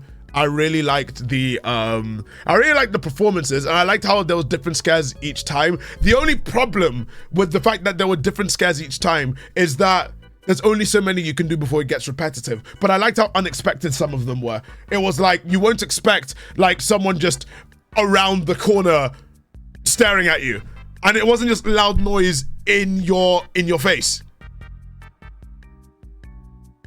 It's a really replayable game, and I really liked how dark the story got. I'm gonna put Mortuary Assistant up in A. Mortuary Assistant goes up in A. I think the only thing that's against it is that it was a bit, I feel like parts of the game was just like, it got a bit too repetitive, because by the time you start going for the other endings, you've seen all the scares already, it gets a bit tedious. All right, The Witcher's Sorry, that's one of my favorite, I'm biased. It's one of my favorite RPG Maker horror games ever. ever. I don't think there's anything bad about it. Really good story. Really good story. That's the easiest S that I've ever done. Tamori. Now, I put this on Omega LOL tier. Omega LOL tier basically means it's funny. Now, the dev has, I will say, I'll put a big asterisk on this one. The dev has indeed improved. They very much have improved from what they have done before. And I really like what they've done now. But this is the original game we're talking about it. It's not good, but it's also a young developer wanting to prove themselves. So, yeah, that's why it's on Omega LOL tier. It's not bad, it's just Omega LOL. Tried to Fall Asleep. I think Try to Fall Asleep was an interesting game. Well, first it had like a FNAF type parts where you have to fall asleep, but you need to you have a heart condition. If you don't fall asleep properly, you have a heart attack and die. But when you start dreaming, then you have different memories that you get, and it turns into like a parkour event. But the thing is, I feel like there could have been more from it. I feel like it needed more. So I'm gonna put this one on, I think, C as well. I think that was, it was pretty decent. Vanish. You know what? I will show you guys the clip. You guys have to see the clip. It's seeing is believing. Markiplier Vanish. All right. Are you guys ready? I must show you the clip. Now, everyone thinks that the happiest Markiplier has ever been is beating 2020 mode. No. I'm going to tell you right now, that is not the truth. That couldn't be further from the truth. That could not be further from the truth. Let me show you guys the definition of happiness. Watch this. Now, bear in mind, Vanish was really, really difficult. It took Markiplier a year, I think a year and a half to 2 years to beat this game. They even patched the game to make it slightly easier. So are you guys ready? All right, watch. So confused. Wait for it. What happened? What was that? Why was there a gate? It looked like a gate that I could have unlocked to get out. Wait for it. Did that like perchance take up the spawn of the gate that could have been? Wait for it. Like, Wait for it. It was a 50-50. It was like, oh, it could be an open gate or the way out. No. Oh my god. Oh my god. Oh my god. Oh my god. Get me out of here. Oh! Wait.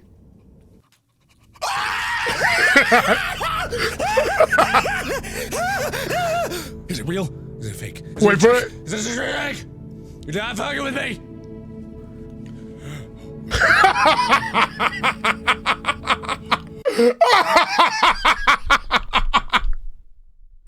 I have never seen a man this happy. He literally busted, bro. He literally busted.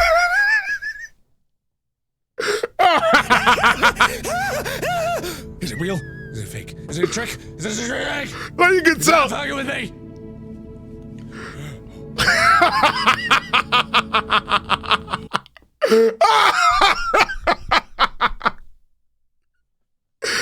Oh my god! Look at his face! Look at his face! Look at his like, oh my, yeah, he was, yeah, he's 100%. What I've never seen anyone happier to beat a game than this. Like 2020 mode ain't got nothing on this. Ain't got nothing. But Vanish was pretty bloody difficult. I remember playing the game. I was shirtless that stream, and I did like the fact that no two playthroughs were the same because the map kept changing while you're playing it. So I mean, you could instantly get a complete map where it's just, oh yeah, you spawn and that's the end, or it could take you about 2 hours. So with that being said, I think I'm going to put Vanish in A. Vanish definitely goes in A. You may nick it. Guys.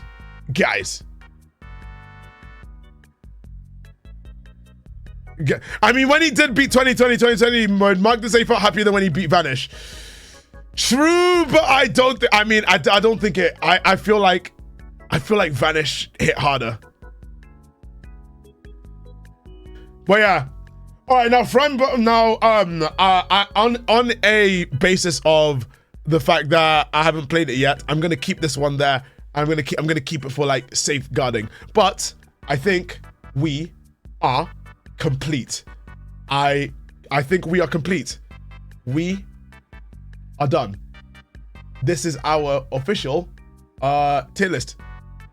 This is our tier list of 99 plus 36 horror games. 99 plus 36 horror games. There will be more edited in post, but I think what we have right now is pretty damn good. Let me just give this there, and then we're gonna put this one here. Ah! There's the scan. All right, I'm just gonna do this, and then I'm gonna make this one. There we go. Yeah. Yeah. Actually, what if I just do... All right, there we go. Let me just delete this row. Delete row. Yeah, I think this is good. That's a lot of games. That's a lot of games we rated, but we did it. Chat, we did it. I'm pretty happy with what we're given. What I don't like is how small it is. What I don't like is how small it is. But we are done. We are done. That's all I can really say to that. Yeah. That was good. Now that we're done though, how am I going to share this? I think I'm gonna save this. I think I'm gonna save this and then we're gonna post it before we end stream. So scared the shit out of me. Alright. Anyway, let me just quickly save it, and we're going to put it on we're gonna put it on Twitter. I'm gonna get people to start arguing. I mean, I could add more. Save or download. All right, is there a way I can just do this? I'm just gonna be like Thaf's new 99 indie horror games tier list. That's new 99 indie horror games. All right, and I'm just gonna say start arguing. All right, save it. I'm hoping that I actually saved. I have to wait for it to save. Hold on. Imagine if it just deletes all my progress. All right, we did it. I think we did it. All right, export the image. All right, how does it look? I kind of wish that the...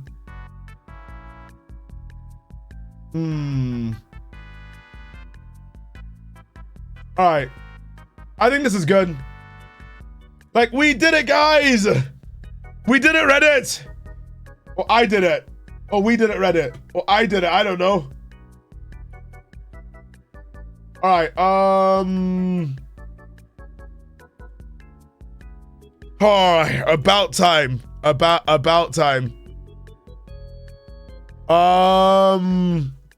Let me just quickly do this on a new tab so I can... All right, how am I going to do this in a new tab? I feel like the problem is that it's way too small. It's way too small, and I'm trying to sort this out right now. Let me set it to 100% and see what it looks like on both.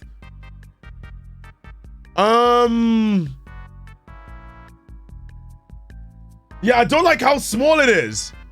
Let me open this on a private tab, and then I'll take a screenshot. All right, private window. Okay, no, it didn't work. I need to go onto, let me go to my account. Let me go to Thaf's new 99 dog. Ah, there we go. All right.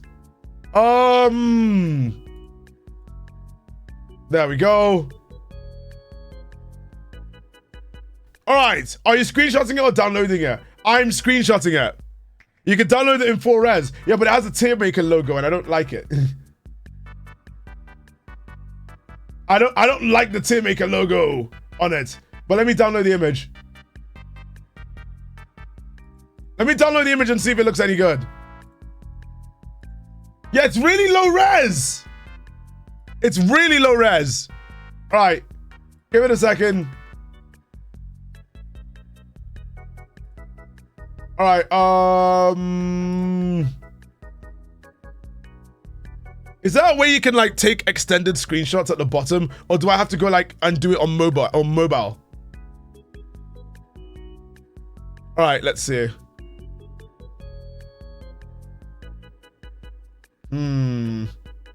I wish the images were. I wish the images were a lot larger than they actually are, because it's going to be very difficult to read it. It generally is going to be a bit difficult to read some of these. It's not like the other tier list where the tier list was like much larger, which is really annoying. I think that's the one issue that I have. It's not,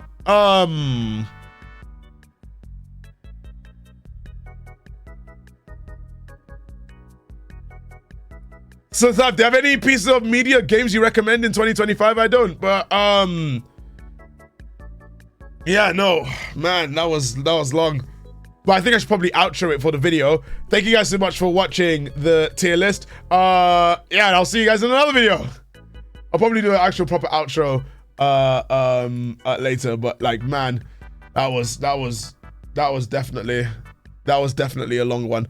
And I cannot wait to upload this. Well, where I'm not ending stream until this gets uploaded. So let's just try and make sure this thing gets updated and uploaded in time. I just need something on Firefox that would help me take this screenshot pretty well.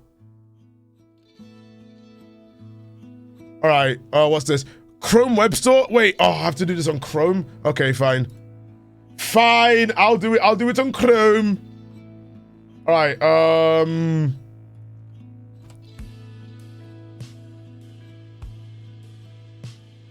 Oh, hello. All right, this could work. This could work. All right. Go full page. Does this have good reviews? All right. All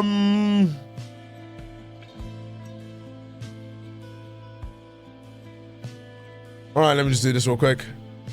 Also, chat, spin in the chat. I think spin in the chat while I do this, because I am... Damn, I'm tired. All right, add the extension, please. All right, let's do this.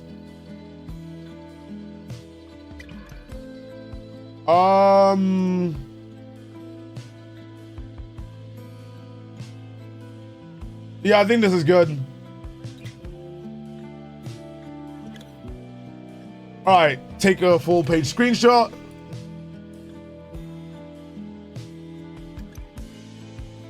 Screen capture in progress. I think this works.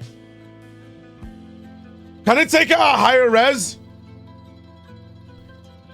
Thank you for the sub. Thank you for the sub. All right, 38 months of support. Happy to be supporting you, Thaf. All right, edits. All right, can I crop this, please? Can I crop it? All right, crop it. All right, how am I supposed to crop this?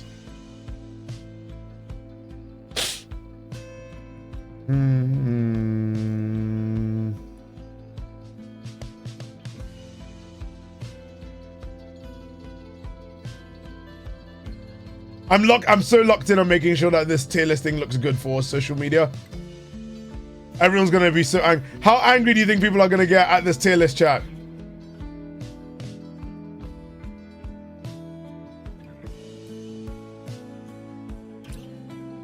What do you mean sign into export?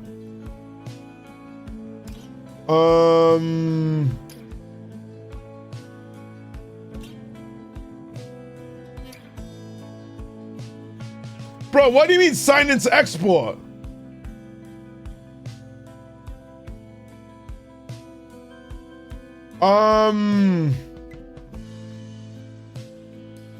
No, I don't want that.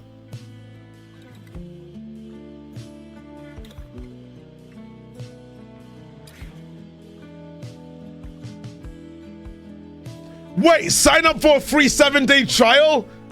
It costs money. You can't download it.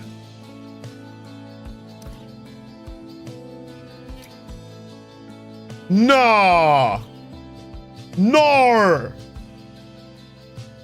Yeah, no, yeah, it does. You can't download it. You can't download it. It costs money.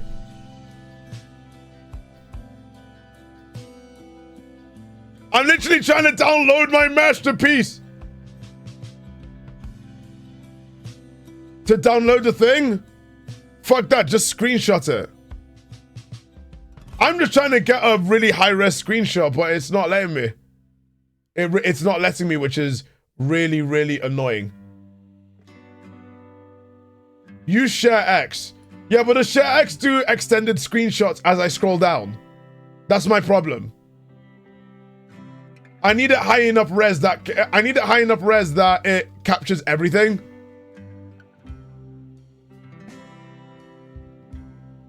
So let me just quickly. Oh, that's a shame. Hang on. Extended screenshots. I found how to do it. It says how do you do it?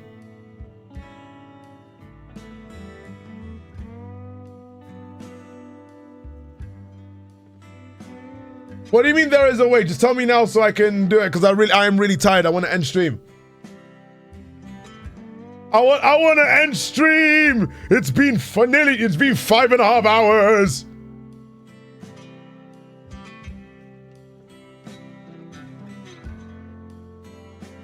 Click on the icon on the extension bar with it. Yes, I did that. I literally did that.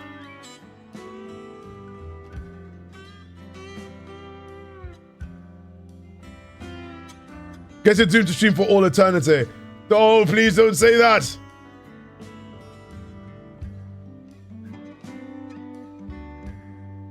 Just export the download? Okay, download. And then crop it later, I guess. I guess crop it later. Oh. It's so low res.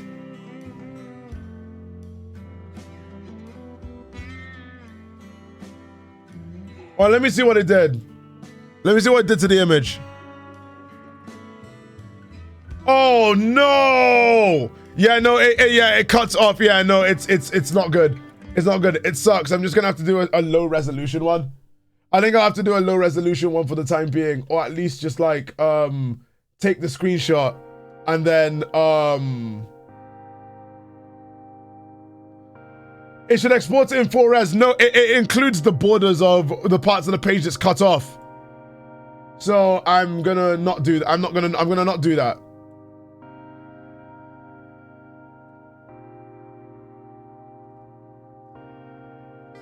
If you take a screenshot on mobile, you can set the whole page and crop it from there. I might just take it from my mobile. Hold on. Hold on. In the meantime, can you guys spin in chat? Can you guys spin in chat while I do this thing? I just need I'm just gonna link it to myself in, let's do this. All right, and then I'm going to open it up on my phone. All right. Open it up on my phone, go to the staff chat. All right, let's see. Good know when you get to it, chat. Aha. Yes. Okay, so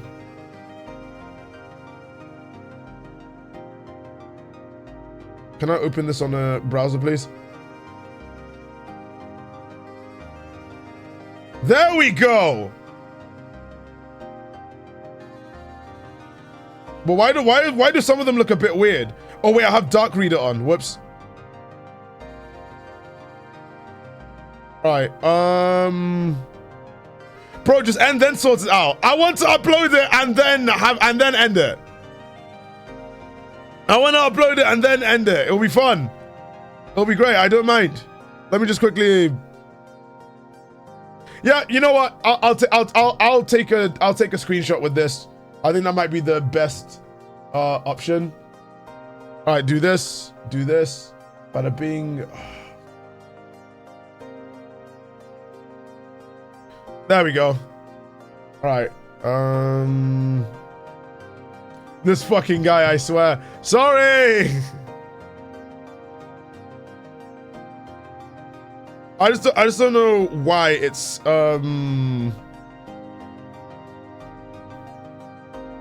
let me just turn off dark mode. Off. Right, off.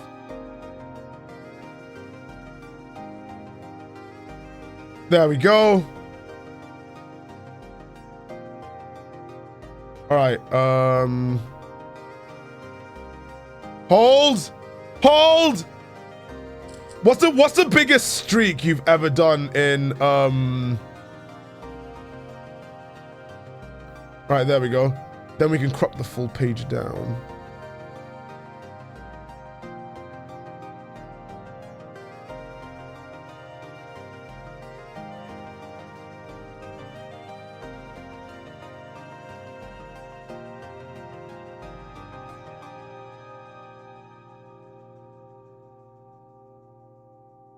I think we did it. I think I did it. Save photos. There we go. All right, guys, are you ready?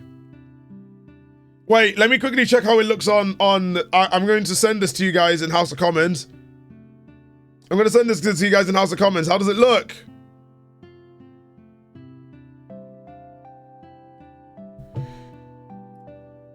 I'll send it to the mods.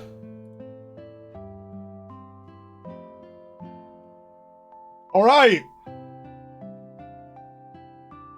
I think that's good enough. All right, cool. All right, chat, are you guys ready? Are you guys ready? All right, here we go. Here we go. All right.